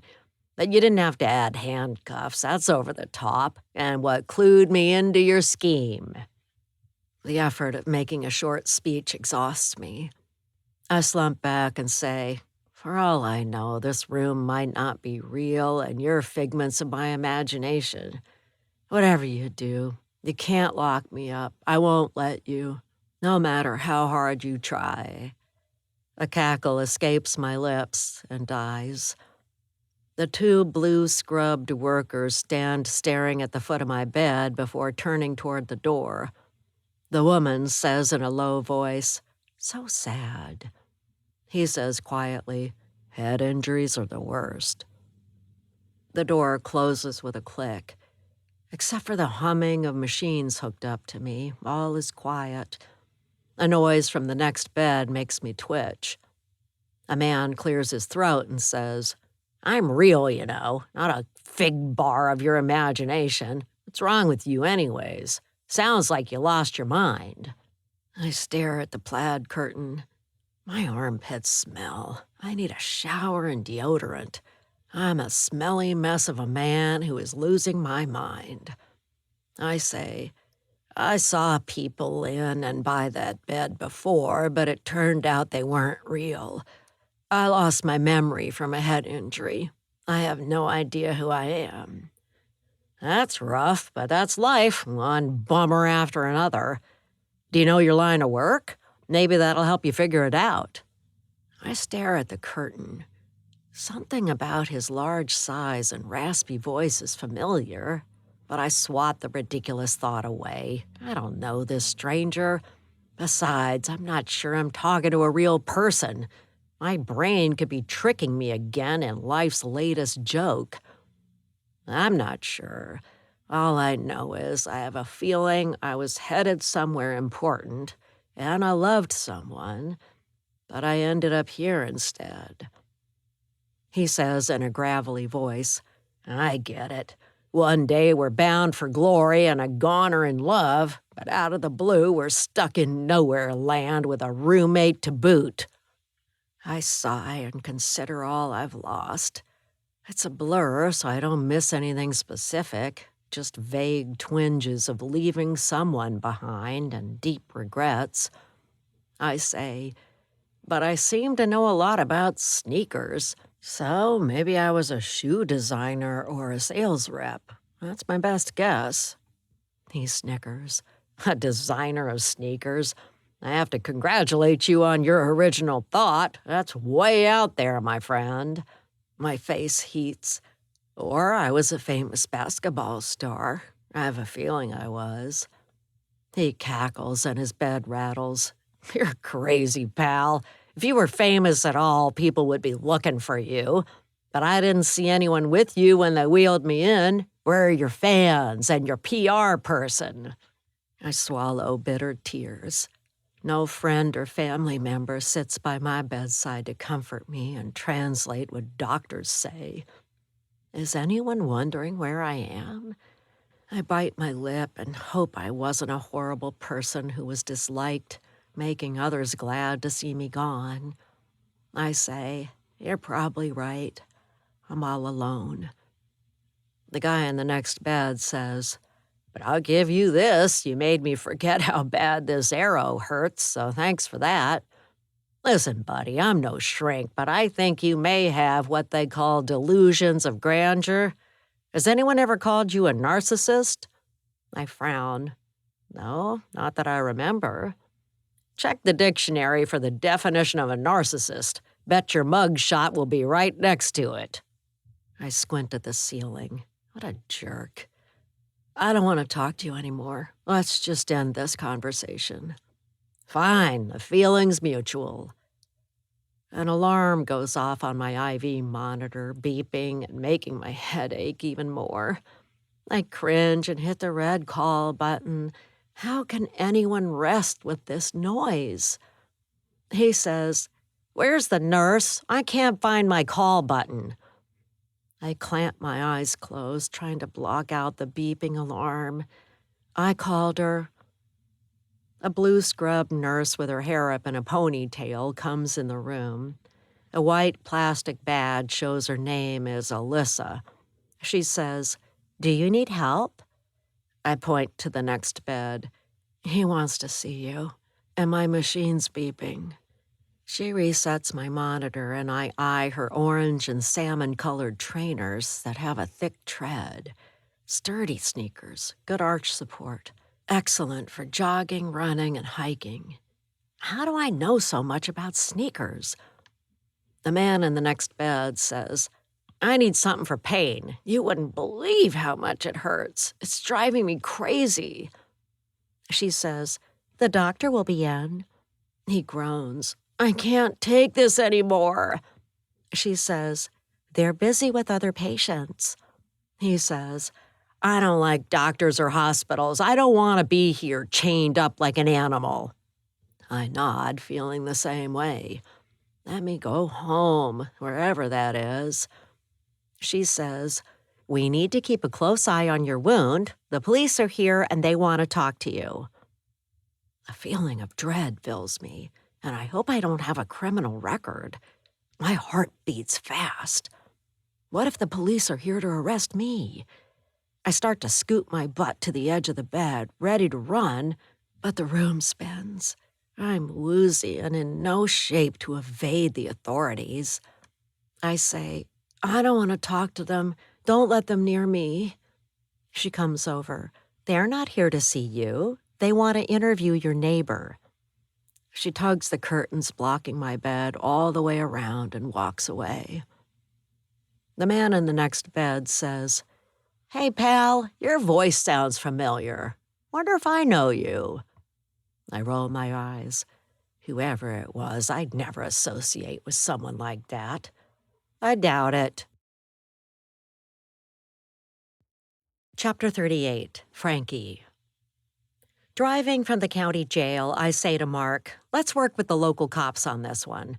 Maybe they learned something about Fishbone's location. And let's check his bank accounts a second time. I clench my jaw. We can't let him disappear. It makes us look bad. He types on his laptop, riding shotgun. The local police are interviewing a guy right now who broke into Fishbone's apartment. His name is Elgin Johnson, like the FBI case in the 1950s where an agent was murdered. Someone shot an arrow in his leg when he broke in and choked a cleaning woman. He's at Riverside Hospital in Mount Vernon. Let's go talk to this guy. He must know something about Fishbone. At the very least, we'll find out what he was doing in our witness's apartment. I stab the GPS to get directions to the hospital. The creep with an arrow in his leg sounds like a national treasure. He nods. He sounds like another winner.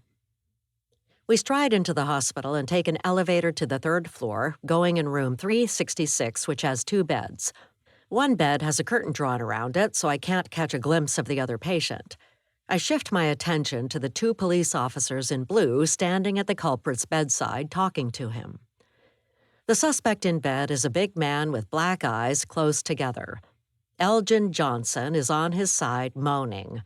There's a huge bandage around his right thigh. He scowls at us and grimaces.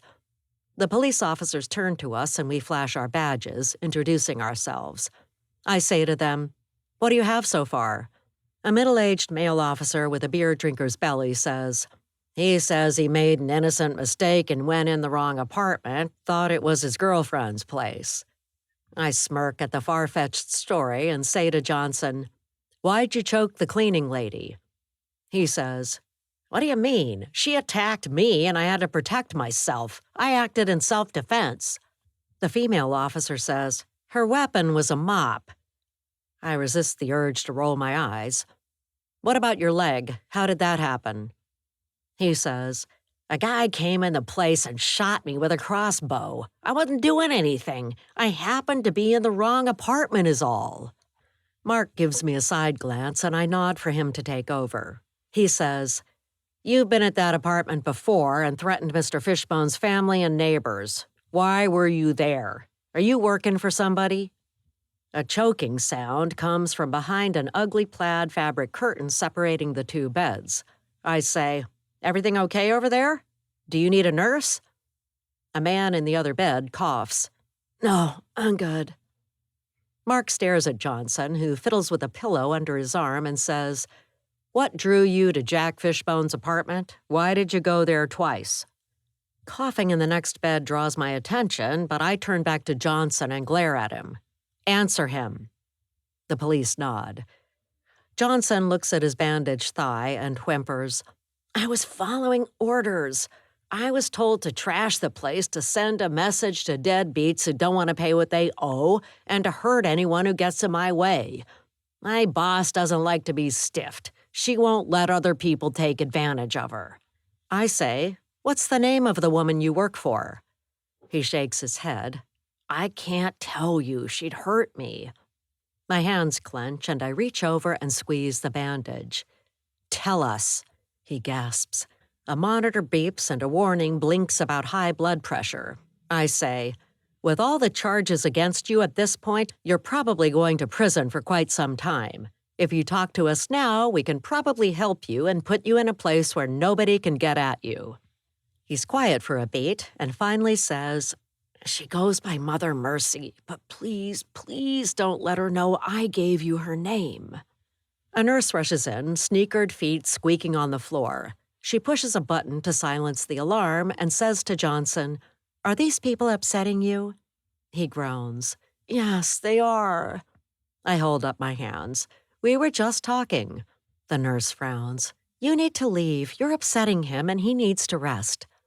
"Fine," I say. We were about to go anyway. Mark says to Johnson, "We may need to talk to you again." "Forget it," he says. "I'm not saying another word." We move into the hallway. Staff in blue scrubs hurry by. The sound of monitors beeping in rooms gives me a headache. Nurses line one side of the hall, standing at mobile computer monitors entering data. I say to the police officers, "Can you stake out Jack Fishbone's place in case someone else shows up?" They shake their heads. "We lack the manpower, budget and staffing issues and all that." I nod. "Understood." Mark says, "How long can you hold him?" They look at each other and shrug. She says, "We'll do the best we can, but at this point it's his word against theirs." Mark says, "Are you familiar with Mother Mercy, or do you think he made that up to get us off his back?" The middle-aged officer tugs on his ear. "There have been whispers, but nothing substantiated as far as I know." His partner says, "Yep." We thank them for their help and head to the car. Mark says, "We'll look into this Mother Mercy when we're back in the office." Could be a wild goose chase, I say, but you never know. Chapter 39, Jack. The police enter the room and I turn to face the wall. I can tell from their voices they aren't the ones I spoke with earlier. They ask the man in the next bed a bunch of questions and he says, "It's not my fault. I'm innocent." I stare at the mint green wall. The paint color feels like it was around 30 years ago, and I narrow my eyes, wondering why I thought that. Maybe I worked in a hospital. I clamp my jaws shut, frustrated that I can dredge up unimportant facts but can't retrieve my name or where I live. Tears roll down my cheeks. It isn't fair. I did nothing to deserve this. Or did I? Two more people come in the room introducing themselves. The new woman and man are from the FBI. My eyebrows rise. The guy in the next bed is in deep trouble if the feds are coming after him. The FBI pair grill my roommate. He offers lame excuses about why he broke into an apartment. He choked a cleaning lady, and that's cold. But it sounds like he enjoys doing that sort of thing, so I guess it takes all kinds. I roll on my back and cover my face with my hands in case they look behind the curtain. I wish they'd leave.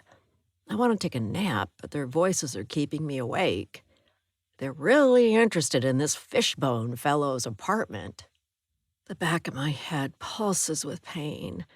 I close my eyes, wondering what Fishbone did to attract attention from both the police and the FBI. A chill sweeps up my spine, and I pull the blankets up to my chin. I'm glad the guy in the next bed is being questioned and not me. Something about the police and the FBI being here makes me tremble with fear. The man in the next bed yelps and my eyes fly open. A monitor erupts with an ear-piercing beeping. I grit my teeth and hope someone will make it stop. A nurse rushes in and sends the cops away. I better be careful and not tick him off because it sounds like he has a quick temper. I don't want to end up dead in a hospital room after a scuffle, and I'm in no shape to defend myself. I stare at the curtain, afraid to go to sleep with a menacing man in the next bed. A ponytailed nurse comes in and starts to open the curtain, but I say, "Please leave it. I like the privacy." She nods. "Sure, I understand that." She checks my IV drip, and I say, "What are you giving me?" "Saline to keep you hydrated." "Can I have something to eat?" "Not yet. The doctor will be in soon. I saw her down the hall earlier." I say, "I can't remember my name, but I know I don't like doctors." She smiles, showing a dimple in her left cheek. "You're not alone in feeling that, but you need help. We've got to get your head fixed." I squint. "The lights are too bright. Can you turn them off? And I need something for the pain." "The doctor needs to see you first." She flicks off the overhead lights, pulls on white disposable gloves, and examines my eyes. She smells of fresh air, exercise, and a cheese sandwich. My stomach rumbles. She opens my eyes wide and shines a pen light.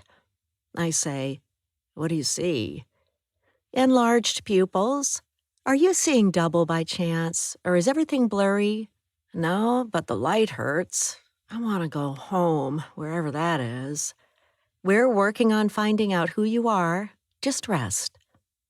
She leaves, and I close my eyes. The man in the next bed says, "It sucks in here. I've had an arrow stuck in my leg, and it took them forever to get it out. It shouldn't be a big deal. Just yank it out. I'd have done it myself, but I couldn't reach back there and get a good grip." I clamp my lips closed and stay still. I don't want to engage with this guy or attract his attention. He says, "Can't get you talking, eh? Going quiet on me? Suit yourself. You're probably a high and mighty stuck-up guy anyways. I hate those types." I swallow hard. For all I know, I was a stuck-up jerk in my former life before landing here. I have no grounds to defend myself. I grimace and hope I didn't hurt anyone in the past. Maybe I'm no better than the guy in the next bed. His bed creaks like he's getting up. I slowly turn on my side to face the wall. My head throbs. He stands breathing hard near my bed and yanks back the curtain. "Let me get a good look at you hiding behind the ugliest curtain I ever saw. The plaids don't even match at the seams. Did you notice that?" Anger radiates off him in a foul garlic smell mixed with potent body odor. The colors make me sick. Who picks mauve to go with yellow anyway? I hate the color yellow. Can't stand it. I wrinkle my nose and lie still, squeezing my eyes shut and hoping he'll go away. My pulse pounds in my ears. How did I end up in this bed?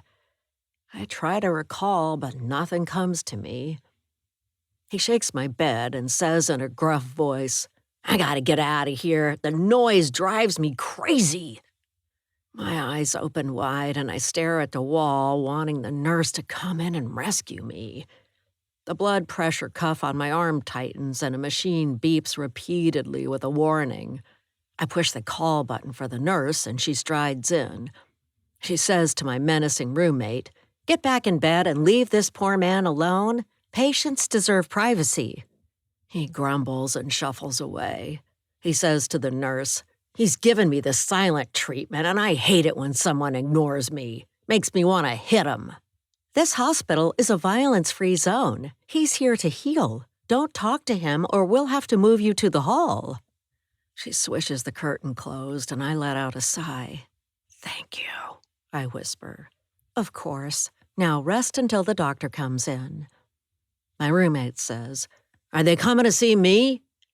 "Not yet. You'll have to wait." She walks out and my roommate says, "Thanks for throwing me under the bus and making me look bad. Thanks a lot, man. When I get out of here, maybe I'll look you up and make your life miserable."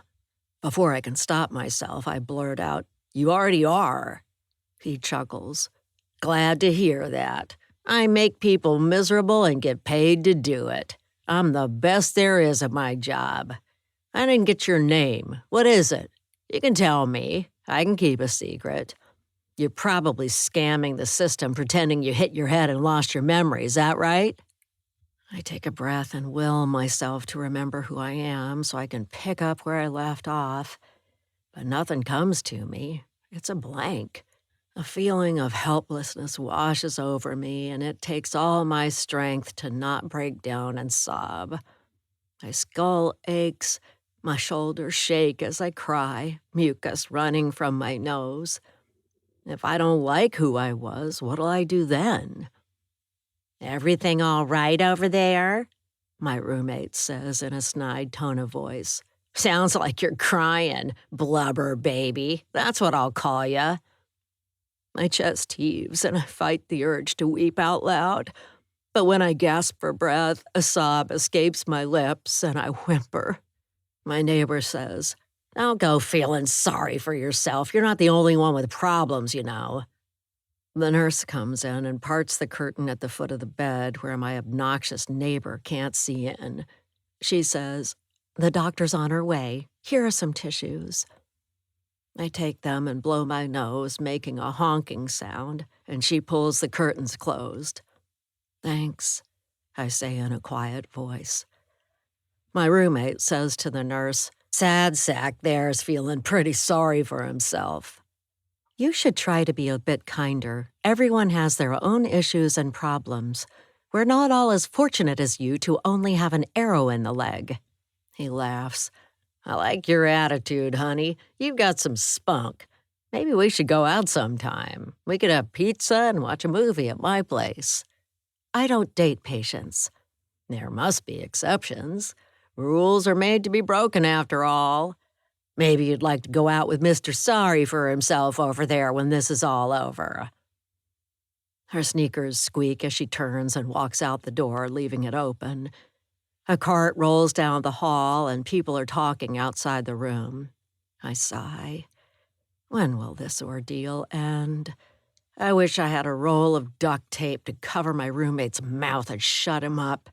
I'm hurt and searching for answers, but that menacing creep is making it very hard. Chapter 40, Irena.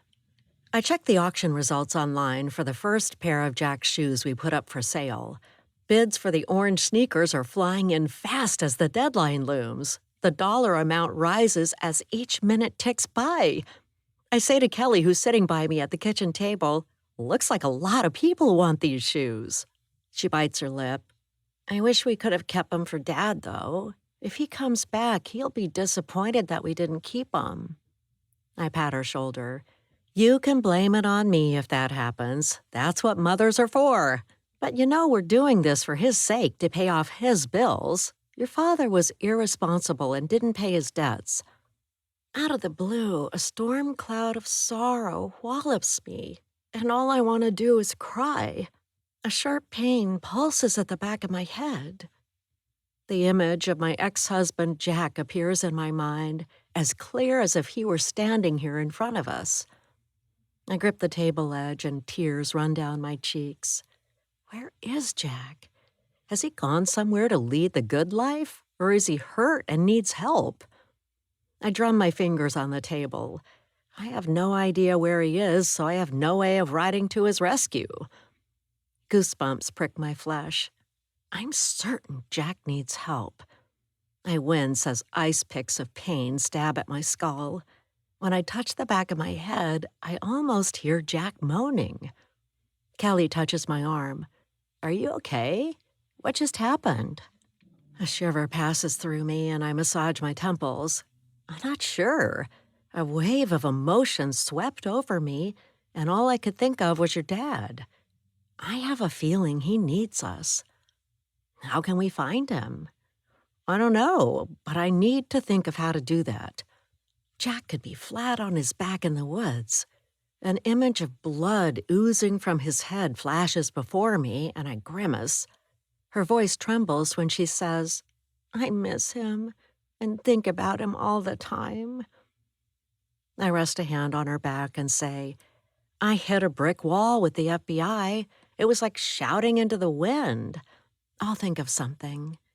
Do it soon, she says, tears welling in her eyes, before it's too late. I rub my forehead and vow to track down the truth, which may take longer than I'd like, with cleaning out Jack's apartment and selling his shoes and rescuing boats and tending to Kelly. Just rattling off that list makes my bones weary. I can't wait for the confusion to clear and for us to learn where Jack is. I say, I hope after your dad's debts are paid and Craig's trial is over that he'll come back to us. He should be out of danger by then. My laptop dings with an auction alert. I say, if the orange sneakers are this popular, just think what we'll get for the gold leather shoes. Those will bring in boatloads of money. Kelly rolls her eyes. Your boat jokes are corny. I smile and give her a side hug. And I'm your corny mom. She says, aren't you supposed to be practicing your violin? I make a face. I haven't had time. I've been preoccupied since your dad left. Her brows furrow. What did Dad's note mean about the violin maker knows everything? Did you ask him? I asked, but he wouldn't tell me yet. I get up and say, tell you what, I'll go practice for a half hour, but you might want to use earplugs. A loud knock at the front door startles us. We look at each other with wide eyes, and I say, are you expecting anyone? She shakes her head. A stern voice at the front door says, Irina Fishbone, this is the FBI. Please open the door. We want to talk to you. Kelly says, Mom, is everything all right? I shudder and hurry to the door. I hope so. Let's see what they want. I wipe my moist palms on my jeans and open the door to a woman and man in dark blue jackets with FBI written in yellow letters. The woman has short brown hair and she's in her early 30s. She gazes at me, sizing me up. A muscled man with a cleft chin about her age clenches his jaw. They're dead serious. My breath grows shallow. I hope they aren't here to tell us Jack is dead. I don't think Kelly and I could recover from that news. The woman says, I'm Agent Frankie McNeely, and this is Agent Mark Brick. Do you mind if we come in and sit down? I gesture to the couch. My throat is dry. Would you like some water? No, thanks, she says. They perch on armchairs. He says, please take a seat. Kelly and I glance at each other and sit on the couch. Agent McNeely clears her throat. I'm sorry to tell you this, but your ex-husband is missing. He was supposed to show up at a rendezvous spot where we'd take him to a place and protect him until your friend Craig's trial was over. But he never showed, and we need to track him down. Agent Brick says, when was the last time you saw him? I clear my throat. Right before we were both swept overboard off Craig's boat. Same here, Kelly says. McNeely leans forward and stares at me. We understand you argued with your ex-husband before you two were swept overboard? Kelly looks at me. Mom? He wouldn't put on a life jacket. The skipper sent me to tell him to put one on, but Jack refused and said it'd be uncomfortable. He always does what he wants anyway. I cringe, picturing Jack bleeding in the bushes. There are many isolated places near our town where a person could die and not be found for days. Brick says, did you have any disagreements with Jack in the past? I shrug. Sure, doesn't everyone, especially when they're divorced? They glance at each other, giving a quick shake of their heads.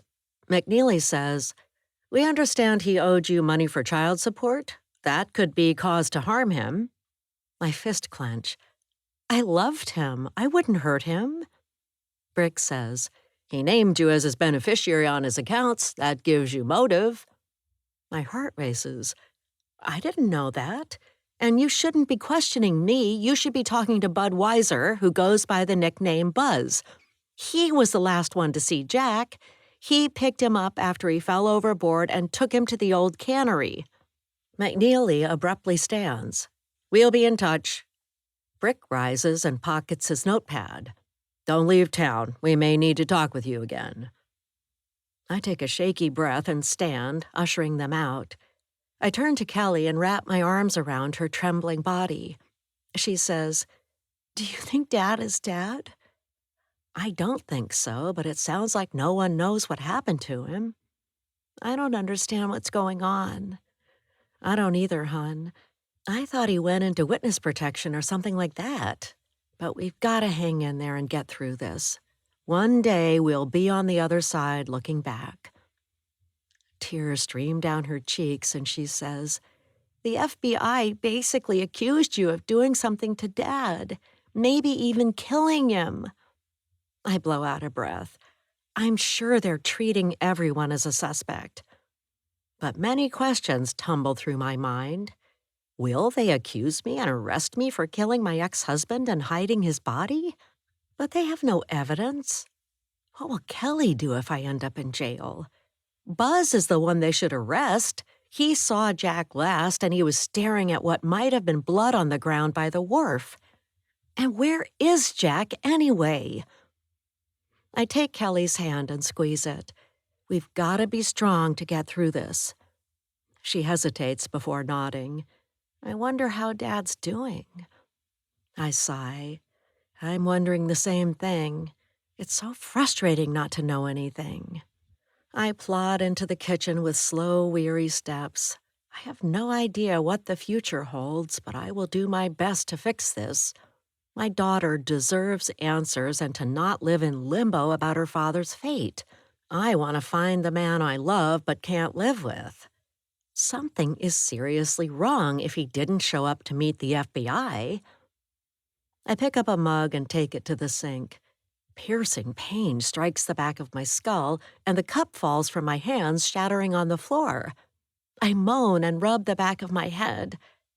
An image of Jack lying on his back flashes before me. Kelly says, "What's wrong? Are you okay?" I lean on the cold porcelain sink and rest a hand on my forehead. I just had a feeling something's wrong with your father. But we don't know where he is or even if he's alive. I look out the window as darkness settles. You're right, and we have no idea where to look, but we've got to try to figure it out. She folds her arms. The FBI is trying to find him. Maybe we should just let them do their thing? I shake my head. They don't know your dad like I do. I sweep up broken ceramic mug pieces and dump them in the trash. Porcelain bits clink and clunk, falling into the bin. First of all, I need to interrogate Buzz, get the truth out of him, and find out what happened to Jack. My cell phone rings and Mercury Thunder, the violin teacher's calling. "Hello?" He says, "I hope it's not too late to call. I wanted to hear how your practicing is coming along. Do you have any questions for me? Other than what was Jack involved in and how do you two know each other?" He says, "As I mentioned before, that's off the table for now. But later on, I might tell you more after we get to know each other better. It takes time to build trust." My brow furrows and Kelly whispers, "Who is it?" I whisper, "Mercury Thunder, the violin maker." She puts a hand over her mouth and giggles. "What kind of name is that?"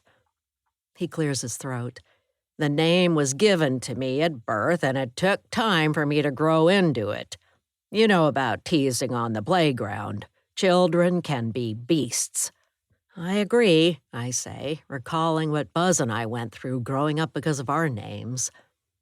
A shiver of longing passes through me, and I wish he was here. The man knows how to cook, I'll give him that. He's the best listener, and I miss his hugs and how he made Kelly laugh. Mercury Thunder says, "How much have you practiced? Are you making progress?" I sigh. To tell you the truth, not much, maybe a half hour. But I'm juggling a lot at the moment and tying up loose ends at Jack's place. And I have the boat business to run and a daughter to take care of, which is the most important job. Kelly flashes me a smile and I nod, sending her an air kiss. "I'm sure it is," he says. "I appreciate your honesty, although I'd hope to hear you were practicing an hour or more a day. Jack said you were eager to learn. Perhaps you'll move it up on your priority list. You won't learn to properly play if you don't apply yourself. I say, when Jack's apartment is empty and his shoes are sold, I'll practice more. There's always an excuse to be found, he says. But the bright spot in our conversation is that you told me the truth, and we laid the groundwork for building trust. I can work with that. Come in for another lesson when you practiced an hour a day for 2 weeks. Then I'll tell you something about Jack. But this is urgent, I say. We're trying to find him. I need your help. From what I hear, the authorities are after him. Leave it to them. I hang up and shake my head. That was a weird conversation. Kelly says, "Go practice. Get out the violin and play. Dad would want that." I say, "I wouldn't call it playing, but here I go." Moving into my bedroom, I close the door and open the blue practice book. I pull out the violin, nestle it under my chin, and pick up the bow, focusing on fingering and forgetting my worries. I'm 11 years old and taking music lessons like I wanted. The violin makes me a time traveler back to my wished-for past. Chapter 41, Buzz. I sit at my desk in my bookstore office, combing the internet for sneakers like the limited edition gold leather shoes I have in my possession. Irina will thank me one day for doing this, and after we're married 10 years, I might tell her what I did. I pulse thrums. My employees are doing inventory, which is a bear of a task while the bookstore is open with customers underfoot, and I should be out there helping them. I wipe my brow and don't find any shoes for sale like the ones I have. Typing fast, I set up an auction to sell the gold leather sneakers and press a button to go live. I sit back in my creaking wooden chair, but something catches my eye. A pair of orange sneakers are being sold in an auction that Irina must have set up. Bids are coming in and a wall clock ticks, marking the passing of each second. A loud knock on my office door makes me start. I told my staff I wasn't to be interrupted. "Who is it?" "This is the FBI. We have questions for you." Chapter 42, Abby. I hurry down a dark path to my apartment and let myself in, locking the door behind me. I lean against the door, hands shaking, knees trembling, and rub my aching throat where the man choked me at Jack's apartment. I pull an ice pack from the freezer and sit on the love seat, applying cold to my aching neck. I bet I'll have a bad bruise after what that creep did. I kick off my shoes and put my feet up on the armrest. Cold seeps into my skin and I shudder, recalling being choked and gasping for air. I'm glad Mr. Abernathy shot the thug in the leg. He deserved it. I hope they charge him with intent to murder or whatever they call it. He wanted to hurt Jack and busted up his stuff to prove a point, but I had no idea Jack was involved with dangerous people like that. What was the guy's name? Elgin Johnson is what he told the cops. I'll look him up online and see if I can find anything about him, but I suspect underworld thugs like him keep a low profile with no social media presence. I eye the lump under the bedspread. I could give the stolen shoes back to Irina and face her wrath, or I could brush off the dirt and sell them using a business name my friends don't know about. My phone rings, startling me, and the ice pack drops on the floor. Irina is calling. It's as if she could read my mind and know I was thinking about her. I answer and say, "That was crazy at Jack's place, wasn't it? I hope the guy who choked me rots in jail." She says, "It was, and I hope so too. Listen, the FBI was just here. They said Jack didn't show up where he was supposed to meet them, and they're looking for him. I think they're going to talk to Buzz next, but they might want to talk to you." My hand turns sweaty. I put her on speaker, set down the phone, and wipe my hands on my jeans. She says, "Are you still there? Did we get cut off?" I whoosh out of breath. "Yeah, I'm here. Thanks for letting me know. They might come by tonight." I screw up my face. "What did they look like?" Irina says, "They're in their early 30s. The female agent is tough. The guy might be a bit more approachable. They're super intense, like nothing escapes them." I swallow and glance around the studio apartment. I say, "I better go. Thanks for calling." I shove the ice pack in the freezer and rush around, putting the stolen sneakers on a shelf in the closet. Then I hide my checking account registers under the silverware tray in a drawer in the kitchenette. My hands tremble and I glance around. I'm as ready as I'll ever be for a visit by the feds. Chapter 43. Jack. Someone knocks and enters my hospital room. I wipe my eyes, take a shaky breath, and tell myself to step off the roller coaster of emotions I'm riding. At least I'm alive, even though I don't know who I am. Curtains open at the end of my bed, and a woman in her 30s with black hair pulled back in a clip says, "Hello, I'm Dr. Wang. We met earlier." She touches a stethoscope draped around her neck and gazes at me. I wipe my nose with the back of my hand. My mouth is dry and I clear my throat. I wonder what she's about to tell me. "What's wrong with me?" "We evaluated your test results. You've a severe traumatic brain injury from a violent blow to the head." She pauses, perhaps to let me process it. "Do you recall how you hit your head?" I clench my fists. I have no idea what happened.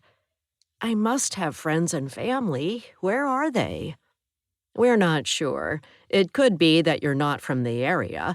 You might have gone hiking, gotten lost, and wandered to where someone found you." I squint and stare at the sink. I don't feel like I like to hike. She tugs on the lapels of her white coat. "Let's discuss your case. We take severe traumatic brain injury very seriously.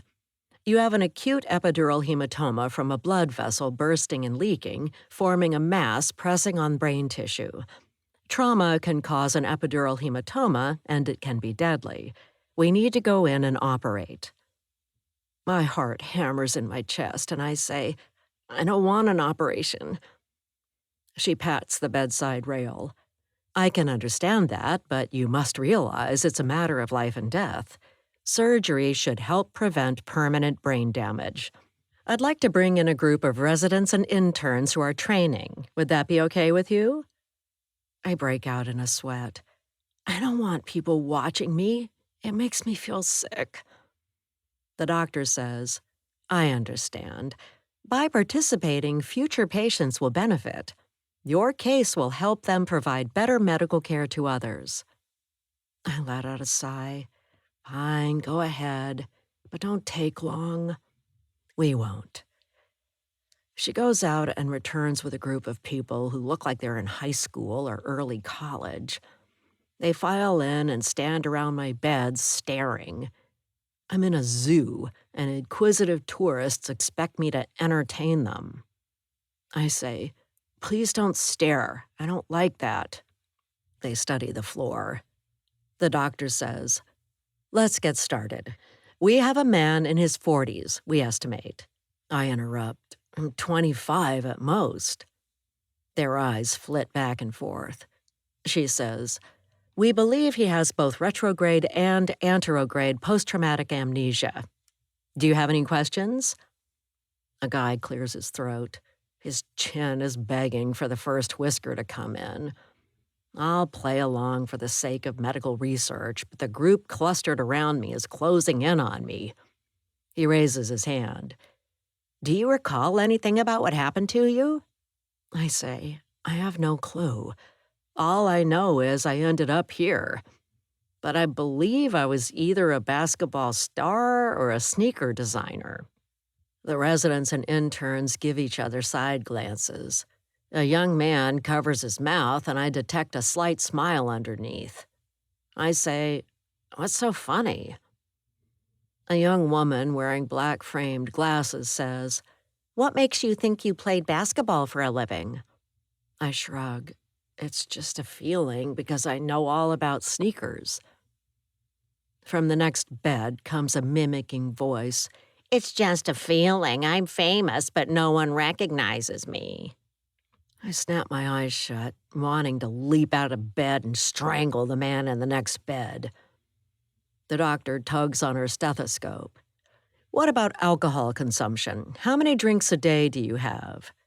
I clench my jaw. "I don't know." She nods.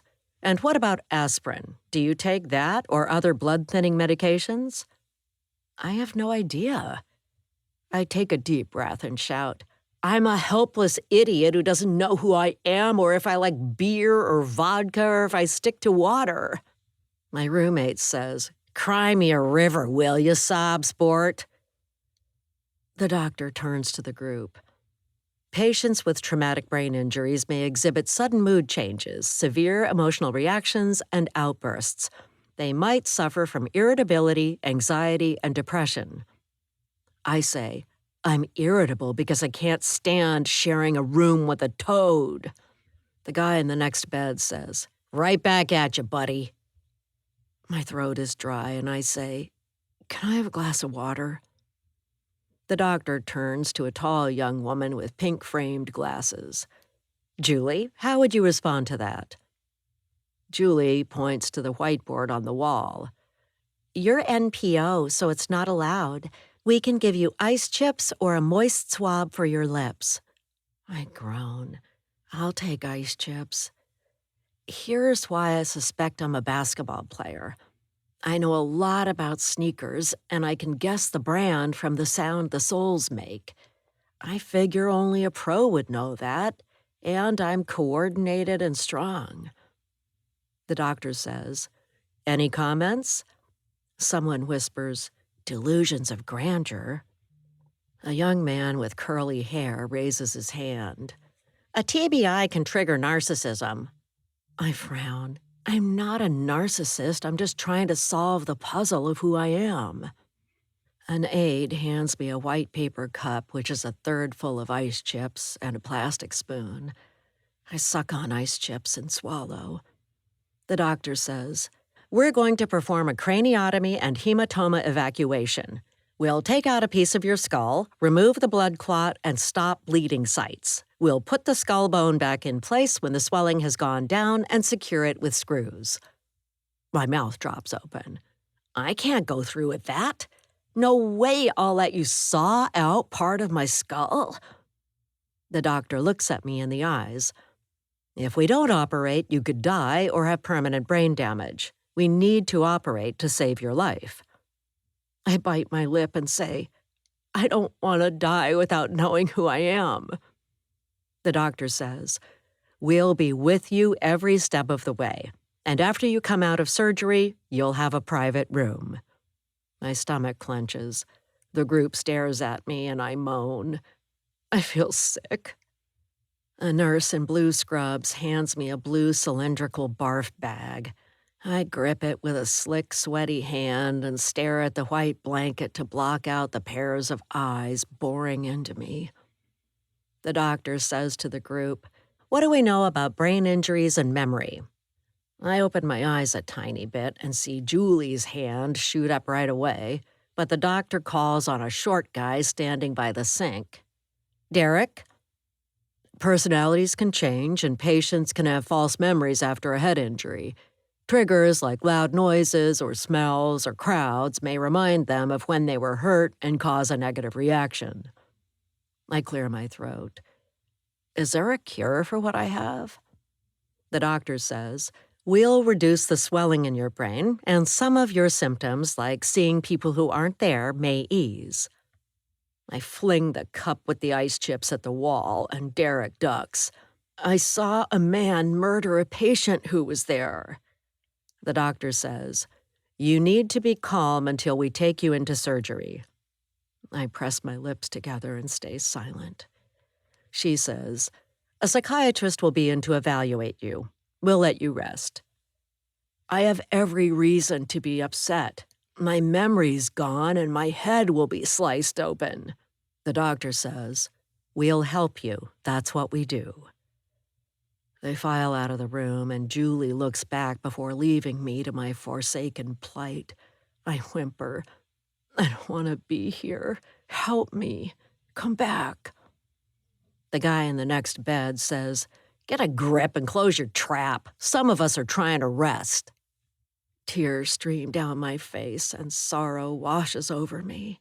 Even if I survive an operation on my skull, my future is blighted because I don't know who I am.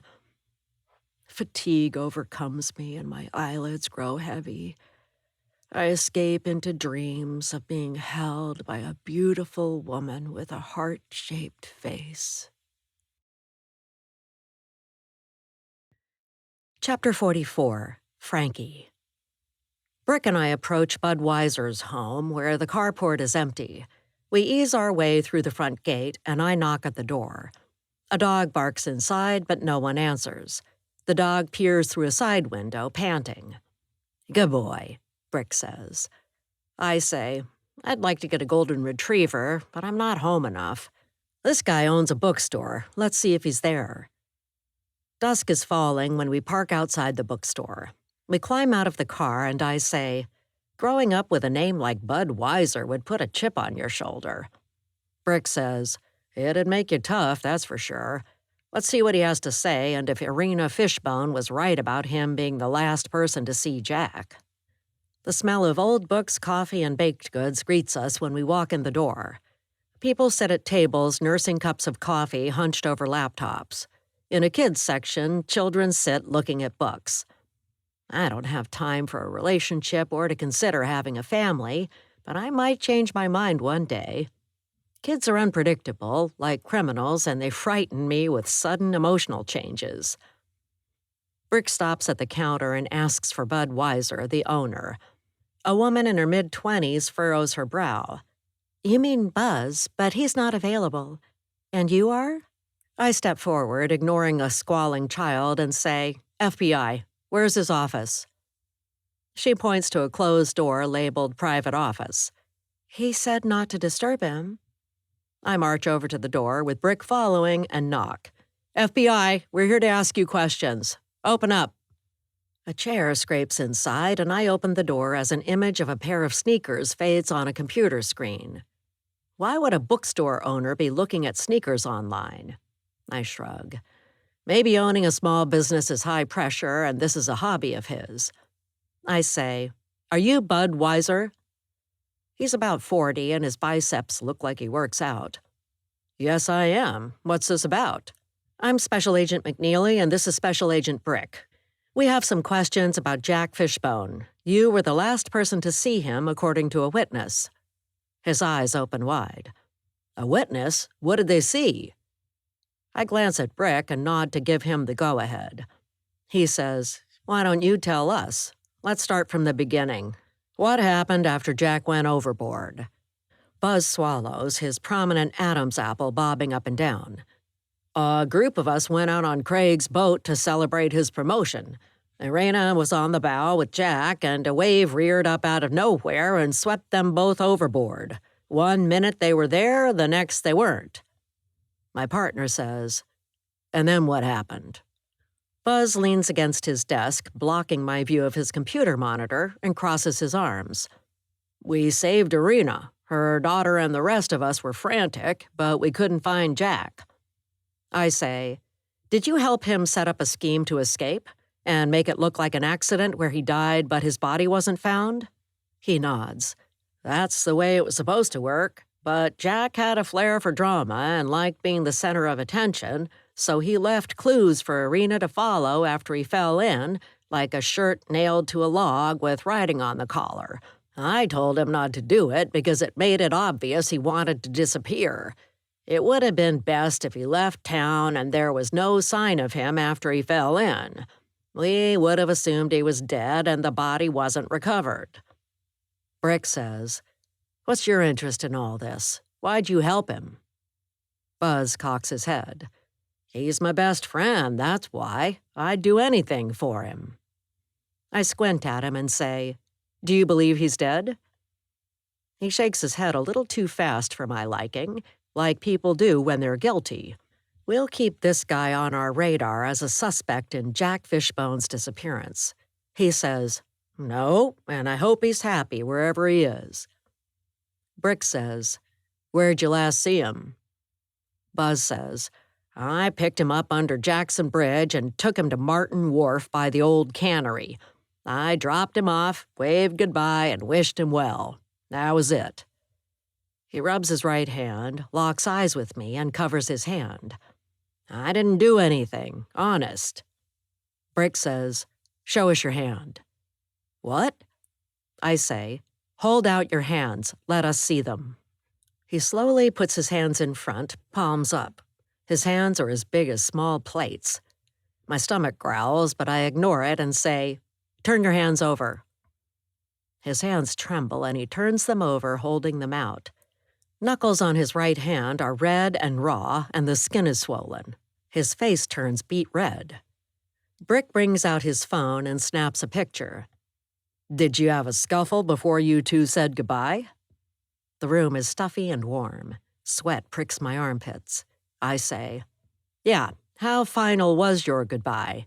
Did you take him to the wharf, knock him out, and push him in the water, leaving him to drown? Maybe that's why he didn't show up at our meeting place. A bead of sweat breaks out on his upper lip, and he says, I swear I dropped him at the wharf and left him there. If something happened to him, I didn't have anything to do with it.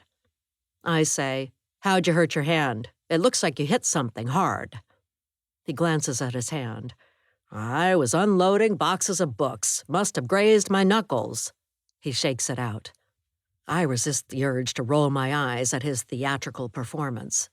Brick says, looks more like you hit a brick wall or someone's head. Buzz nods. I did hit a brick wall. I was so frustrated my best friend wanted to leave town that I punched a brick wall. Stupid, right? Brick and I exchange a quick look. Buzz wipes his brow. We'll need to gather more evidence before bringing him in for questioning. All we have is hearsay from his former girlfriend, who may or may not have a reason for pointing a finger at Buzz. Someone knocks on the door, cracking it open. Sorry to interrupt, but we have questions about inventory. Buzz says, I'll be right there.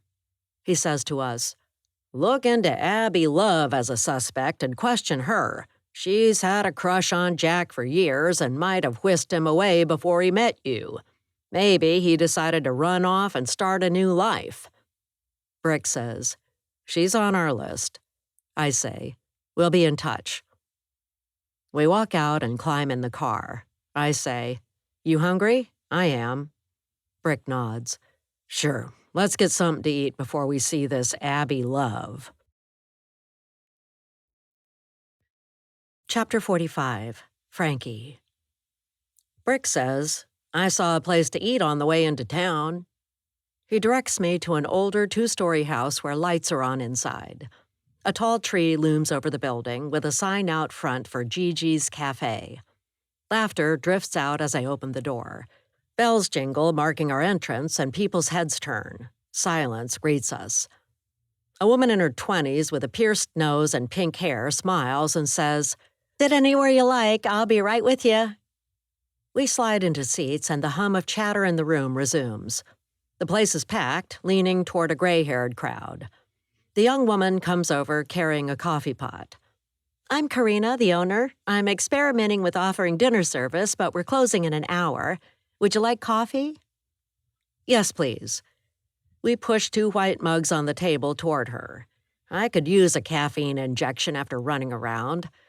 Jiggling my leg under the table with restless energy, I have the sense we're about to uncover a solid lead. Brick opens the menu, looking it over. Quiche and scones? That's all you offer? She smiles and a diamond in her nose sparkles. That's right, for now anyway. Gigi refused to add to the menu. She blinks away tears and says, she was my grandmother and she raised me, but she passed away recently and left me this place. An older man gestures to her from another table and she says, do you know what you'd like or do you need a few minutes? I nod to Brick, who orders a slice of quiche and a scone with jam.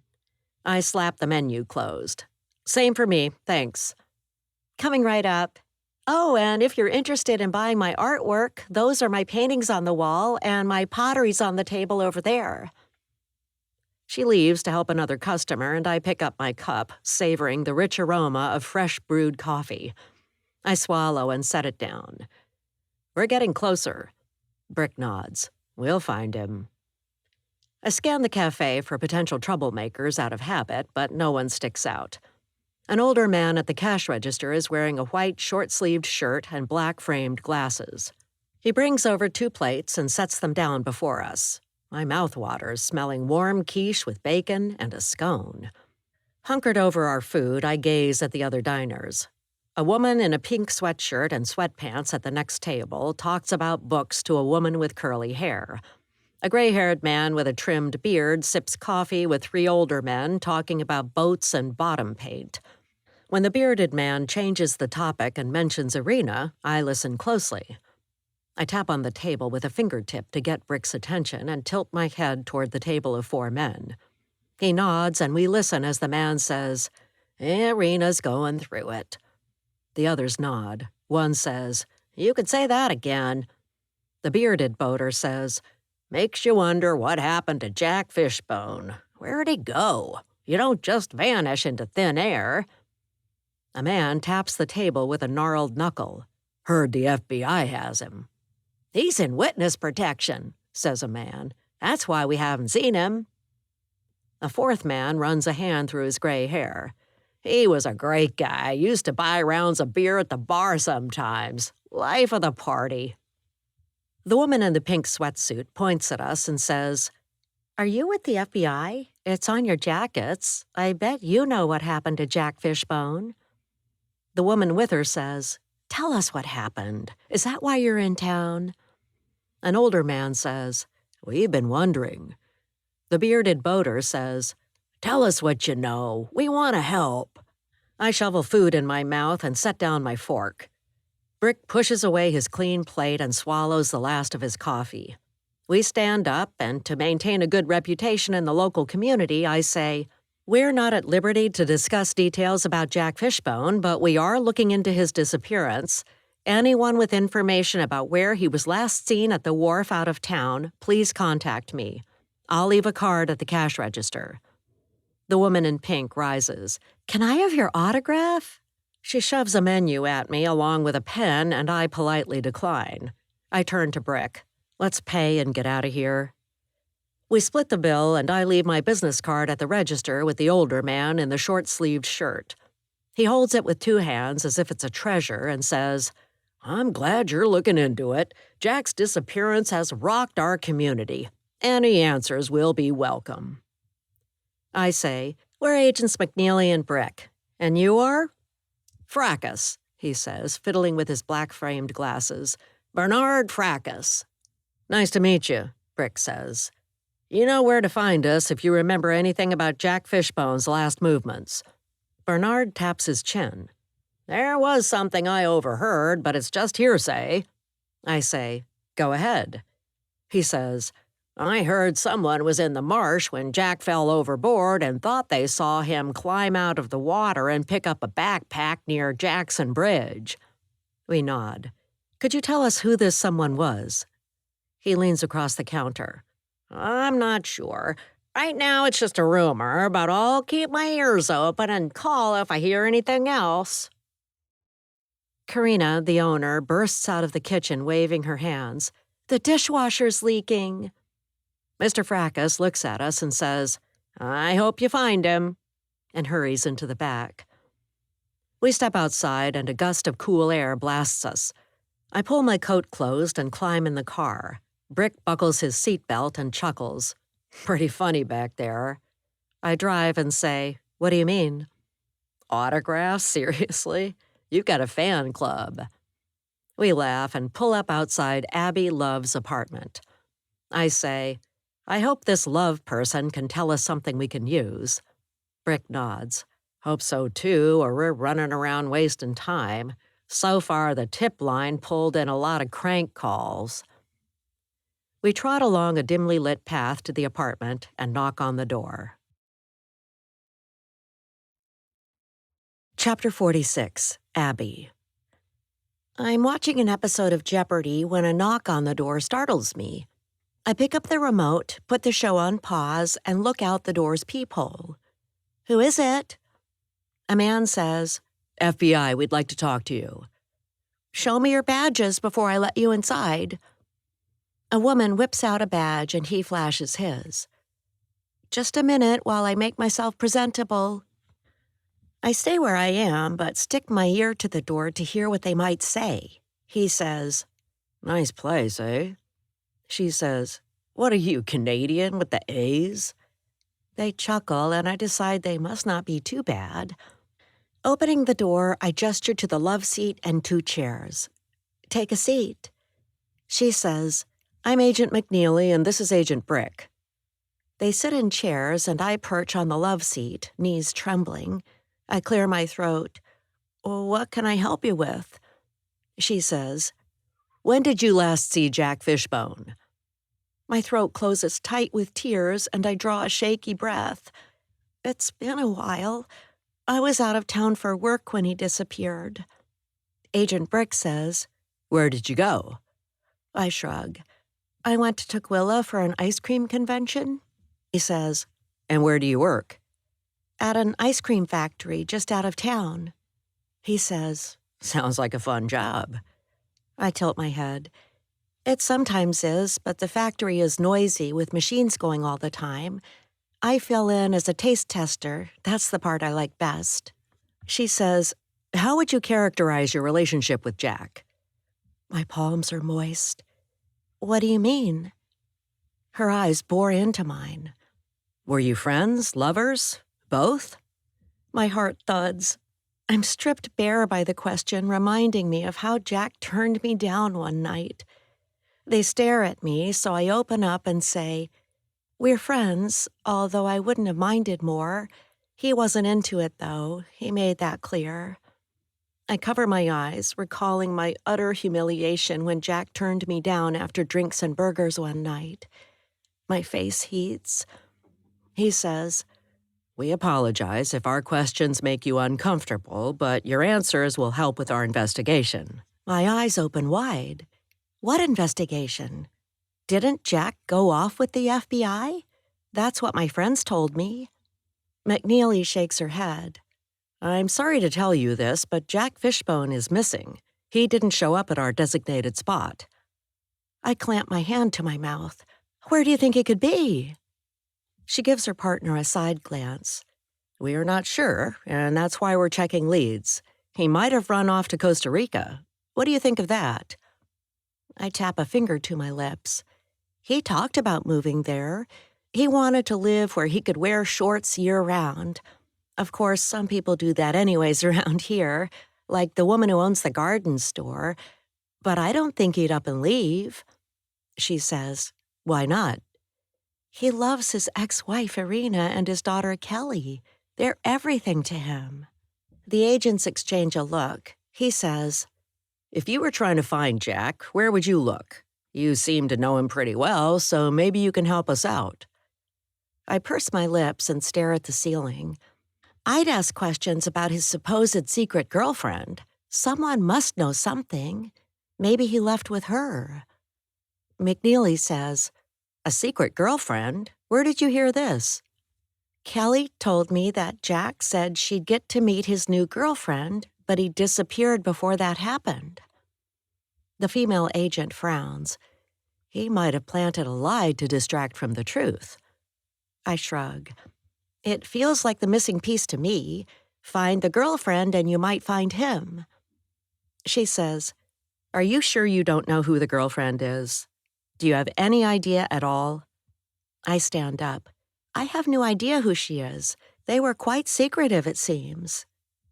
They rise and hand me a card telling me to contact them if I hear anything. When they leave, I close and lock the door. Alone at last. I flop down on my belly on the bed and cry my heart out, missing Jack. A half hour later, I sniffle, wipe my eyes, and hurry to my laptop. I go online and check prices of collectible sneakers. A burning sensation in my throat reminds me that I shouldn't sell the stolen sneakers but give them to Irina. My mouth falls open when my search turns up a pair of limited edition gold leather sneakers with red stars on the sides for sale in an online auction. Someone is selling the gold sneakers I tried to steal from Irina's. Bids are coming in and the offer price is climbing. I grab my phone and call Irina. When she picks up, I say, "Are you selling the gold leather sneakers online? Because if you aren't, someone else is." She yelps, and I move the phone away from my ear, putting her on speaker. She says, "We haven't listed them yet. We plan to sell them last after clearing out the rest." I say, "I think someone took the sneakers, but it wasn't me, I swear." "We have them, but I'll double check. Hold on." While I wait, I go to the foot of the bed and pull out the stolen sneakers, staring at them and wondering what I should do. Irina comes back on the line. "The shoes are here, but they don't have the number stamp under the tongue, which is weird." I say, "Someone could have switched the real ones with a knockoff pair. I didn't touch them after I left your place." She says in a stern voice, "But did you take any of Jack's sneakers?" My stomach sours. I say, "Diarrhea's coming on. I gotta go." "Don't hang up on me," she says. "Answer the question. Tell me the truth." I hang up and race to the bathroom, retching. Only the scum of the earth would betray her best friend like that. I need to be a better person. I lean against the wall, panting, resting a head on my churning gut. Chapter 47, Irina. I hang up the phone and stare at the pair of gold leather sneakers in white tissue paper in a box. My chest is tight. Without the limited edition shoes, I'm not sure I'll be able to pay off Jack's debts, including the child support he owes me. I check under the tongue for a second time, but don't see a number. The limited edition pair delivered to my home from Jack showed the number 1 under the tongue, and this pair is missing the mark. The leather's a different shade of gold than the real pair. Resting my head in my hands, I break down weeping. The real gold shoes were a key part of my plan to quell the disaster Jack left behind. I want to walk away from the hassle of selling his shoes, but I can't. If I get Jack out of debt, I hope he'll come home and see Kelly after testifying in Craig's trial. I groan, wishing Jack never got caught up in the scam Craig ran on the elderly. Kelly comes in the room. "What's wrong?" I point at the shoebox. "Someone stole the gold sneakers. These are knockoffs." She sits by me and examines the shoes. "Who did this?" "I doubt it was Abby. She let me know they're being auctioned, and she swears she didn't do it. She means well deep down." She does. I say, "No one's perfect, as we know. Who has a key to the house?" "Kathy next door does, but she wouldn't come in and take them." We're quiet for a beat and turn to each other, saying at the same time, "Buzz." I put my hand to my chest. "But I doubt he'd steal something from us. Buzz knows I need to sell the shoes to pay off your dad's debt so he can come back." Kelly bites her lower lip. "What are we gonna do?" "I'll go to the bookstore and ask him about it. I'll know if he's hiding something." Kelly says, "And let's see who's selling the shoes online, like Abby said." Hunched over my laptop, we find the auction. Bids are coming in and the price is going up. I say, "I can't see who's selling the shoes, can you?" She takes the laptop, clicking on links. "No, it doesn't say." I blow out a breath. This is so frustrating. I wish your dad was here and he wasn't in debt. I just want to sell the shoes and clean up this mess so we can move on with our lives. She wipes tears from her eyes. I should have gotten a part-time job to help Dad with his money problems instead of taking dancing lessons. Then he wouldn't have had to leave us. I give her a hug. Hun, this is not your fault. You didn't do anything wrong. Drop that idea like an anchor in the Salish Sea. She rolls her eyes. Here we go with the maritime references again. I reach out to take the laptop, but she says, "Wait, when does the auction end?" She scrolls down on the screen. "We have 24 hours. I stretch my arms. I'd better go interrogate Buzz about the gold shoes. Kelly says, "Don't approach it like fixing a boat and barge in, but like a dance, finessing your way in. Be subtle." I stand and grin. I'm not sure that's possible, but I'll do my best. I pull on my jacket and grab my purse. I'm not sure when I'll be back. With a gleam in her eyes, she says, "I'm going with you." I shake my head. "I'll be in and out in no time." "I'm not changing my mind. I've already lost one parent. I'll go to make sure nothing happens to you." I nod, realizing she could help ferret out information. "Fine, let's go." The car is chilly as I drive, and I turn on the heat. I'm nervous about confronting Buzz, but this can't wait. Kelly says, "Don't blow up at him like you did with Dad. Keep it cool." I park across the street from the bookstore, which is a beacon of light in the growing darkness. I wasn't that bad with your dad, was I? Her eyebrows arch. Let's just say you wouldn't be proud of yourself if you saw a replay. I cringe and vow to set a better example in the future. Opening the door to the bookstore, I gesture for Kelly to go first. Customers prowl the aisles. Like the full shelves in his store, Buzz's house is packed with books. Out of our friends, Buzz hoards books, Jack collects sneakers, Abby loves clothes, Craig craves wealth, and I live for the adrenaline rush of saving boats from sinking. Craig often said, "The more money, the better. One day I'll be a billionaire, you can count on it." And look where that got him. He ended up in jail. Buzz stands at the counter, and I stride over to him, tapping on the counter to get his attention. He looks up and sets down his pencil. He says in a soft voice, "What are you doing here?" Kelly stands next to me, and I uncross my arms, letting them hang by my sides.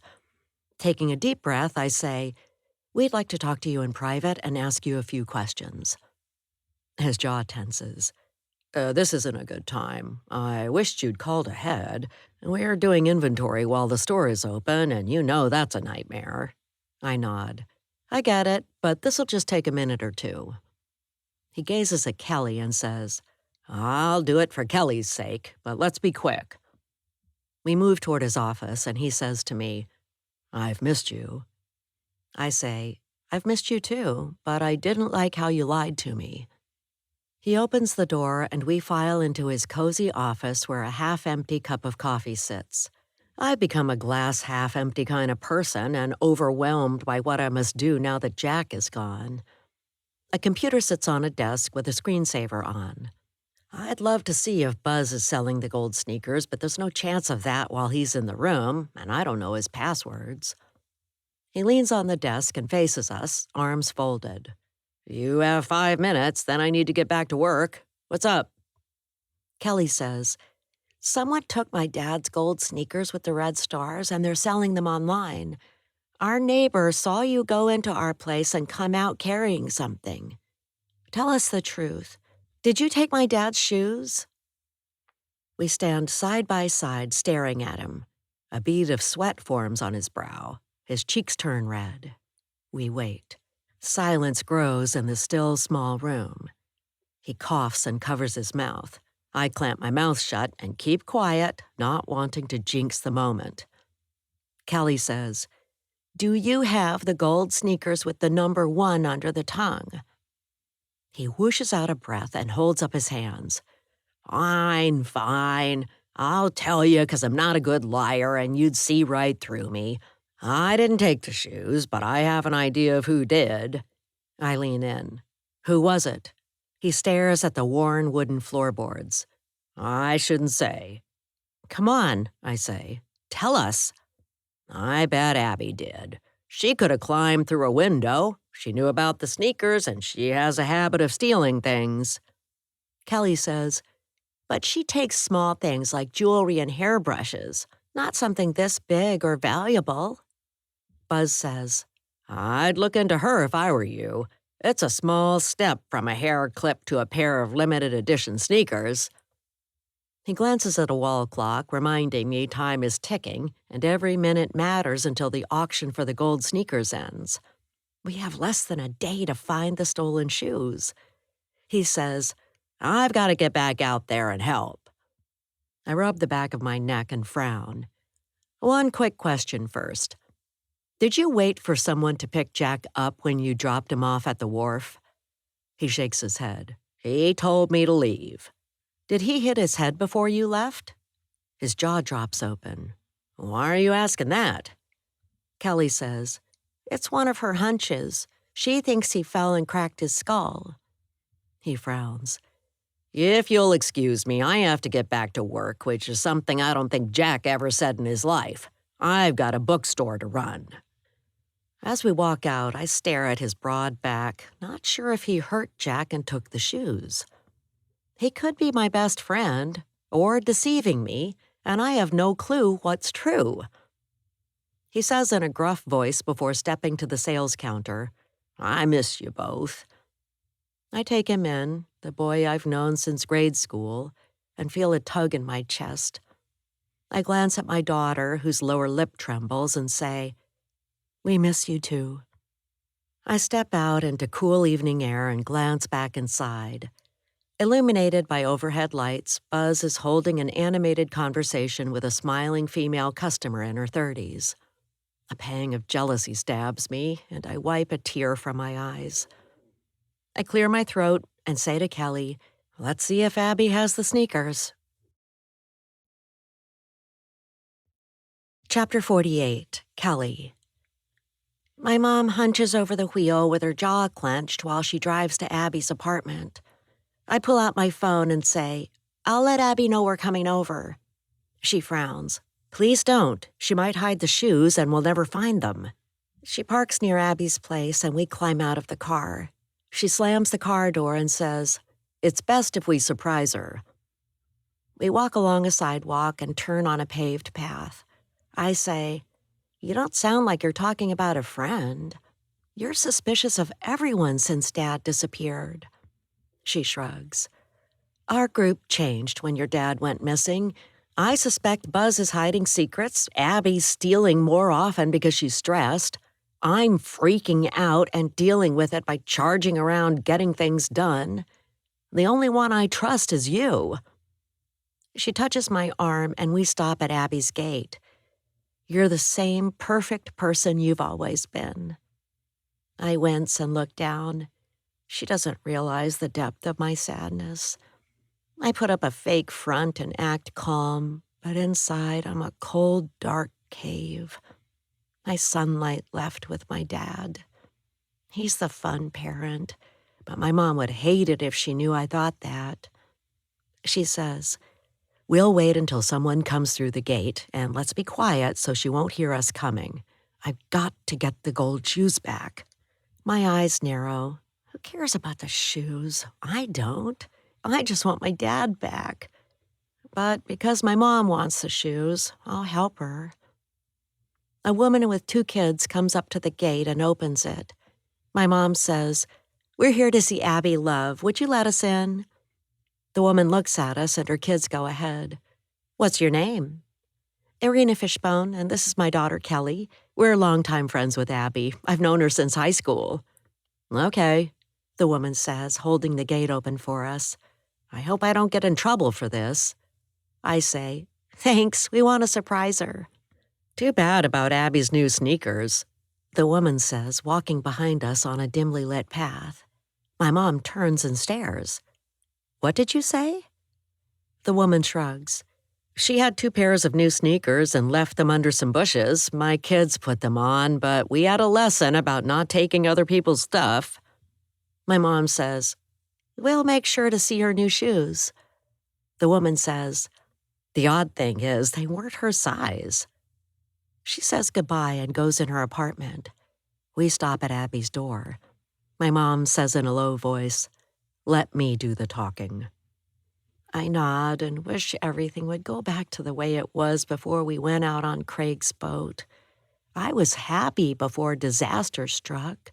Now I know how it feels to walk around with a hole in my heart. I take a deep breath. Because my mom needs me, I say, I'll be your backup. Chapter 49, Irina. I rap on Abby's door. I'm a hot wind blowing from the south, ready to rain down on my friend. It could end our friendship if she stole some of Jack's shoes. Abby opens the door a crack. It's not a good time. Let's get together tomorrow. I crane my neck to see if someone's inside, and if that someone is my ex-husband. For all I know, she could be hiding him.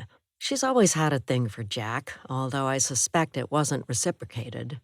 What do I know? My friends have secrets and private lives I never suspected.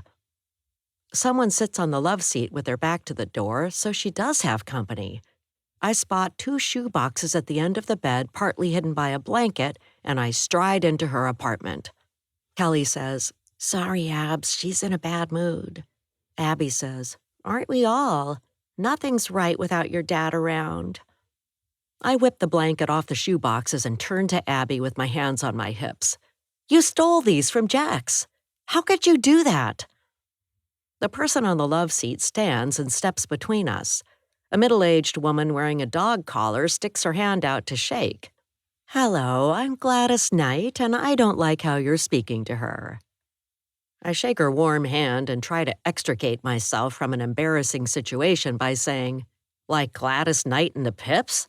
The minister chuckles. "I get that all the time." Abby's lower lip trembles and a tear trickles down her cheek. The minister says, "Abby knows she has a problem, and we were just discussing it. You shaming her won't help her recovery, and in fact, it might make it worse. Most of us thrive on praise instead of the stick, don't you think?" I gulp and nod. "Yes, and this is my daughter, Kelly." The minister smiles. "Nice to meet you. I'm with Family Counseling Services, if you'd like to call and set up an appointment.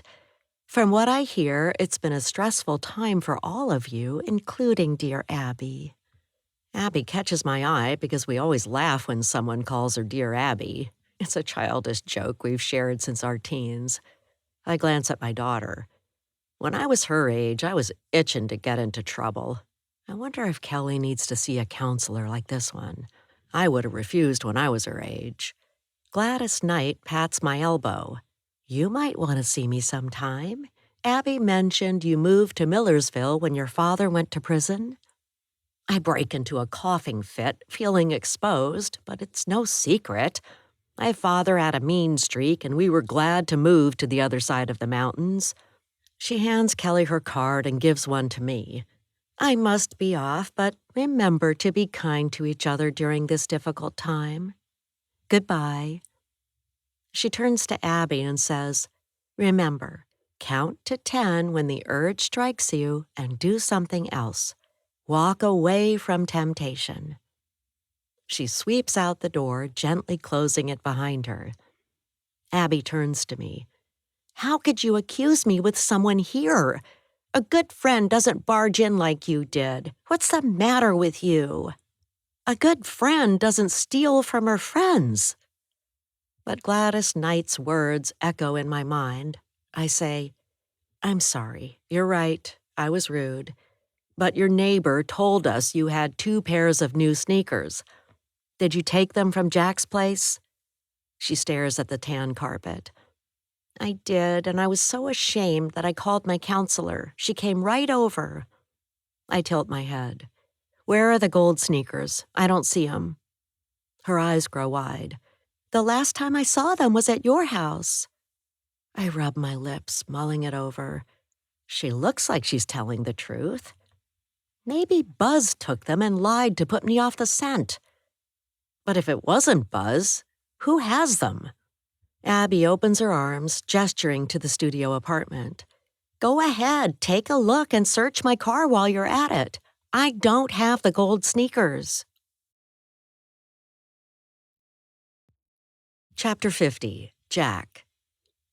I shift on the thin hospital mattress, trying to get comfortable. My backside is sore from sitting. Someone knocks on the door and parts the curtains at the end of my bed. A tall black man in his 40s is wearing tortoise-shell-framed glasses, a white lab coat, and blue scrubs. "I'm Dr. Rhodes, a neurosurgeon. How are you feeling?" I wince. My head really hurts. "You'll have surgery tomorrow morning. Do you feel faint?" I say. "I'm dizzy and a bit woozy." "Are you experiencing any confusion?" "I don't know my name or how I got hurt. Nothing's coming back." "Not even a vague recollection?" A tear slides down my cheek. A jab of cold fear stabs me, and I swallow. I've got to toughen up and get through this. I have a feeling someone was there, but that's all. "Any numbness or tingling in the arms or legs?" "No." "Can you move them?" I wiggle my hands and fingers and lift my legs. "I'll check your eyes." He pulls out a pen light, shines it in my eyes, and slides it into his pocket. "Can you walk? Take a few steps?" "I don't know." He raises the head of the bed, and when I swing my legs over the edge of the bed, a dizzy spell slams into me. The room whirls around. I whimper and say, "The room's spinning. I feel sick." He hands me a barf bag, and I hold it, taking slow breaths. He says, "You'll feel better after surgery when the swelling goes down." I close my eyes. I don't want to have surgery. "We need to stop the bleeding and relieve the pressure on your brain." "What if I do nothing?" "Your risk of mortality is between 5 and 50% if you don't have surgery." The room falls quiet, except for the beeping of monitors. Warm air blows from a heating vent on the wall beside me. A toilet flushes in the next room. My roommate says, "Don't be a coward. Get the operation." The doctor says, "Your scans indicate surgical intervention is required." I break out in a sweat. I don't want people staring at me while I'm knocked out on the operating table. The doctor says, "We'll be focused on the back of your head, not your face. We'll cut out a portion of your skull to relieve pressure and drain blood from the brain." My pulse races and a monitor beeps with a high-pitched warning. The doctor pushes a button and the beeping stops. He says, "Surgery will give you the best chance of living a normal life." What are the risks of having the operation? You could have a stroke, bleeding, and brain injury. The chances of those happening to you are very small. I've performed thousands of these procedures, and the benefits of surgery outweigh the risks. I sink into the pillow and my skull throbs. I say, "Will the operation make my memory come back?" The doctor adjusts his glasses and says, "It's possible, but severe head injuries, such as you had, may cause permanent amnesia. I'll send someone in with forms for you to sign giving permission to perform surgery. If your condition worsens, we may need to take you into surgery earlier." When he leaves, I close my eyes and frown. They're about to cut into my skull, and I may die. A vague memory tickles at the back of my mind, and I have a feeling my heart was broken by a woman I loved. I can't put a finger on more than that, but it feels like a fresh wound. Tears run down my cheeks. A man says, "Housekeeping." The curtains are open at the foot of my bed, leaving a 2-foot gap. A man mops the floor and nods to me. He has tattoos on his shaved head and arms. He gives me a quick smile and moves on his way. His sneakers are bright orange, and I wonder what they'd look like if they were covered with diamonds. Chapter 51, Kelly. My mother says to me, "Help me search her place for the gold sneakers." I blow out a breath and gaze at my mom's best friend. Pawing through Abby's stuff seems wrong and will show we don't trust her, but I don't want my mom to be mad at me. She's more uptight than I've ever seen her. I say, "Fine," and open a closet, checking the shelves and looking on the floor. I say, "I'm sorry we're invading your space, Abs." Abby crosses her arms and taps a toe. Her eyes fill with tears. I glance under the bed, inhale dust, and sneeze 3 times, just like my dad does. I give up and flop on the love seat, fiddling with a key in my pocket. I want to find out where the safe deposit box key goes that I found in my dad's bedroom. I heave out a sigh at how my dad deserted me and wipe tears from my eyes. Abby sits by me and wraps an arm around my shoulders, pulling me close. She says, "I know it hurts a lot, but someday it'll hurt a little less. And in the meantime, I'm here for you." I sniffle and say, "Thanks." She hands me a tissue and I blow my nose, leaning into her. I'm safe and warm with Abby, my second mother. Life is better when she's around. I let my eyes close for a moment, but my mom says, "Let's talk about these." Abby and I hop up and hurry over to my mom, who is standing at the foot of the bed. I hope she didn't find the gold sneakers because I want Abby in my life. My dad left, and if Mom cuts Abby out as a friend, I'll have 2 less people who love me in my life.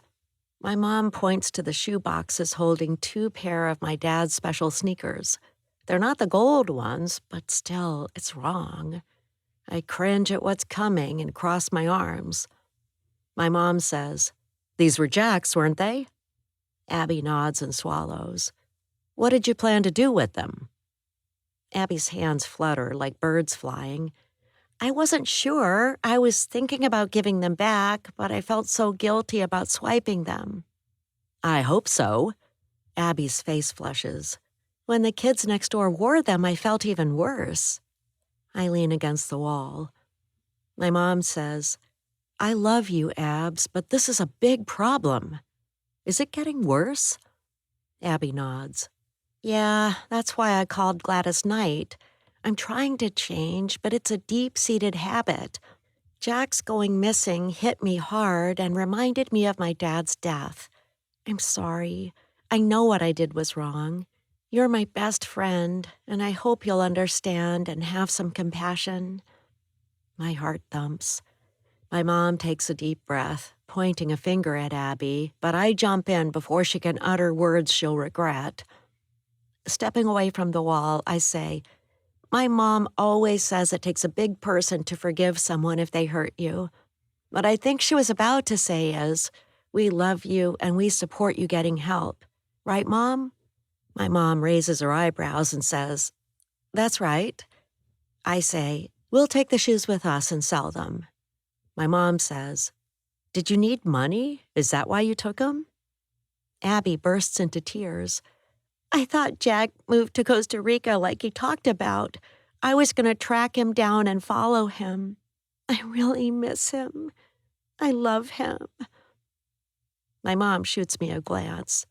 I didn't know Abby loved my father. I sit beside her and pat her back. "We all love him." She moans, "No, I mean I really love him, not just as a friend. But he only had eyes for your mother." She weeps some more, and I hand her a bunch of tissues pulled from a box by the bedside. Mom says, "Maybe you could have lived with him better than I did and put up with his sneaker obsession." Abby blows her nose and says, "I could have. I really could have. But he didn't give me a chance. I waited all those years, but he wasn't interested." My mom says, "I might as well tell you now. After the trial is over, I plan to ask Jack to move in with us. It'll be good for Kelly to have her dad around." I stare at my mom. She can't stand it when he gets fired from jobs or when he buys expensive sneakers. They'd argue about money all the time. I see a glint in her eyes. She's competing with Abby over Dad. But they'll have the same problems. Dad spends too much. It's who he is. He doesn't mind owing people money, but my mom won't let a bill go unpaid. I say, "But what about Buzz? Aren't you going to have him move back in with us?" Mom says, "Probably not. I'm upset he lied to me." "But he was protecting Dad by keeping a promise not to say where Dad was." Mom shoves her hands in her back pockets. I hear you, but deep down something feels off, and I'm not sure what it is. The trip on Craig's boat sure changed our lives. Abby says, It did, and I wasn't even here. How are we going to find Jack if the FBI doesn't know where he is? I say, I was going to post on socials asking where and when he was last seen, but then I realized the people he owes money to would see it, and they could find him and hurt him. Abby and Mom say at the same time, and we don't want that to happen. Abby says, Jinx. Mom smiles and picks up 2 sneaker boxes, handing me one. She says to Abby, You won't get a trip to Costa Rica out of these, but they're going to a good cause. Jack can start a new life without being in debt. He'll break his bad habits. I roll my eyes. I don't think it works if you expect someone to change, especially at his age. He's old. My mom turns to Abby and puts the shoebox on a chair. Did you hear that? We're old. Abby says, I don't feel like it. They dance around, hooting and hollering.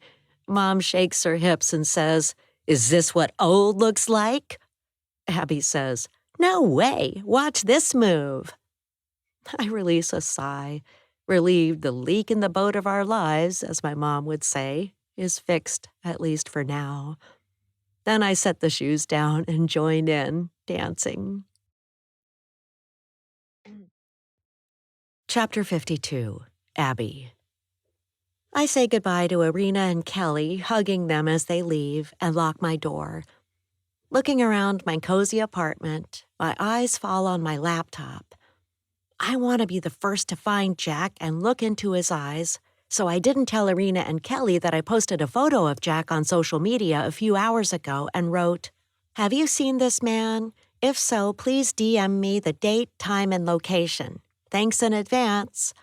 I log on to Audiobook and see someone sent me a message. Squirming in my seat, my heart races as I read, Go to the hospital in Mount Vernon. You'll be surprised what you'll find. I message the person back, typing fast with flying fingers. What do you mean check the hospital? Which room? I wait and pace the floor, making a cup of tea to fill the time. It gives off a pleasant aroma of peppermint, but I can't drink it. My hands are trembling and I'm too nervous to hold a mug of hot tea without spilling it. After 10 minutes, I can't wait any longer. I shrug on my white fake fur coat with a hood, slip my phone into my pocket, grab my car keys and purse, and slip out the door. But a warning of caution niggles at the back of my brain, and I go back inside, checking the cooktop. A burner glows red. I turn it off and blow out a breath. I've been secretly saving money for the past 15 years, and paying to repair fire damage isn't how I want to spend it. And I don't want my neighbors to be hurt.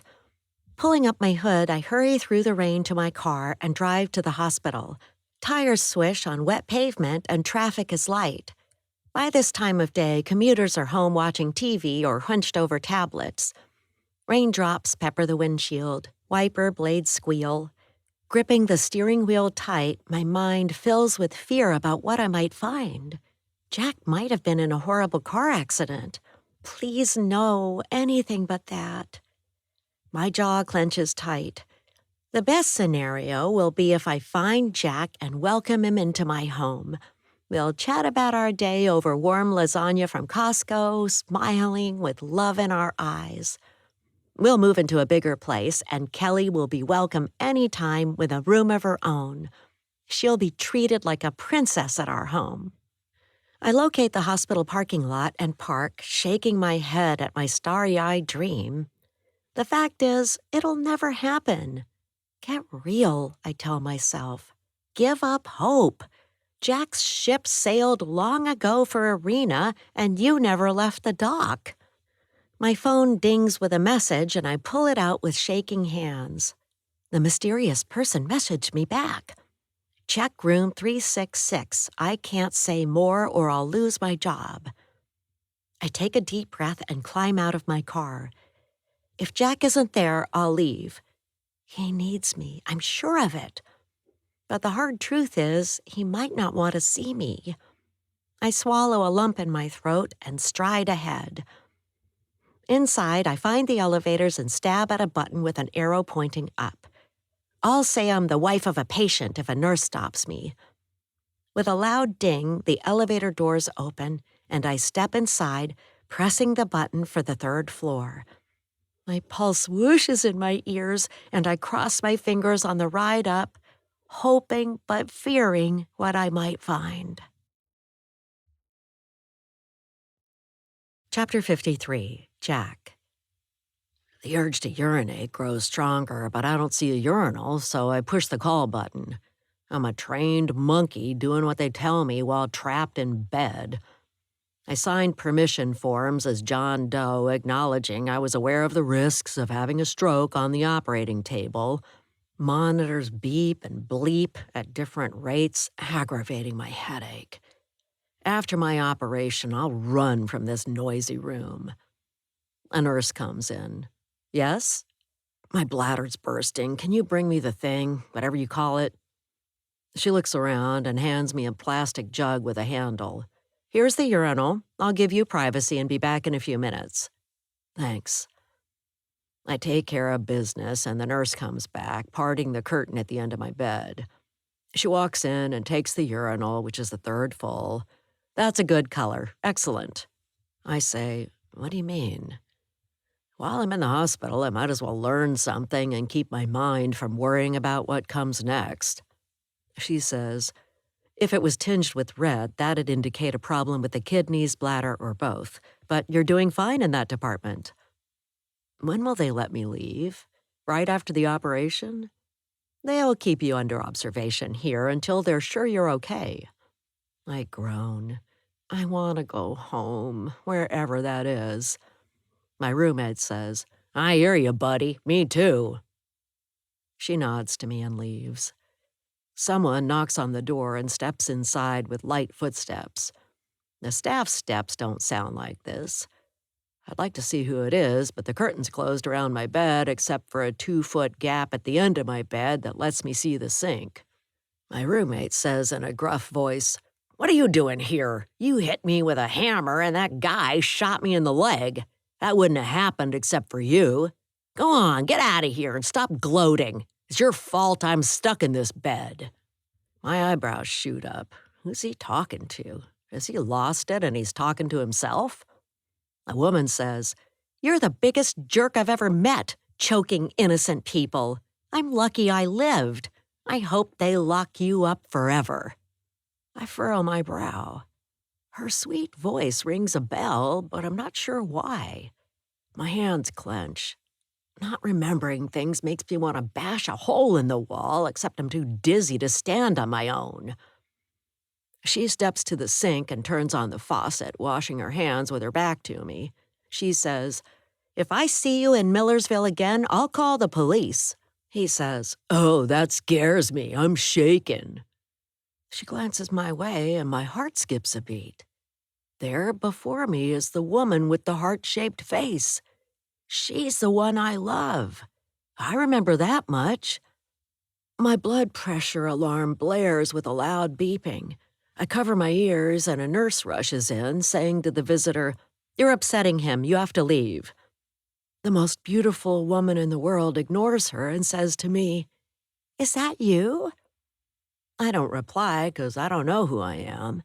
She has asked a huge question. The nurse says, Leave or I'll call security.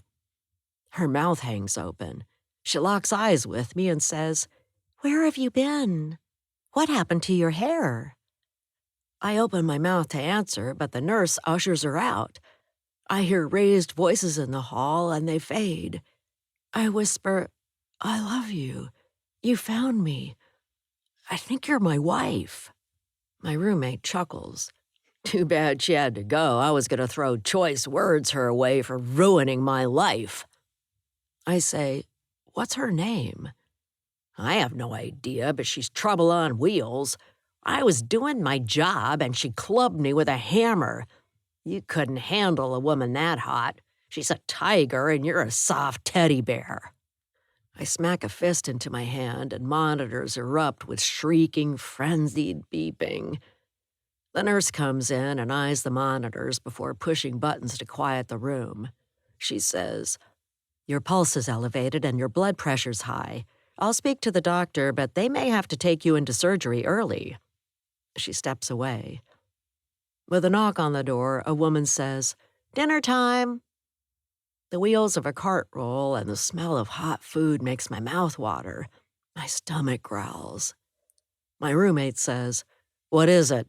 "Meatloaf, a corn muffin, and green beans with apple compote." "Thanks," he says. Dr. Rhodes, the neurosurgeon, appears at my bedside. He's frowning and wearing a white lab coat over blue scrubs. "We're taking you into surgery. We can't wait until tomorrow." "My wife was here, but a nurse made her leave. I want her here when I wake up." He nods. "I'll look into that." He walks away, and my head throbs with pain. I don't bother to check and see what kind of shoes he's wearing, because that isn't important in this moment. What matters is I may die on the operating table. A sense of dread fills me, and my stomach churns with acid. If only the angel who I just saw was by my side. The guy in the next bed says, "No way, that's your wife. She's gorgeous and feisty." I close my eyes, drifting away. My wife was here. She'll tell me who I am. In the hall, a nurse says in a loud voice, "She didn't leave her contact information. She's gone." I flick my eyes open and say to my roommate, "What was her name?" "No idea. She fought me with a mop in her hand. She's one tough cookie." Two people in blue scrubs appear at the foot of my bed. A young woman with long, dark hair pulled back in a ponytail says, "We're taking you to surgery." Freckles dot the face of a short, middle-aged man with her. He smiles and says, "You're going for a ride." She says, "We'll wheel you in bed." She touches the curtain and I bury my face in a pillow, turning away from my roommate. I don't want to be watched by him or anyone. The bed moves and a wave of dizziness slams into me. I say, "I'm dizzy. I don't feel good." The man says, "This won't take long, so hang in there." He places a cylindrical barf bag in my hands. "In case you need it." The bed rolls down the hall and the wheels of fate turn, carrying me to my future. My hands are clammy. They're going to cut into my skull. Will I survive the operation? I want the woman with the heart-shaped face to come back and hold my hand, telling me who I am. I swallow tears of self-pity and squeeze my eyes shut. The bed stops moving. I peek out from my cocoon of terror and two doors swing open. They wheel me into a stark, cold room, and I'm trembling with fear. People dressed in surgical gowns move around the room, focused on tasks. Bright overhead lights cast a ghoulish glow. I let out a sigh and surrender to what'll happen. I may never know the truth about my past, but I have a choice going forward to be the best person I can be. I won't be a jerk. I'll be a kind person who helps others, like the people working in this hospital. A woman in a surgical gown and mask examines the IV in my right arm. "I'm going to give you something to relax you. Count backwards from 100 for me." I say, 100, 99, 98, 97. I yawn. 95. Chapter 54, Abby. I glide down the hall, pretending I'm a family member visiting someone in the hospital. The staff are helping patients in rooms or typing at computers on tall, wheeled carts lining the wall. I swallow hard when I come to room 366 and glance around to be sure no one is watching me. All eyes are focused elsewhere. I knock on the open door and slip inside. A plaid curtain is around the bed against the far wall, but my jaw drops when I see the creep who choked me in the bed nearest the door. I touch my aching neck and glare. His heavily bandaged leg marks the spot where Mr. Abernathy shot him. He deserves to feel pain after breaking in and hurting me. If Mr. Abernathy hadn't come in, I might have died. The man jabs a finger at me. What are you doing here?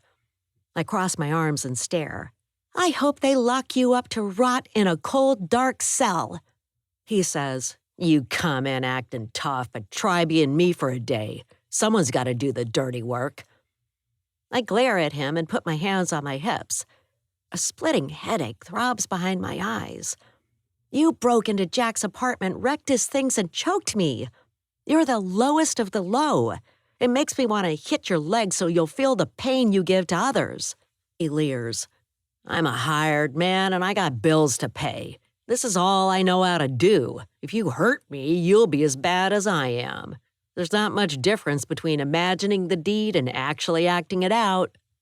My hands are slick with sweat. My pulse races. I want to see if Jack is in the next bed, but I don't have much time before a nurse comes in and kicks me out. I march over to the sink and wash my hands.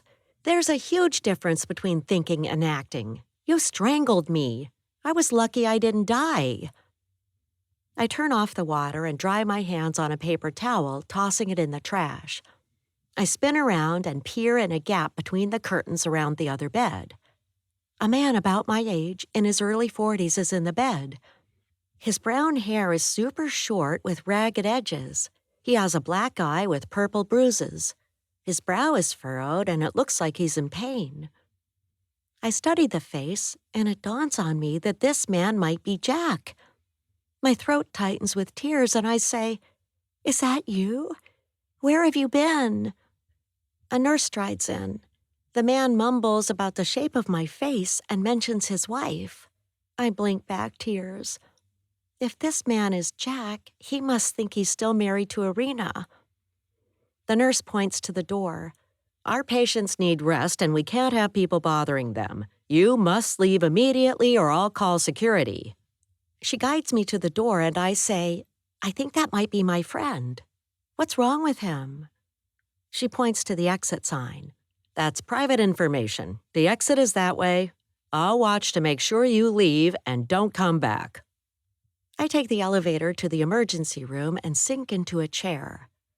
Bending over, I cover my face with my hands and silently weep for the love I never had.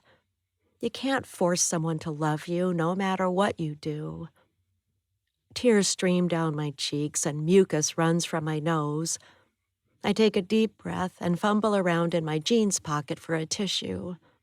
If only I didn't care for him. If only we'd met before he fell for Irina in high school. I blot my eyes, blow my nose, and rise, throwing the tissue in the trash. Goodbye, past.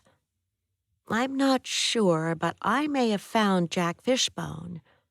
If I visited again, my heart would be broken for the 1,000th time, and I couldn't take that. I stride to my car and hop in. Turning the wheel, I'm not sure where to go. Darkness is closing in, and nothing is going right. My stomach rumbles, and I pull over at a Mexican restaurant and go in carrying my laptop.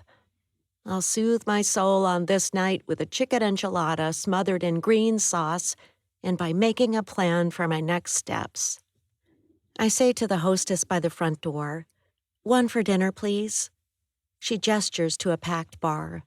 Would you like to sit in the bar or the restaurant? Laughter erupts from the bar. Families gather around tables in the restaurant. I hadn't planned for my solo excursion to be surrounded by loud, happy people, but that's the life I ended up with, so I might as well face it. A table in the restaurant, please. In a quiet spot, if possible. I need to do some work. She nods. Right this way. Follow me. Her black braids sway against her yellow blouse. She gestures to a small table by the kitchen door, and I slide into a seat. Jack might be the washed-out, helpless patient in a hospital bed. If it is, what happened to him? Maybe the trauma of falling overboard and fighting for his life changed him drastically.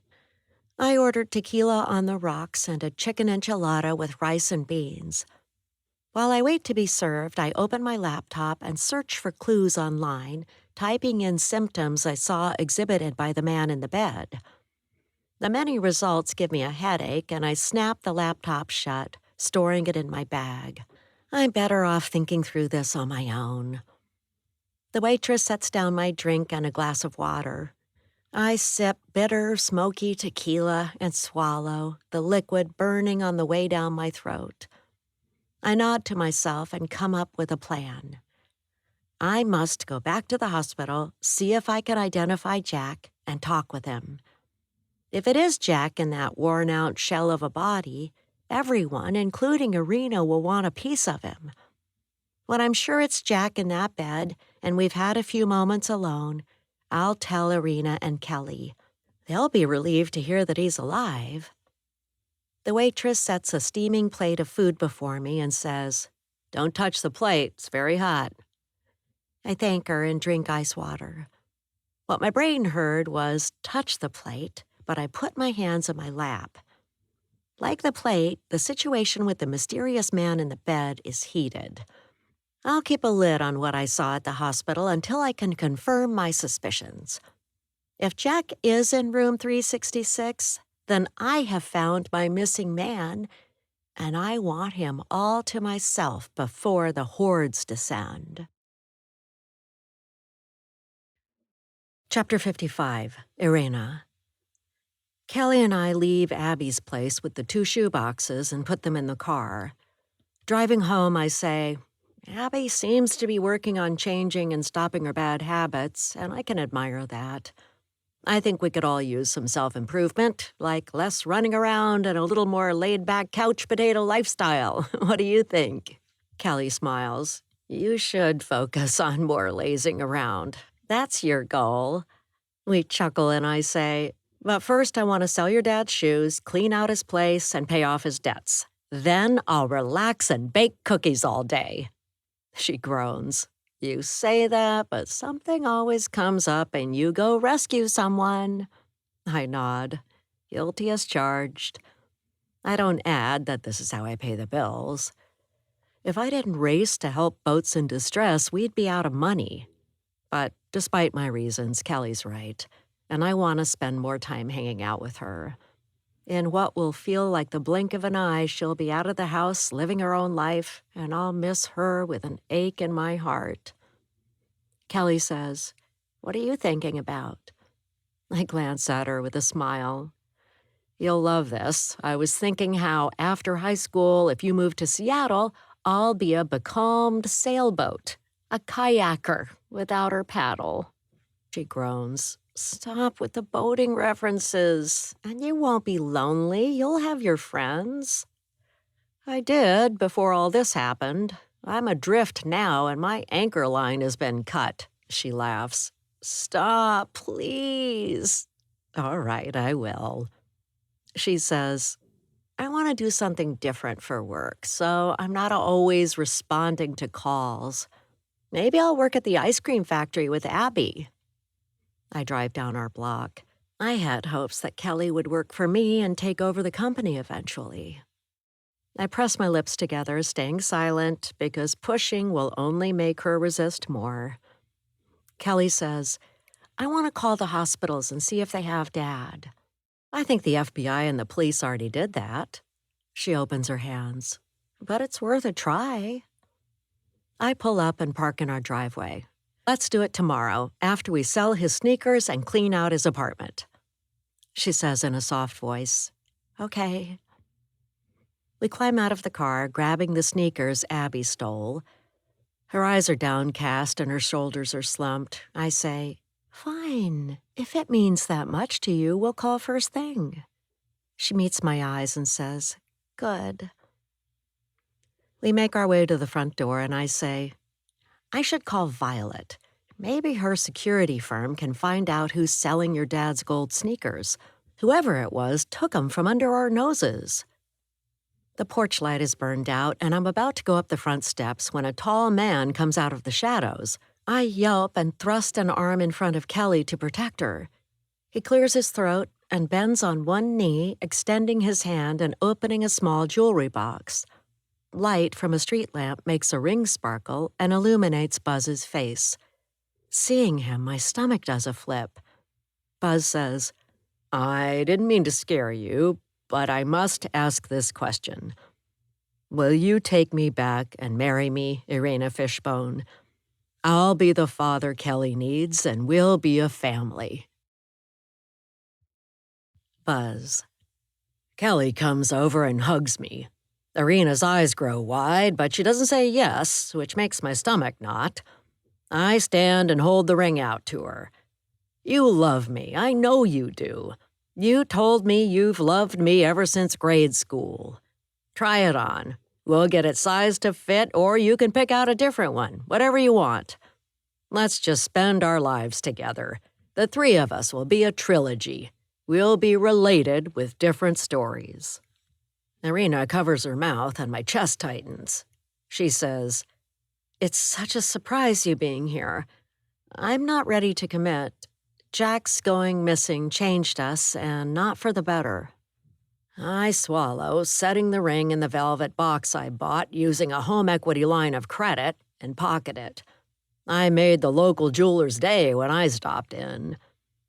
I let out a sigh and open my arms, hoping for the best despite being spurned. I say, "Let's hug it out, the three of us." Kelly moves into my arms and motions to Irina. "Come on, Mom. One hug won't hurt you. He's just a boy who loves you. That's what you said before he moved in." Irina hesitates, so I say, "We've been hurt by Jack leaving. Let's stick together."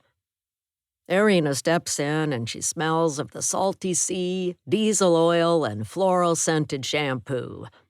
I wrap my arm around Irina's waist and say, "I want to make you two happy. That's what I care about, along with taking care of Happy." Kelly sniffles. "I miss your dog." I say, "I'd like to be the one to cook dinner for you two. We'll be a family, like we talked about." Irina blinks back tears. "You're offering us a perfect world, and I'm sorry, but I'm not ready. I'm confused after all that's happened. There's a lot of things I need to think about it." I say, "Trust me, I'm as solid as Elwha Rock off Orcas Island. I'm here for you, babe." Irina gives me a quick smile and says, "Comparing yourself to a rock that took out a ferry isn't your best move." She moves close and whispers in my ear, sending shivers up my spine. "I loved you, but if you hurt my baby girl's heart like Jack did leaving her, I'll kill you."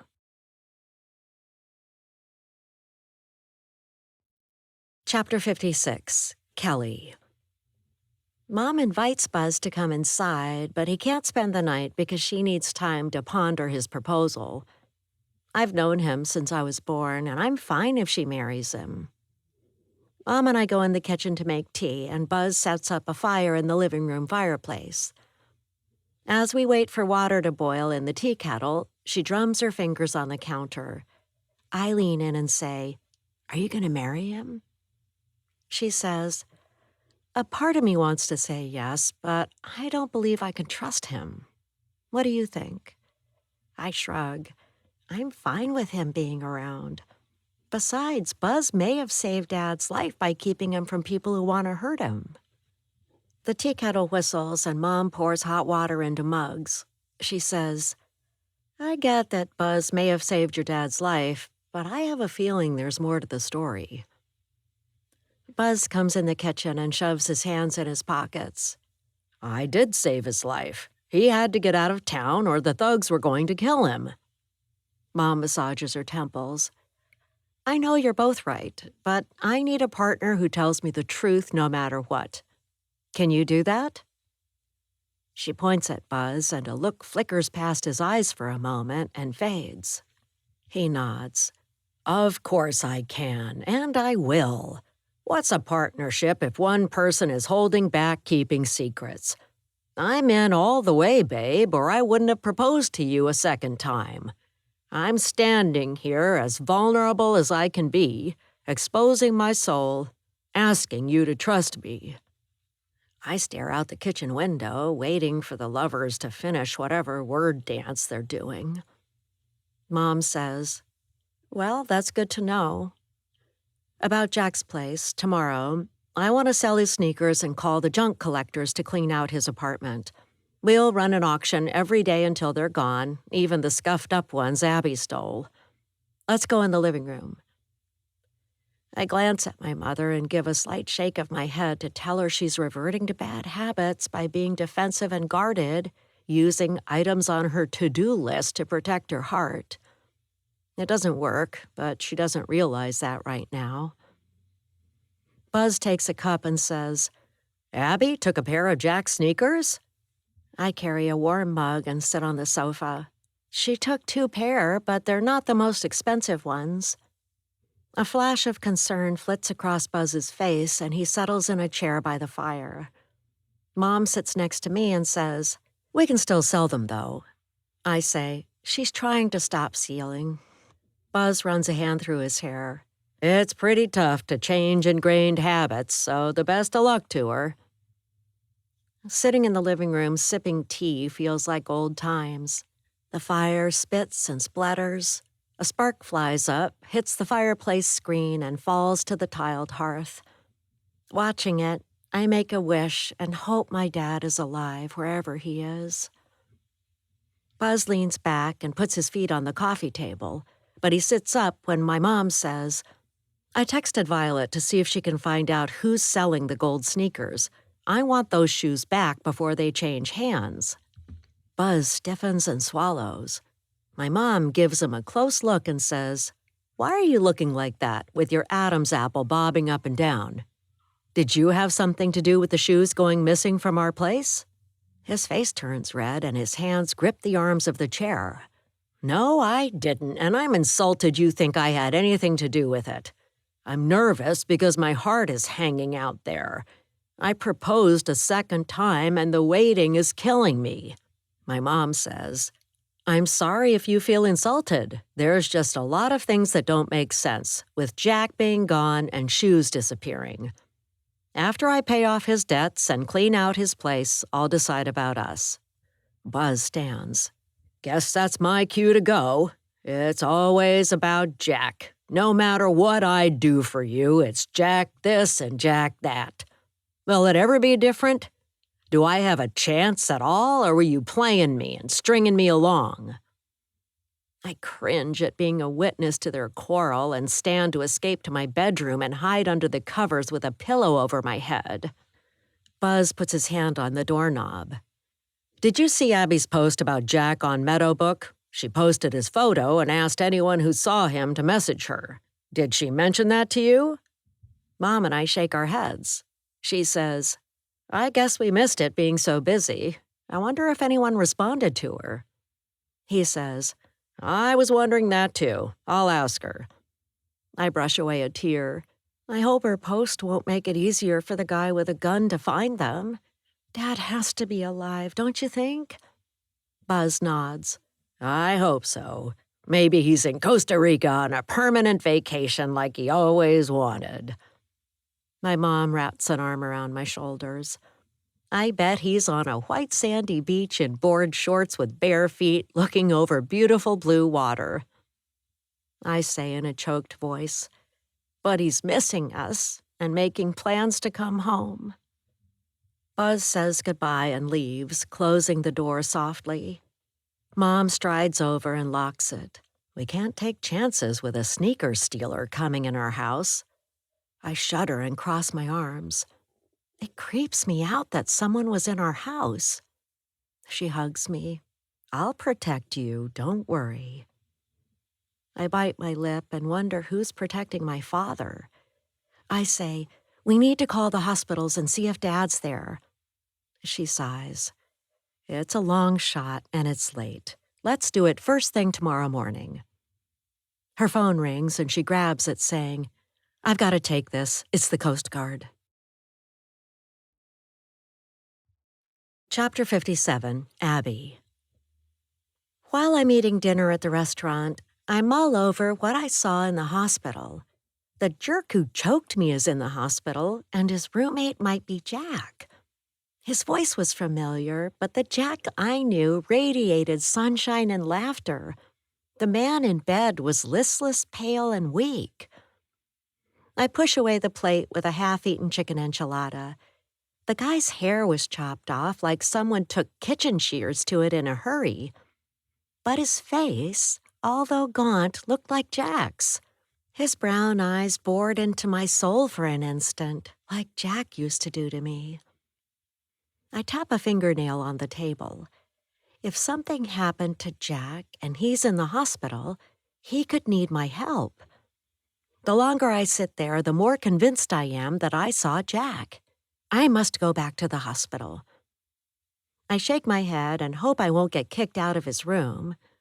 Was he in a motorcycle accident? A bar fight?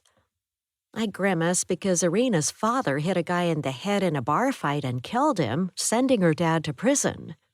I put out my credit card for the waitress and glance at my purse and laptop, figuring if I sit by Jack's side, I'll have time on my hands while he sleeps. While I'm there, I'll message the person who told me to go to the hospital room and thank them. A quick thought flashes through my mind, and I open my laptop, checking my brokerage account. The amount in my investment account is climbing steadily. My friends know I work at a factory, but on the side, I've trained myself how to trade stocks and manage my money. I check the Japanese stock market, which is open while Millersville sleeps, and buy some yen. If I'm right, I'll make a mint. And I don't mean mint ice cream. I frown, thinking back to when Jack hatched a misguided scheme of buying shares of a sneaker company on a margin call. I tried to dissuade him, but he brushed me off. We were eating breakfast at Gigi's Cafe, and I was footing the bill, as usual, like a fool. I said, I seriously caution you not to do that. You don't know what you're doing. You could get in over your head and owe a ton of money by betting on a margin call. He said, Abs, I love you. My heart soared, and I smiled and sighed. Then he said, But you don't know about investments. You work at an ice cream factory. I looked into the stock market, and I know what I'm doing. I groaned. He was an innocent who thought he knew better, lured by get-rich-quick dreams. I leaned forward, gripping the table with both hands, and said in a steely voice, I know what I'm doing. I've studied the market, and I've been investing for 15 years. And by the way, I'm doing very well. He turned to Karina, the owner of Gigi's Cafe, who approached with a coffee pot. We'd like more coffee, please. Karina poured steaming hot coffee and chatted with Jack while I swallowed bitter bile. Fine, I thought to myself, bringing the mug to my mouth. Brush it off and don't believe me. But I'll show you and all our friends. I'll build my investment portfolio behind your backs, and you'll never suspect that I'm the millionaire next door. I come back to the present and close my laptop, grabbing my purse. I pay and hurry to my car. If Jack is the one in the hospital bed, I could help him until he gets on his feet. I have the means to support him as long as he doesn't do something crazy like buying high-end sneakers. Irina thought she could change him, but I'll keep him busy so he won't have time to shop for shoes. I know people say that you can't change anyone, but Jack could be the exception to the rule. I drive through rain crossing over a bridge, and thick mist rises from the river. I bite the inside of my cheek. I should tell Irina about my possible sighting of Jack in the hospital and that I'm on the way there. Although they were no longer married, she's monopolized his time and attention, and I've wanted him for myself. If it really is him, I'll hang out and help him before letting her know what's going on. I whisper to myself, I really hope I'll find Jack in that bed. Please let it be him. I park in the hospital lot and get out, popping up an umbrella. Rain patters down as I lock the door and march toward the hospital, not sure if I'll find Jack in a bed or a brown-eyed stranger. I pop a piece of peppermint gum in my mouth and bite down. I'm walking into a situation with unknowns, And although I have a good feeling about this, it could go sideways. I take the elevator up to the third floor and tap my toe on the ride up.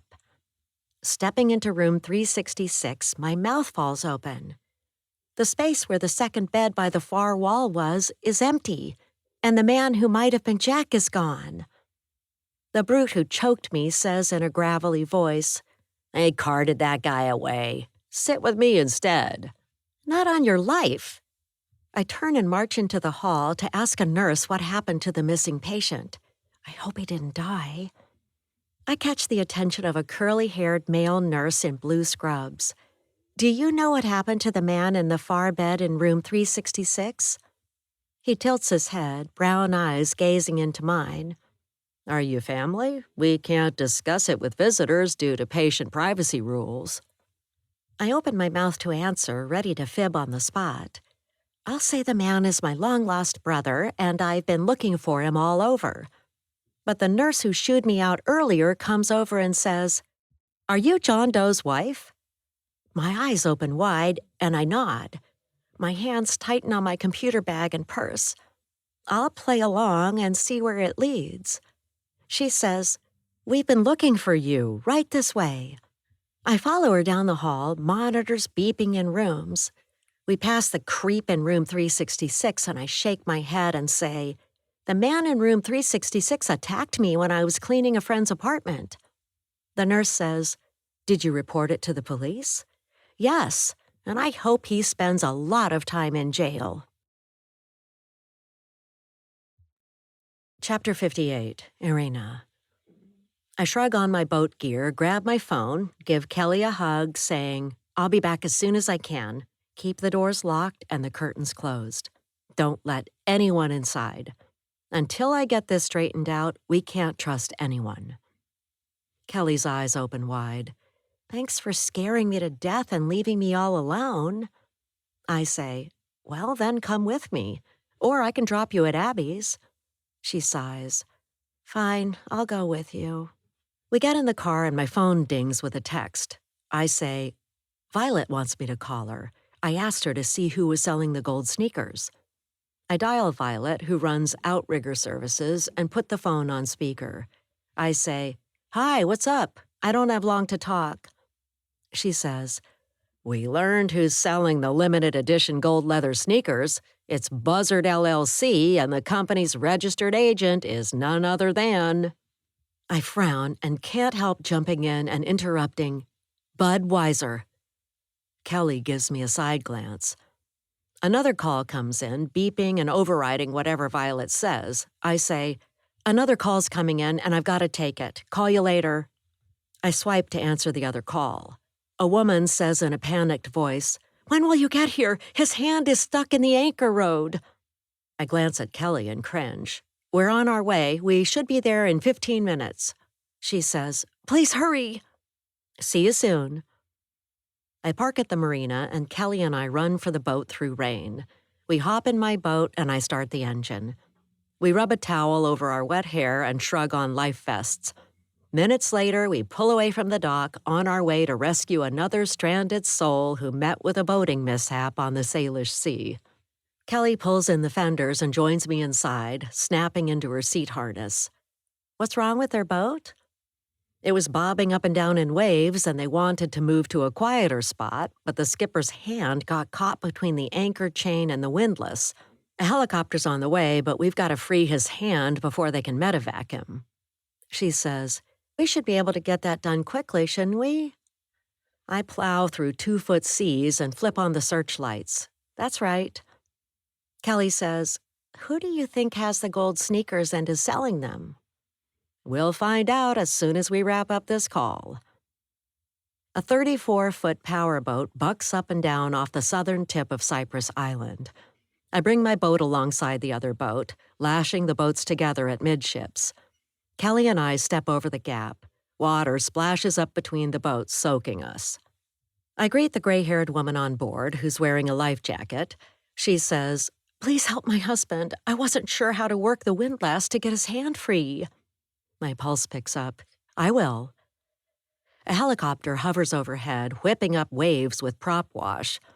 I get on the Marine radio and tell them to go away and give me a few minutes to free the man's hand before coming back. I turn to Kelly and say, "Get on the windlass, and at my command, back off to release tension." She taps the headset she's wearing. "Got it." The woman's face is flushed from wind exposure and worry. She says, "Is she old enough to help you?" I say, "She's fine. She knows her way around boats. Kelly's my assistant." I hurry outside and hunch over, fighting the wind, walking with careful footsteps to the bow where a man grimaces in pain. The anchor chain is wrapped around his wrist. I'm no medical expert, but it doesn't look broken. I say, "We'll get you out of here, and the chopper will take you to the hospital." He grits his teeth. Wind blows his gray hair in his face. "Do what you have to. I can't take much more of this." I say into my headset, "Kelly, you there?" "Copy that." I put my hand on the man's wrist and say into the mic, "When I say go, back off on the windlass." "Roger that." "Go." Tension lets up on the windlass, enough so I can pull the man's wrist out of the vice-like grip of the heavy anchor chain. I say, "Let's go inside until the helicopter comes back. I'll help you." He moans, stumbling as he walks, and I support him. He steps inside into the woman's arms, and she wraps her arms around him. "Oh, sweetie, how awful." Using the Marine radio, I hail the Coast Guard helicopter. Moments later, the chopper hovers over the water near the boat. The power boat vibrates and shudders from the helicopter propeller wash. A diver in a wetsuit drops out of the helicopter, splashing down in the dark sea and swimming over to us. I hurry to the swim step to help, and a basket is lowered from the helicopter.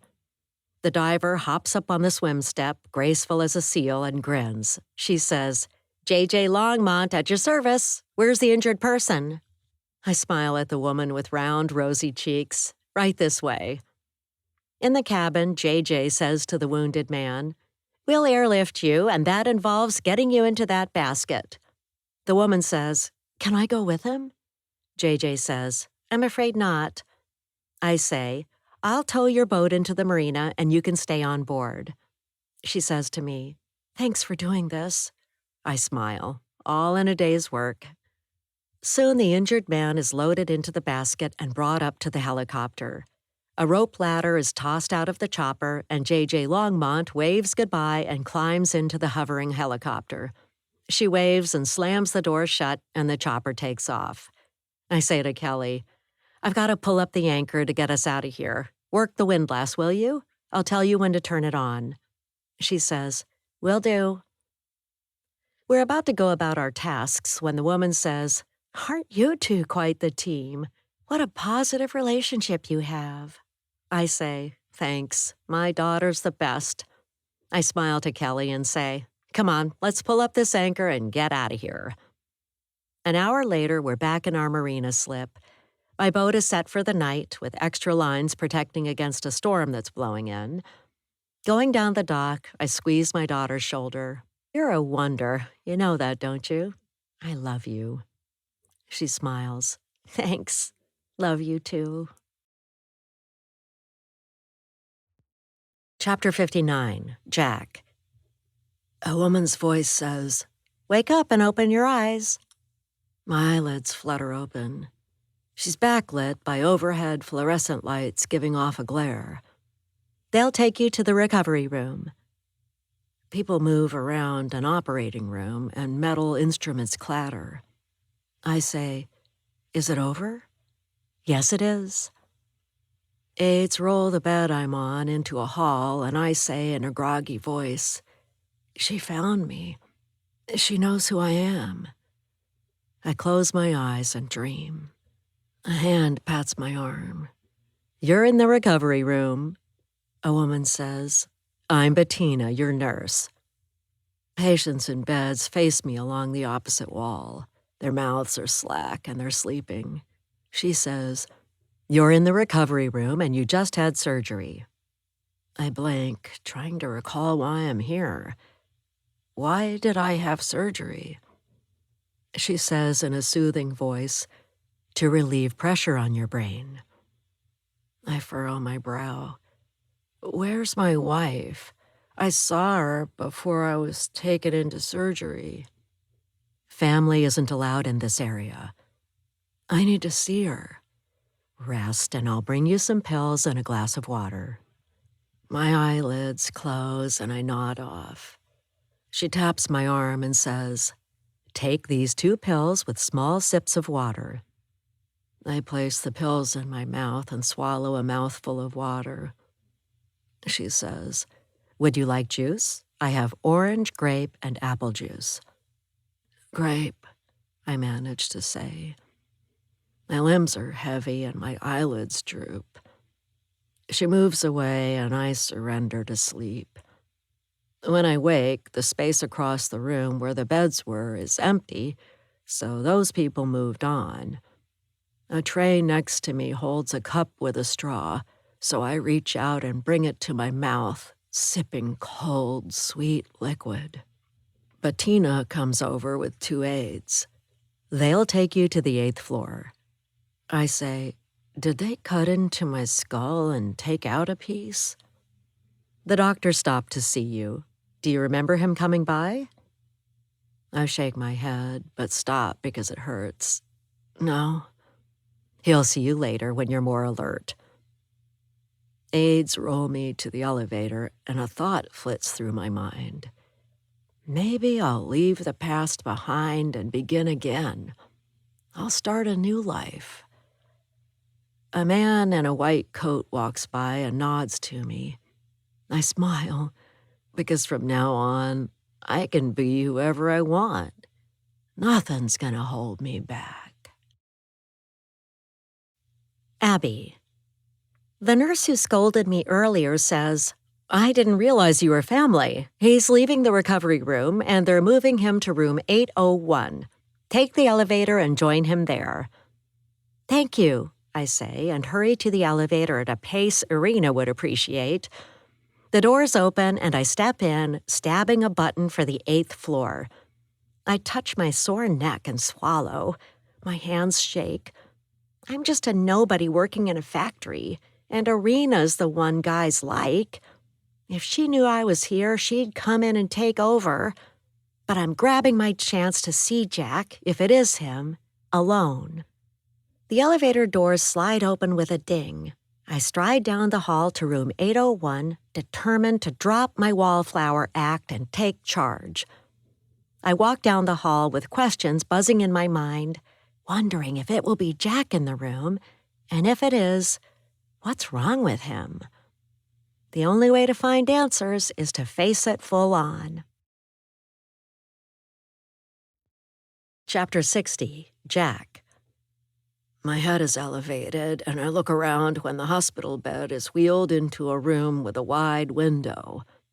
A woman sitting in a chair stands as 2 aides in scrubs place the head of the bed against a wall. I say, "Everyone's so nice. Thank you for taking care of me." They set the brakes on the bed and leave as a nurse comes in. She has yellow framed glasses and brown hair pulled up in a ponytail, revealing a small tattoo of a butterfly behind her ear. "I'm Grace, and I'll be your nurse tonight. Can I get you anything? A warm blanket, ice water? I might be able to round up cheese and crackers if you like." Ice water sounds great, and a warm blanket, and cheese and crackers. The woman with a heart-shaped face comes over and holds my hand. Tears wet her cheeks. "I can't believe I found you. I was so worried about you, my missing man." Goosebumps prick my flesh. Her breath is sweet and her hand is warm. I blink to be sure I'm not dreaming. My eyes fill with tears. Grace, the nurse, says, "We had him listed as a John Doe. What's his name?" She holds my gaze. "The one and only Jack Fishbone." I frown. I'm not sure I like that name. She says, "You'll get used to it." Grace says, "I'll let the administrators know. And if you'd like to spend the night, the recliner pulls out into a bed. Would you like a warm blanket too?" She smiles. "Sure, I'll take a blanket, thanks." Grace says, I'll be back, and leaves the room. I clear my throat and say, I don't remember your name. What is it? Her eyes grow wide. I'm Abby Love. Don't you remember?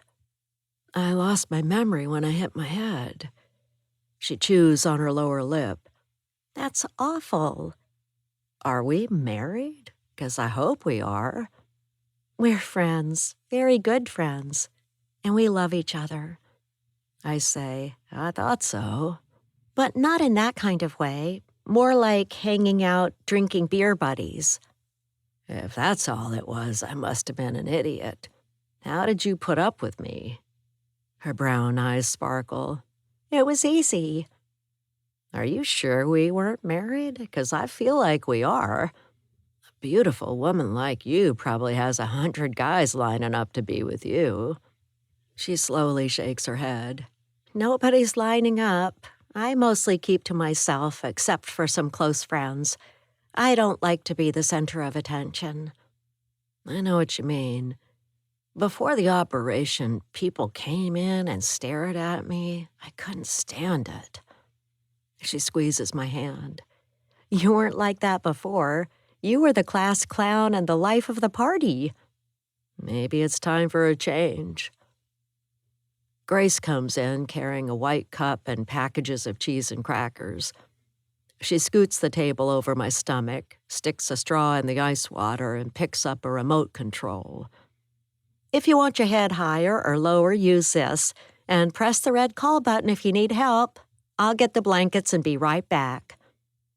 She swishes out of the room, and Abby says, They're efficient here, aren't they? I gaze at her. Abby Love is a nice name. I'm your friend who will always be there for you because I love you. Tears trickle down my cheeks, and she hands me a tissue. What's up? I say, I can't believe you love me. She leans over and gives me a gentle hug. I do love you, Jack Fishbone, and I will always love you. You can count on that. A smile spreads across my face. I'm bursting with joy at being found and named and loved in one fell swoop. I squeeze her hand. I love you too. Will you kiss this fool? She kisses me. When she pulls away, I say, Don't leave me again. Promise? She looks serious when she says, I promise. I say, If we're not married, we should be. I love you and you love me. Maybe we can find a chaplain and get married in the hospital. We could do it tonight or first thing in the morning. Abby's eyes fill with tears. I don't want to take advantage of you, Jack. You just got out of an operation and probably don't have a clear head. I must have been stupid not to propose before. She says, Do you remember anything? I wish, but it's a blank slate. What do you want to do for work? I make a face. I don't know, but I feel like I want to help people who are sick. The people here are treating me so well, I want to pass it on. She says, This is a new side of you. Are you really sure you want to marry me? I take her hand and place it over my heart. My pulse picks up and I say, Will you marry me, Abby Love? Please say yes. She grins and says, Yes. I say yes for the rest of our lives. We kiss and pull apart when Grace bustles in, setting a blanket and pillow on the recliner. She drapes a warm blanket over me, pulling it up to my chin. My body relaxes in the warmth. I say, Thank you, Grace. We just decided to get married. Her eyebrows shoot up. I thought you were married. I say, We put it off for some reason. Can you arrange for the hospital chaplain to marry us first thing tomorrow morning? We'd really appreciate it. Grace beams. I'll get right on it. She stops at the door. What about the marriage certificate? Abby grins. I have my computer with me. We'll do it online. Grace says, "I'll leave you two lovebirds alone." She closes the door behind her. I say, "Kiss me again, Abby, and don't pull away so fast. You're my medicine, and you'll make me well." She leans over, pressing soft lips to mine, and her scent reminds me of a rose garden. Someone knocks on the door and opens it. Abby pulls away and stands at attention as if we're in trouble. Dr. Rhodes, the neurosurgeon, comes in accompanied by a middle-aged woman with blonde, shoulder-length hair. They're wearing white lab coats. He says, "I understand congratulations are in order." Abby and I smile at each other. Dr. Rhodes says, "Let's go over what our team did during surgery. We removed a piece of your skull and drained the hematoma.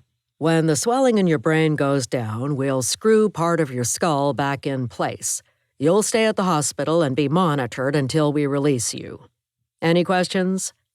I say, "Will my headaches go away?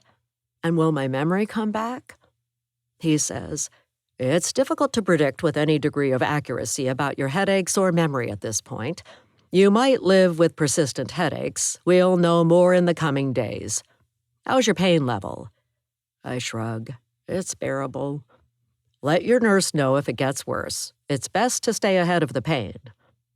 Abby says, "What about hospital costs? Will he have to pay for those?" He says, "I don't handle that end of things. Billing would be the place to ask questions like that." The woman says, "We have a foundation that covers bills for indigent patients." I say to Abby, "Do I have much money?" She winces. "You're deep in debt." I blow out a breath. I guess I didn't handle money very well. Abby squeezes my hand and says, "How soon can he leave the hospital?" "Let's see how he does before I answer that. I'll be back tomorrow to check." I say, "I don't know where I live. Do I have a place?" Abby says, "You're coming home with me." I don't want to be a mooch. I hope to get back on my feet soon and work. The blonde woman says, "You'll need to take it easy for a while." Dr. Rhodes nods and says, "I'll see you tomorrow." They leave and Grace knocks and comes in. She smiles and says, "The chaplain is here and we can do the service tonight." I say, "Thank you, Grace." Abby kisses me. I pat her perfect back and whisper in her ear, "I'm so glad you found me. I love you." She breaks down, sobbing in my arms, and I cry tears of joy. Bitter despair and sorrow are left behind, and I'm not alone. Chapter 61, Buzz. I drum my fingers on my desk in my office at work and watch auction bids for the gold sneakers climb minute by minute. Jack being gone is a boon for me. I'll bring Irina flowers and scones until she agrees to marry me. The auction closes and I jump up and yell, "All right!" I print out the winner's name and address, grab the shoes, and tell my staff I'm running a quick errand. I ship 'em, insured, in case anything happens along the way, and hurry back to work grinning from ear to ear. Now I'll be able to pay back the loan for Irina's diamond ring. Everything is going my way. Back at the store, I take a minute to text Abby and see how she's doing. I want to find out if she learned anything from posting Jack's photo on socials. Did anyone say he's dead? If so, I'd like to get ahead of that news and be with Irina when she hears the devastating truth. I was sure Jack was dead when I left him with blood oozing from his skull. I shake my head. If only Jack hadn't insisted on going back for Irina and Kelly before he disappeared, I wouldn't have lost my temper and hit him. It was the final straw, where everything revolved around what Jack wanted. Irina and Kelly will fall apart when they hear the news, and I'll be there to comfort them. I'm sipping coffee when my phone dings with a text. Abby says, "I found Jack." I spew out a mouthful of coffee, spraying the window pane and papers on my desk. Gasping for air, I peer out into the dark night. I hope I didn't leave incriminating evidence when I left Jack with blood pooling around his head. I text, "Is he alive or at a funeral home?" She texts back, "He's at Riverside Hospital." I slam my fist down on the desk and my heart hammers hard. My thumbs fly as I text back, "Where are you? I'll join you." She replies, "Room 801. We have a surprise. You won't believe it." My palms are slick with sweat and I wipe them on my jeans. My pulse races. I've got to get to the hospital and find out what's going on. I pull on my raincoat. With inventory going on at the store tonight and Arena wrecking my personal life, I took my dog over to a neighbor's house for the evening. I glance at my computer and see a message fly past. "Contact us for remote service. Your device is in danger of having a virus." I perch in my chair and squint, unsure if I'm reading the computer screen correctly. But when I try to open a file, I can't. I'm locked out of my own device. I slam my fist on the desktop and yelp, rubbing my hand. Paola, my assistant manager, knocks and cracks open the door. "Everything all right? I was passing by your office and it sounded like you're upset." I frown and point to my laptop. "I'm locked out of my computer. You're good with technology. Can you figure out what's going on?" She slides into my seat, tapping on the keyboard. A few minutes later, she swivels to face me, shakes her head, and stands. "I'm afraid you've got a computer virus. Someone got into your system." I clap a hand over my mouth. "Oh, man." She reaches around, yanks out the power cord, and the computer shuts down. "I'm not sure if they had time to get into your system. Do you have banking information on your computer that they could use to access your accounts?" I run a hand over my face. "Yeah, I do." She purses her lips. "What sites were you on when it crashed and you got the message?" "I was on Flute Bay, the online auction site. I was selling something." She tilts her head. "They might have gotten in through there. Hackers are smart, smarter than we give them credit for. Did you click on anything in the last hour?" I nod. An email came saying the bookstore ad account on Audiobook was in danger of being closed. It said to protest, click the link. So I clicked. My face heats and it dawns on me how screwed I am. I fell for a scam, didn't I? "Those emails look real. You're not alone in falling for it. They can drain your bank accounts, take over your Audiobook and Flute Bay accounts, and send the proceeds from whatever you were selling to themselves. You might never see the money." My mouth goes dry. I say in a tight voice, "I screwed up. What should I do?" "Call Outrigger Services? I've heard they know how to deal with hackers."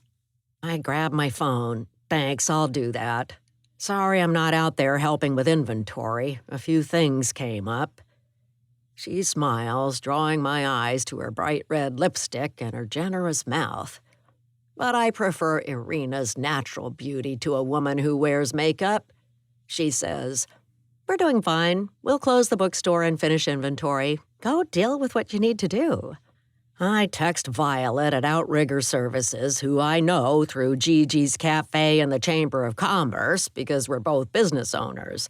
I tell her I need her help and it's urgent.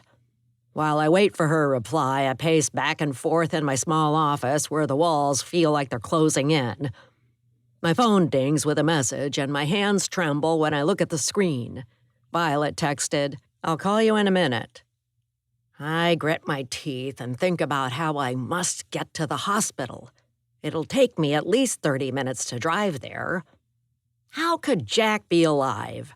Whatever his condition is, but it can't be good given what I saw before I took off in my boat.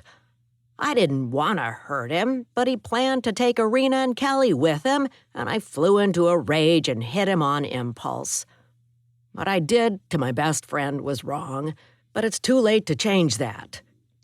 My phone rings and I say, "Hi, Violet, thanks for calling. Sorry to bother you so late." She says, "No problem. Tell me what's going on." I tell her how my computer locked up and someone took over. She says, "I'll be right there. Don't do anything." She muffles the phone and says, "Mimi, can you go with me to the bookstore? Buzz got hacked." She comes back on and says, "We'll be right there. Hang tight." I wander through the bookstore in a daze and stumble over a stack of books on the floor.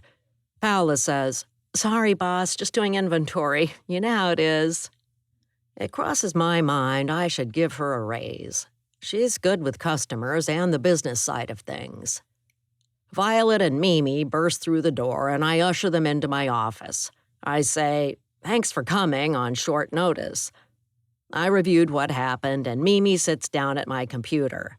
She says, "Uh-oh." My stomach sinks. I wait for what I'll hear. Violet nods to Mimi, who stands. "We'll need to take this back to our office and we'll need your passwords. Is that okay with you?" "Definitely, yes. Please, just take care of it. I hope you can stop the hackers." I tell them my passwords. Mimi says, "Were you running an online auction tonight?" My eyes open with surprise. "I am. How did you know?" She looks at Violet. "We know more than we let on. Isn't that right, boss?" Violet holds out her hand. "We need the engagement ring while we're at it." I cock my head. "I'm not giving you that. And how do you know about it?" She taps a finger on her open palm. "Little birds talk around town.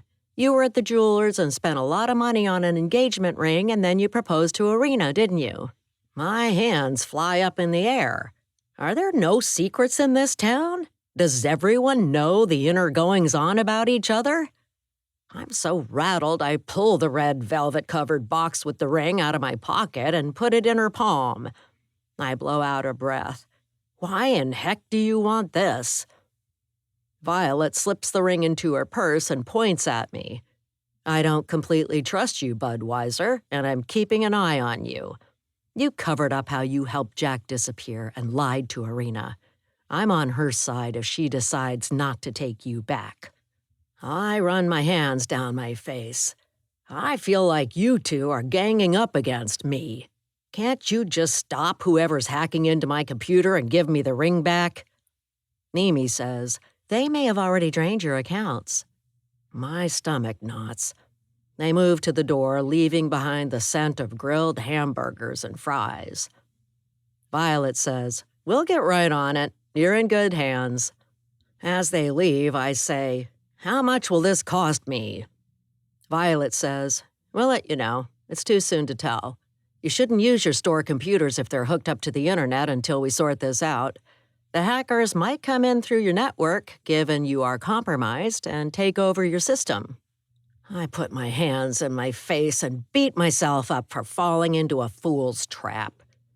But now I fell for one, so I've joined the many. I need the money from selling the gold shoes to pay back the loan I took out for the diamond ring. I look out the door, wondering why Violet asked for the ring. So much is going on that I just handed it over, and I shouldn't have done that. I've got to get the ring back. Striding over to the cash register, I say, "Let's close the bookstore early tonight. We've been hacked. Shut down the computers and don't use them." My 2 employees and I gently usher customers out the door, saying goodbye. I scrawl out a sign and tape it to the front door. "Cash only due to computer outage. Thanks for your patience." I've got to go, I say to my staff. I need to visit a friend in the hospital. I run out into the rain, pulling up the hood of my coat and running to my car. As I drive, I reflect that the hacking debacle is probably my fault for stealing the gold sneakers. In the wake of Jack's disappearance, my moral compass seems to have gone haywire, and I've done some horrific things. I turn onto Highway 20 and head east.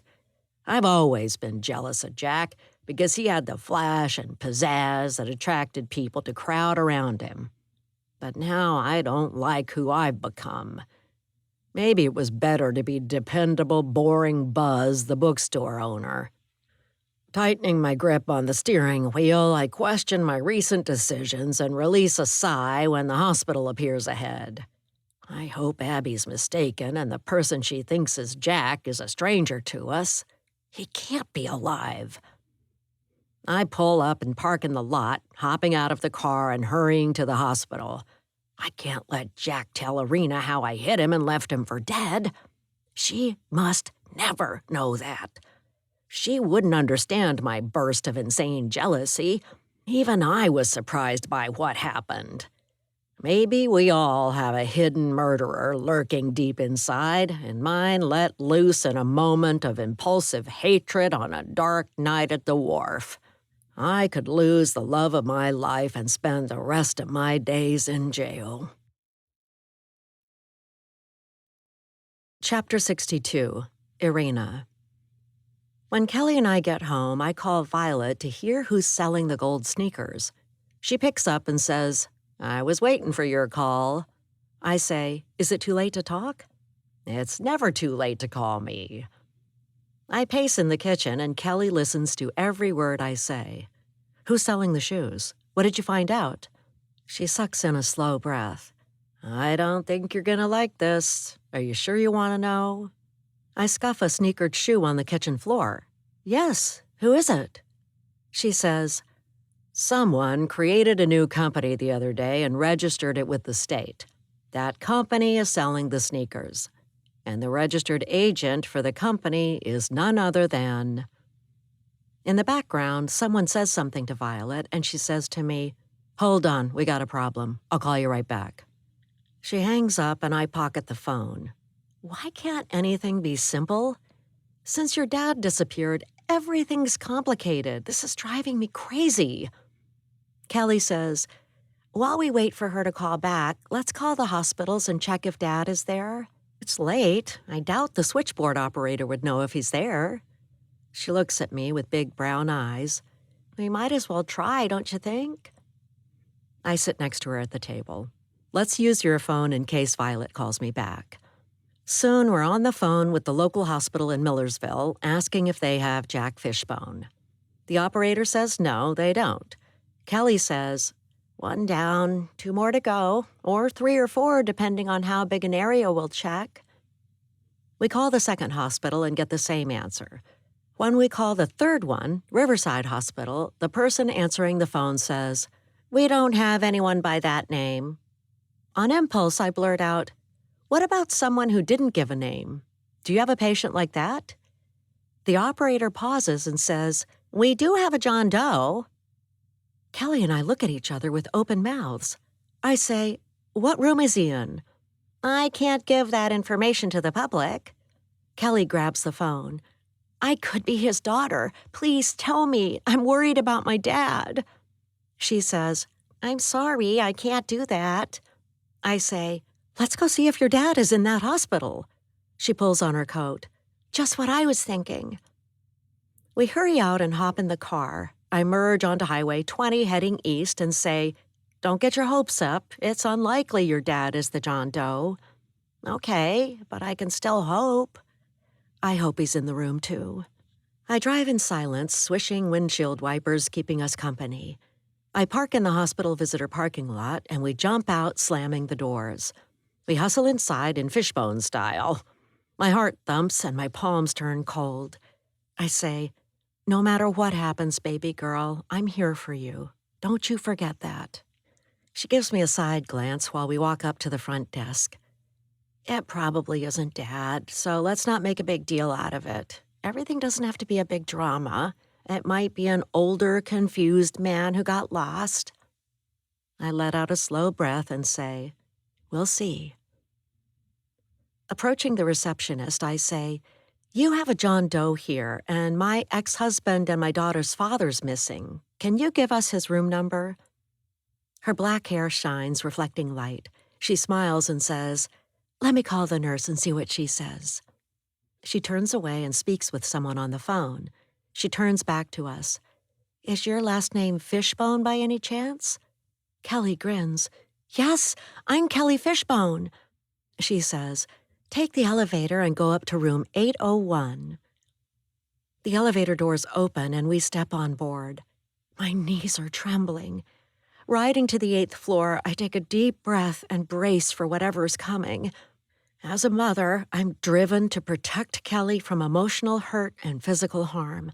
I'll keep her safe with my dying breath if it's the last thing I do. The elevator doors open and we step out, looking around.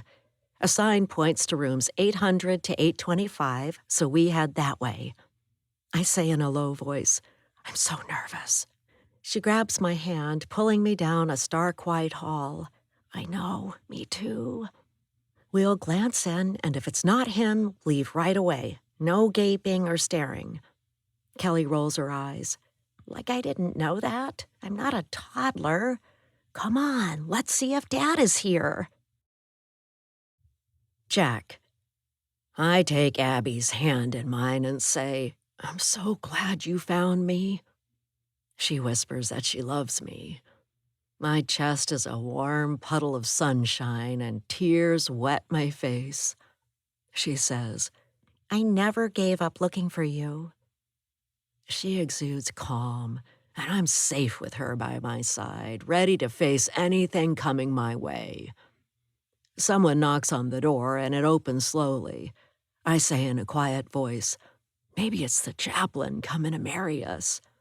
She whispers, "I'm so ready to marry you, Jack Fishbone. You have no idea how long I've waited for this moment." I melt in the warmth of her brown-eyed smile.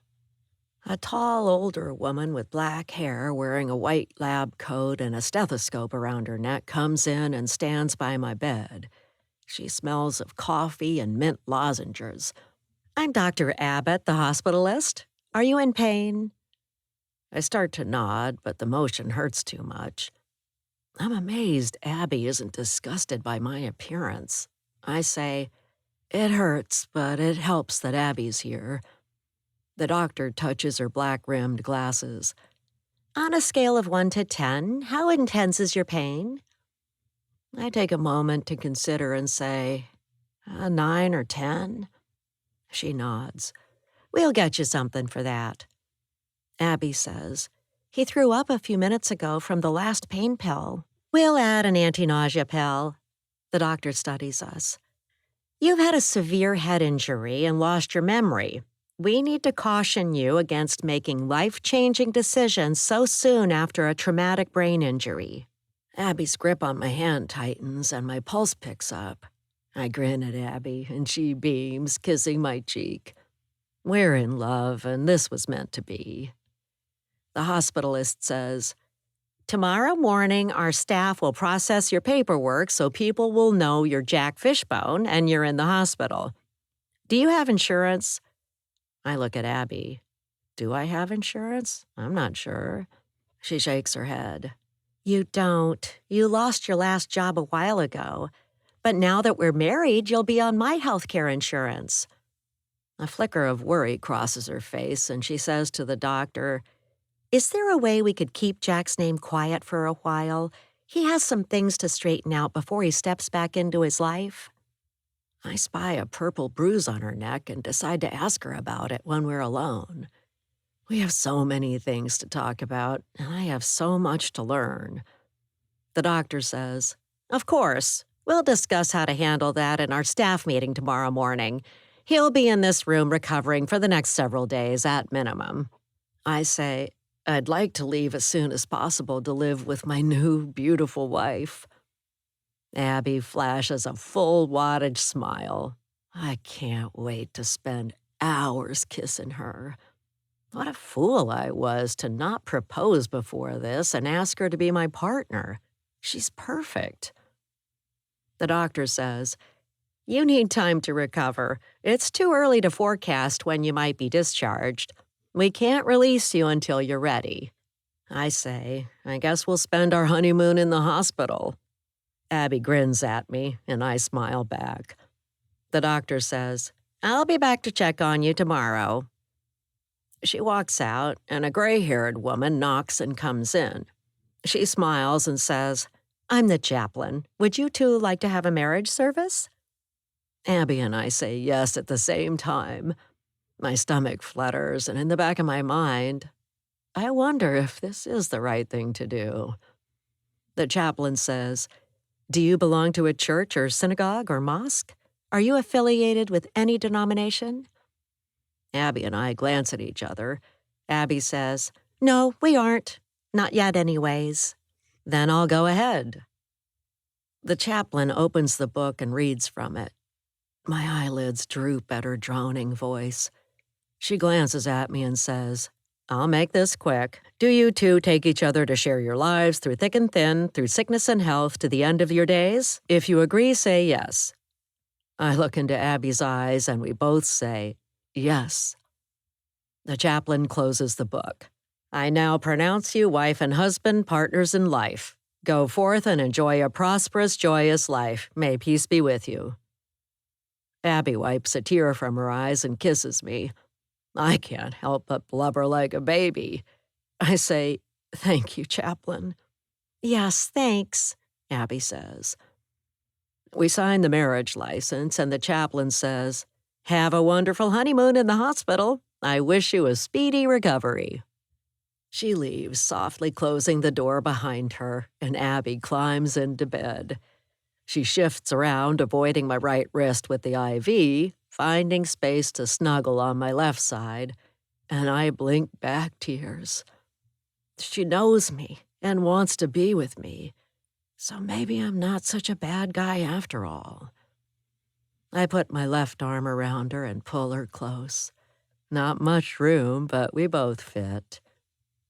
I bend over to kiss the top of her head, but stop short. Daggers of pain pierce my skull, blotting out happy thoughts, and a whimper escapes from my lips. She says, "Am I hurting you? Should I get down?"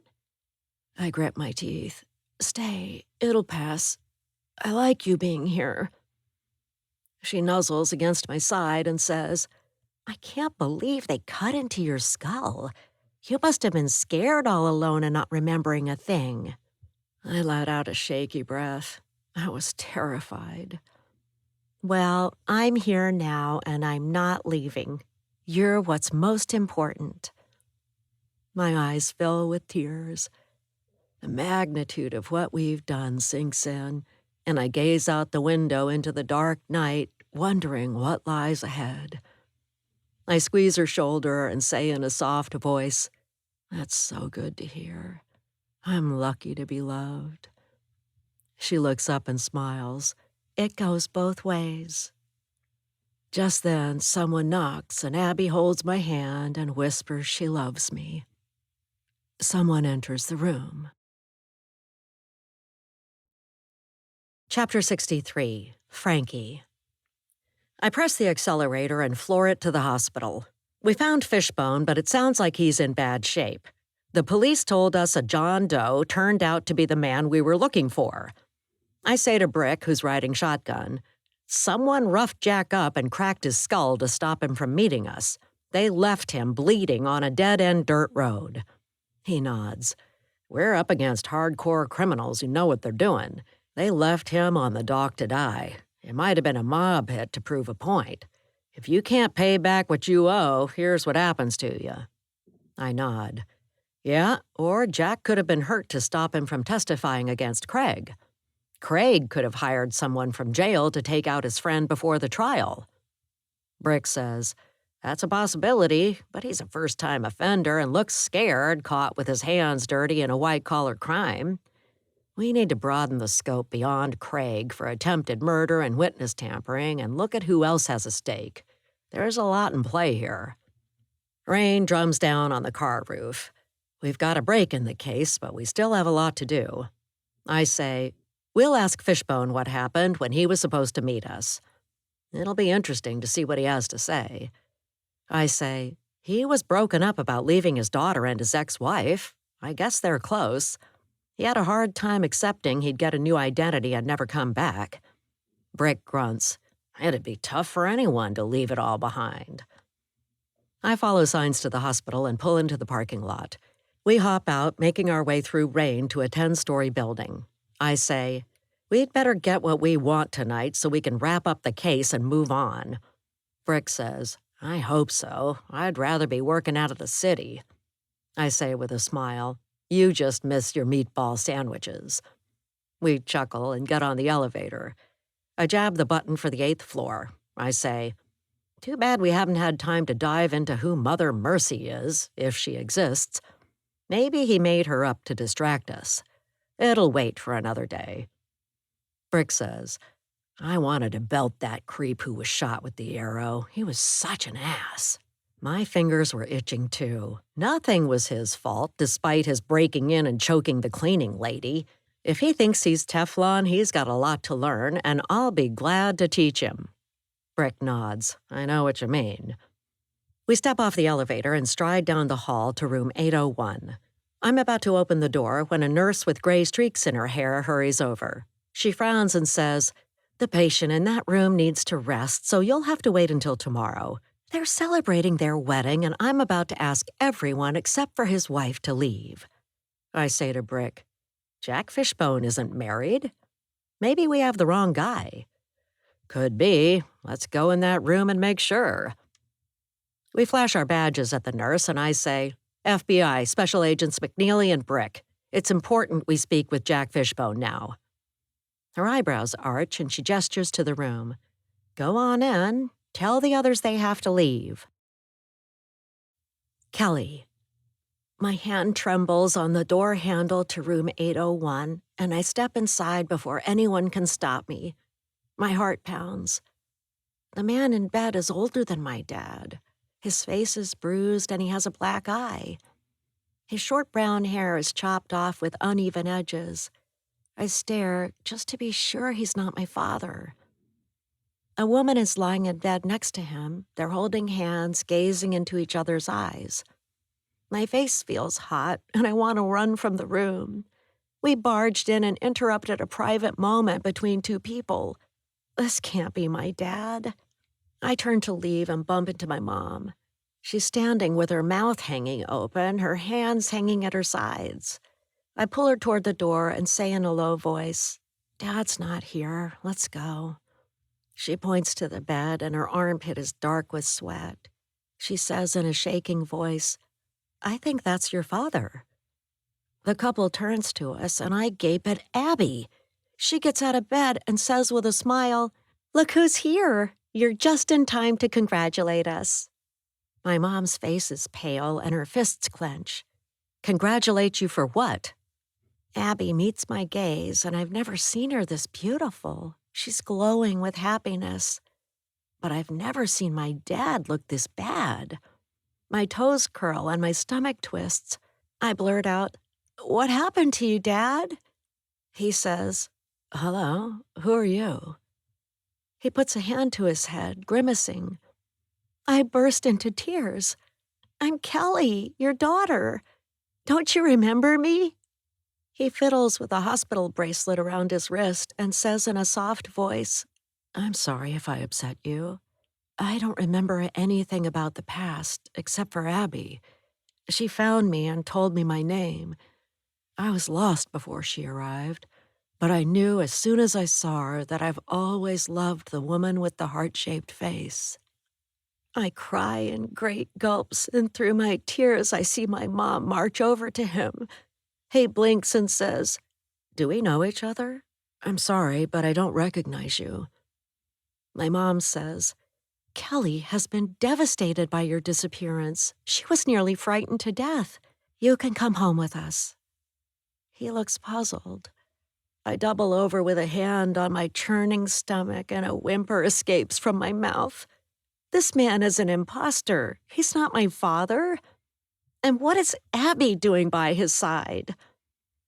Abby kisses his cheek and says to us, He can't go home with you when he's discharged. Tell her why. My dad grins. Because we're married. Abby Love and I just got married. I'm in love with Abby Love.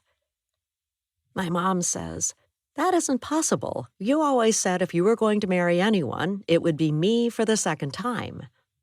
He says, I wish I remembered you, but I don't. I recognized Abby right off. Abby leans over and they kiss. Why doesn't he remember me? My stomach clenches, my mouth fills with water, and I whip open the door to the bathroom and stand over the toilet, retching.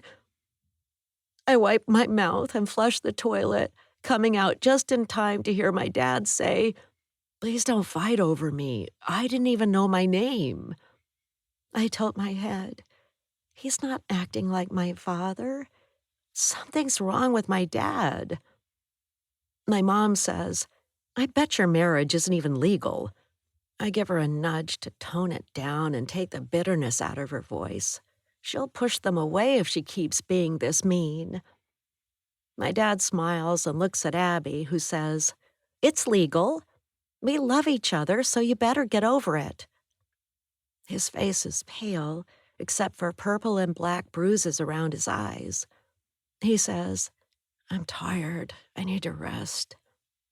He closes his eyes.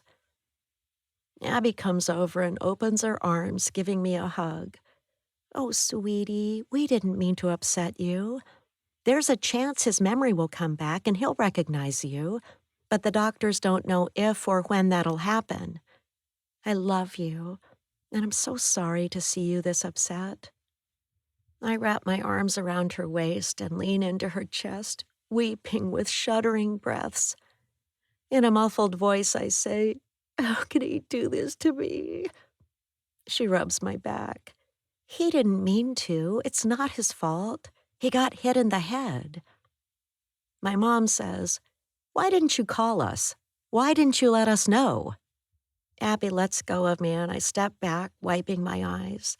She hands me a tissue and I blow my nose. Abby says, "It all happened so fast. He lost his memory and doesn't know how he got hurt." The FBI agents walk in, closing the door behind them. They flash their badges and the woman says, "FBI, I'm Agent McNeely and this is Agent Brick. We're here to talk with Jack Fishbone and we'd like a few moments alone with him." The woman from the FBI opens the door, gesturing for us to go. Before my mom and I file out, my mom turns to my dad. "Take care, Jack." Abby holds his hand and I wrinkle my nose, tasting bitter bile. We step into the hall and I lean against a wall for support. What happened in that room made me lightheaded. Tears streak down my mom's cheeks. "Abby stole your dad." I say, "I guess if he wants her as his wife, we have to respect it." My mom taps a toe and frowns. When Abby doesn't come out of the room, my mom opens the door and says, "Abby, aren't you coming out with us?" The FBI agents shake their heads. The female agent, who appears to be in charge, says, "She's staying, and we have questions for her, too." My heart sinks as we head to the elevator. I say, "I can't believe Dad didn't recognize me." My mom says, "I can't believe it either. You're his own daughter. But I know he loves you deep down, no matter what." I step on the elevator in a daze. The elevator doors open and I shuffle out to the car and sink into the passenger seat with a sigh. She starts the car and says, "I'm so sorry, hon. If I could make this right for you, I would. He must have really hit his head hard for him to forget us." A sob escapes my mouth. I weep with a high-pitched wail, gulping for air. My own dad doesn't know me. She drives and says, "He'll snap out of it and recognize you. I'm sure he will." But I'm not so sure. The way he and Abby looked at each other with love was for real.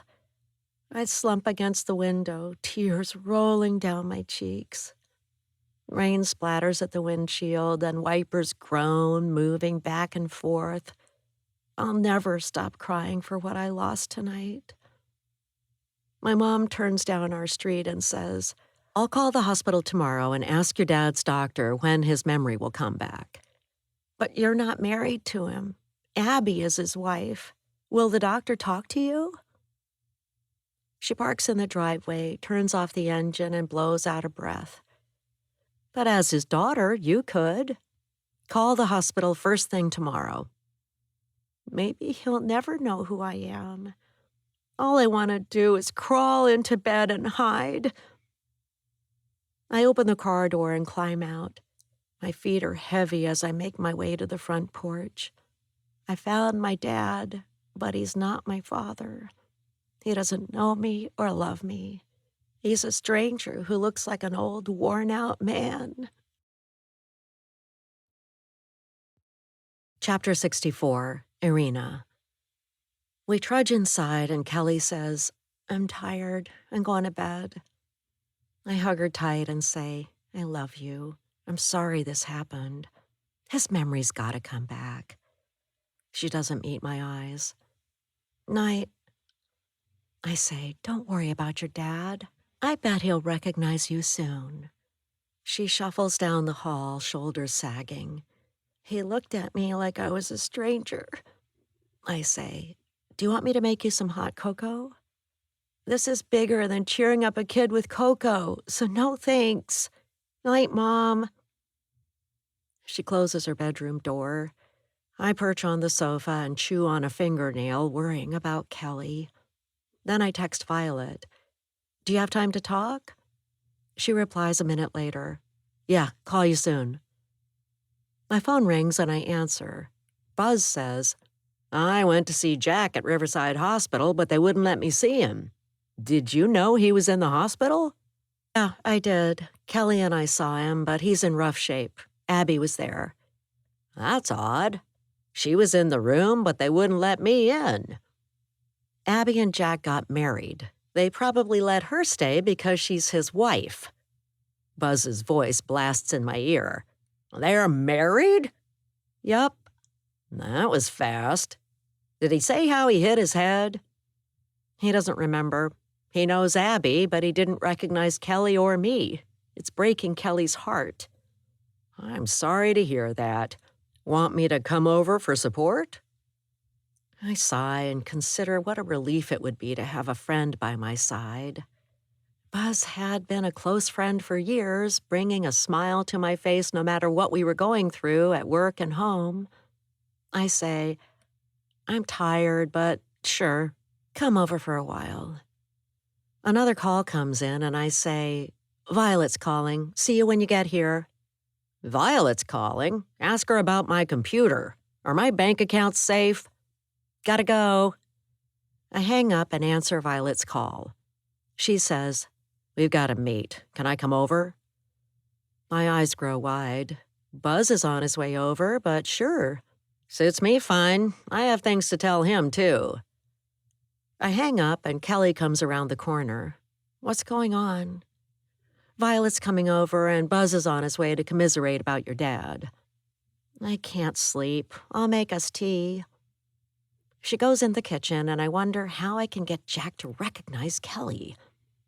Maybe I'll show him baby pictures of him holding Kelly to prod his memory. Kelly brings in mugs of peppermint tea and hands me one. She sinks into the sofa and says, "I wonder what Violet's gonna say." Someone raps hard on the door 3 times and I say, "Who is it?" "It's Violet, open up. It's wet out here." She comes inside and glances around. "Buzz isn't here yet?"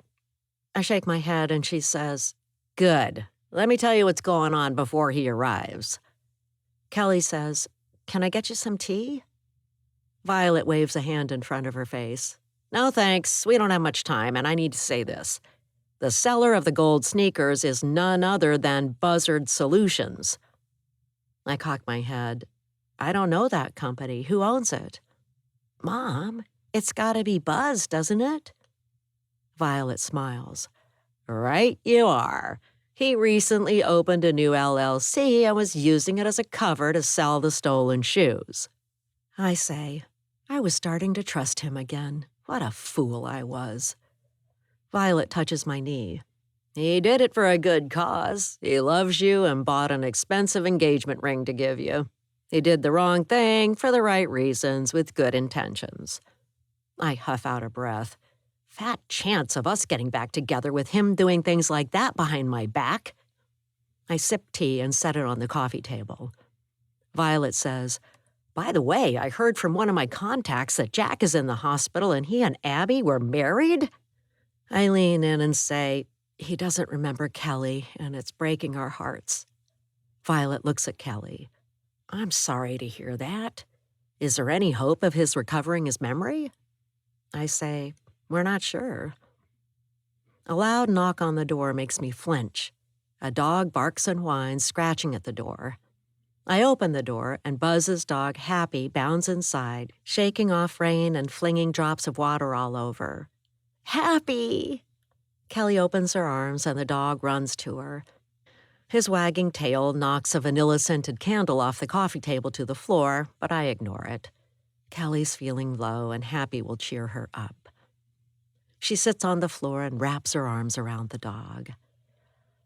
Buzz sits on a chair opposite Violet and me. He says, I hate to barge in with questions, but did Jack say how he ended up in the hospital? I shake my head. No, his memory's gone. The dog nuzzles Kelly with his nose. She pats his head and says, Good dog. Buzz sits on his hands and his Adam's apple bounces up and down. Violet, do I need to be worried about my money? What did you find out? I cock my head. What's going on? Violet says, Someone hacked into Buzz's computer when he clicked on a scam email. Kelly and I glance at each other with raised eyebrows. It reminds me of Craig's scam, preying on the elderly. I wonder what the FBI agents are saying to Jack right now. Violet says, I'm sorry to report this, but they stole the money from the online auction you were running and redirected the funds to an offshore account. I don't think you'll ever see that money. Buzz puts his head in his hands and moans. The auction closed, and I shipped off the gold sneakers right before I got hacked, and they stole my money. Irina, I took out a loan to buy you the ring. I thought if it was a bigger, better stone in the ring, you'd say yes. There's no way I can pay it back without money from the auction. I say, you know I don't care about rings. My hands get dirty at work, so I wouldn't wear it much. You shouldn't have gone into debt to buy a ring, but I guess I appreciate the thought behind it. But stealing the gold sneakers from me was just plain wrong. He opens his hands and his eyes are red. I shouldn't have done it, and I'm sorry. I did it out of love for you. Is it so wrong to love someone for years despite not being noticed? I hoped if I bought the biggest ring with the shiniest stone, you'd say yes. I say, I've always loved you as a friend. There's no question about that. And one day, we might have gotten married. But what you did puts a full stop to it for me now. He clenches his fists and looks at the ceiling, gritting his teeth.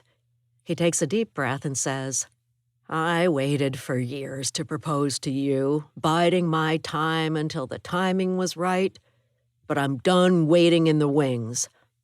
Violet, do you have that ring? Because I'm going to throw it off my boat and never propose to anyone ever again. Violet says, At Outrigger Services, we noticed that you took out a home equity line of credit before you bought the ring. When we learned your money from the auction was gone, I took the opportunity to ask a favor of Gus Griswold, the owner of the jewelry store, to see if he'd take the ring back and refund your money.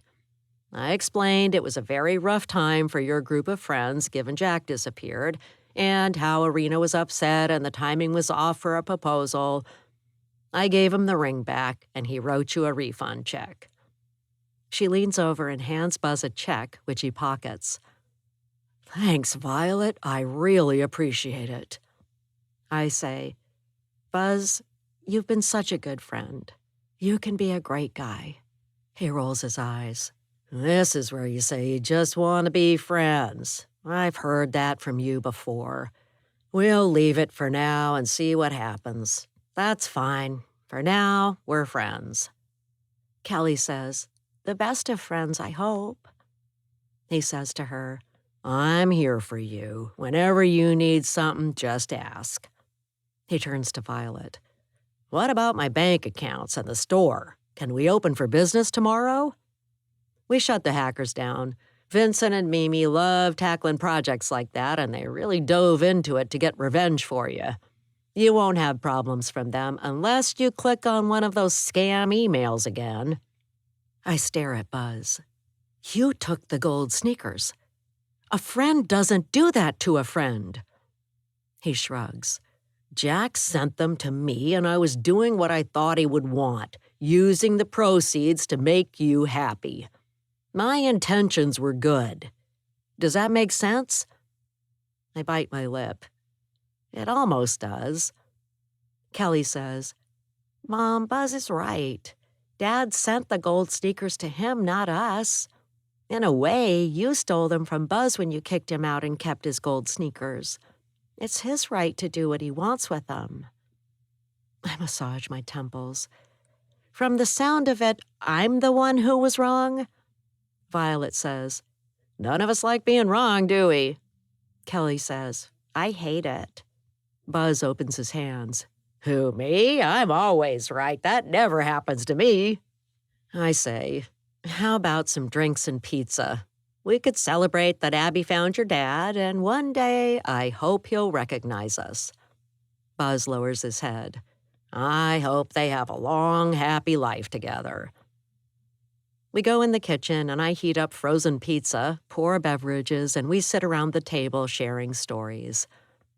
I frown as a thought crosses my mind and say, I guess we should give the safe deposit box that Kelly found to Jack, now that he's back. Kelly nods. Sounds right to me. It was his. Recalling how happy Abby and Jack were, I raise a glass of beer and say, Here's to Abby and Jack. I hope they have a great future, and may Craig stay in jail for a long time. We toast and set our glasses down.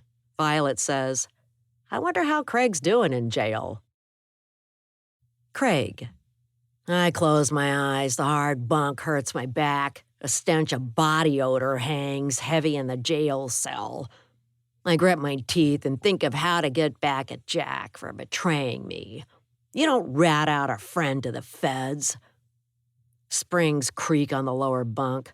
My beefy cellmate stands and pokes me in the ribs. Wake up, rich boy. I heard you were running a scam. I barely breathe and hope he won't hurt me like he did earlier today when the guards weren't looking. The FBI called it a scam, but I don't think I did anything wrong. I should be congratulated for being an entrepreneur and starting a business. My cellmate hisses at me. The sour smell of his pungent breath makes me wince. He says, I'm looking forward to being a rich man, learning about your scam. My right eye throbs where he hit me before dinner. I stare in the dark at the wall and blink back tears. But then a thought occurs to me. Maybe I could use this guy to get back at Jack. This cretin could be a conduit for revenge. Chapter 65, Frankie. Agent Brick and I stand at Fishbone's bedside. We introduce ourselves and flash our badges after his ex-wife and daughter leave the hospital room. I cross my arms and resist the urge to wrinkle my nose, smelling body fluids and bleach. I say, What happened the night you were supposed to meet me? Why didn't you show up? Who hurt you? He frowns. I don't know. I can't remember. My partner gives me a side glance and we raise our eyebrows. My pulse quickens. It's important that you tell us who hurt you at the wharf. Was it a man or a woman? Abby holds his hand and says, He doesn't remember anything. He lost his memory because of the head injury. I nod to Brick to take over and step to the window to mull over this information. Brick says, Jack, do you have a faint memory of how you hit your head? Fishbone says in a hoarse voice, I woke up when the ambulance came, that's all I know. I release a breath and turn back to the man in bed. Monitors by his bedside beep. Fluids flow into the IV in his arm. I say, We can see you're in rough shape. We'll come back later and see if your memory's returning. Any small bits you recall will help us track down who tried to kill you and stop you from testifying. Brick says, You remember your friend Craig, don't you? And the scam you were running? Fishbone gives us a blank stare. I don't know what you're talking about. He closes his eyes and Abby says, he needs to rest. I look at Brick and swallow hard. We're screwed without this key witness. Fishbone was the cornerstone in a case that could make my career. As we turn to go, I say to Abby, one last question. Abby, were you his elusive girlfriend? A wide smile spreads across her face. Yeah, that was me. We've been secretly going out, but no one knew. We didn't tell our friends because we wanted it to be a secret until we were sure it'd work out. We were about to break the news to his daughter, but then all this happened. I nod and wonder if that's the whole truth as we file into the hall. I say to Brick under my breath, seems to me he was playing both women before he hurt his head, given how his ex-wife was sure he still loved her. Brick punches the elevator button. Love is a game with rules I'll never understand. That's why I'm seriously single. Me too. We stride out to the car and I say, it looks like someone hit Jack to stop him from talking about the scam Craig was running. They wanted him silenced for good. Maybe that guy who was shot with the arrow told the Mother Mercy story to lead us off track. He could be the one who tried to kill Jack. Brick says, we should go back and interview that guy. Abby. Jack closes his eyes and I lean over and kiss his stubbled cheek. He's been through so much. I pat his hand and pick up my purse to grab something from the hospital cafeteria. Jack opens his eyes. Where are you going? To get you something to eat. I'll be back in a few minutes. He says, leave the door open, it's stuffy in here. I prop open the door and go out, just as the thug who choked me is being wheeled in a hospital bed down the hall. Our eyes connect and I glance back at Jack to make sure he's okay. The thug says, stop for a minute, I need to talk to her. He looks in Jack's room and says, that's the guy I was looking for, isn't it? That's Jack Fishbone. I pull the door closed, but it's too late. My body breaks out in a cold sweat. I've exposed the man I love to danger and possible death. I cross my arms and stand in front of the door. You'd better stay away from him. A nurse hurries over. Keep your voice down. There will be no violence in this hospital. I'll call security if I have to. And take this patient to his room. My body trembles as the big, broad-shouldered man in the hospital bed scowls at me with furrowed, dark brows. Aides push his bed down the hall, and he says, I'm sure we'll meet again. I'll come over when you least expect it. I blow out a breath and stand guard at the door until the creep is wheeled out of sight. I slip into Jack's room and take his hand in mine. While he sleeps, I say, I love you, and I'll protect you with my last breath. This has been Missing Man, written by Susan Specht Oram, narrated by Robin McAlpine. The next book in the series is By Midnight,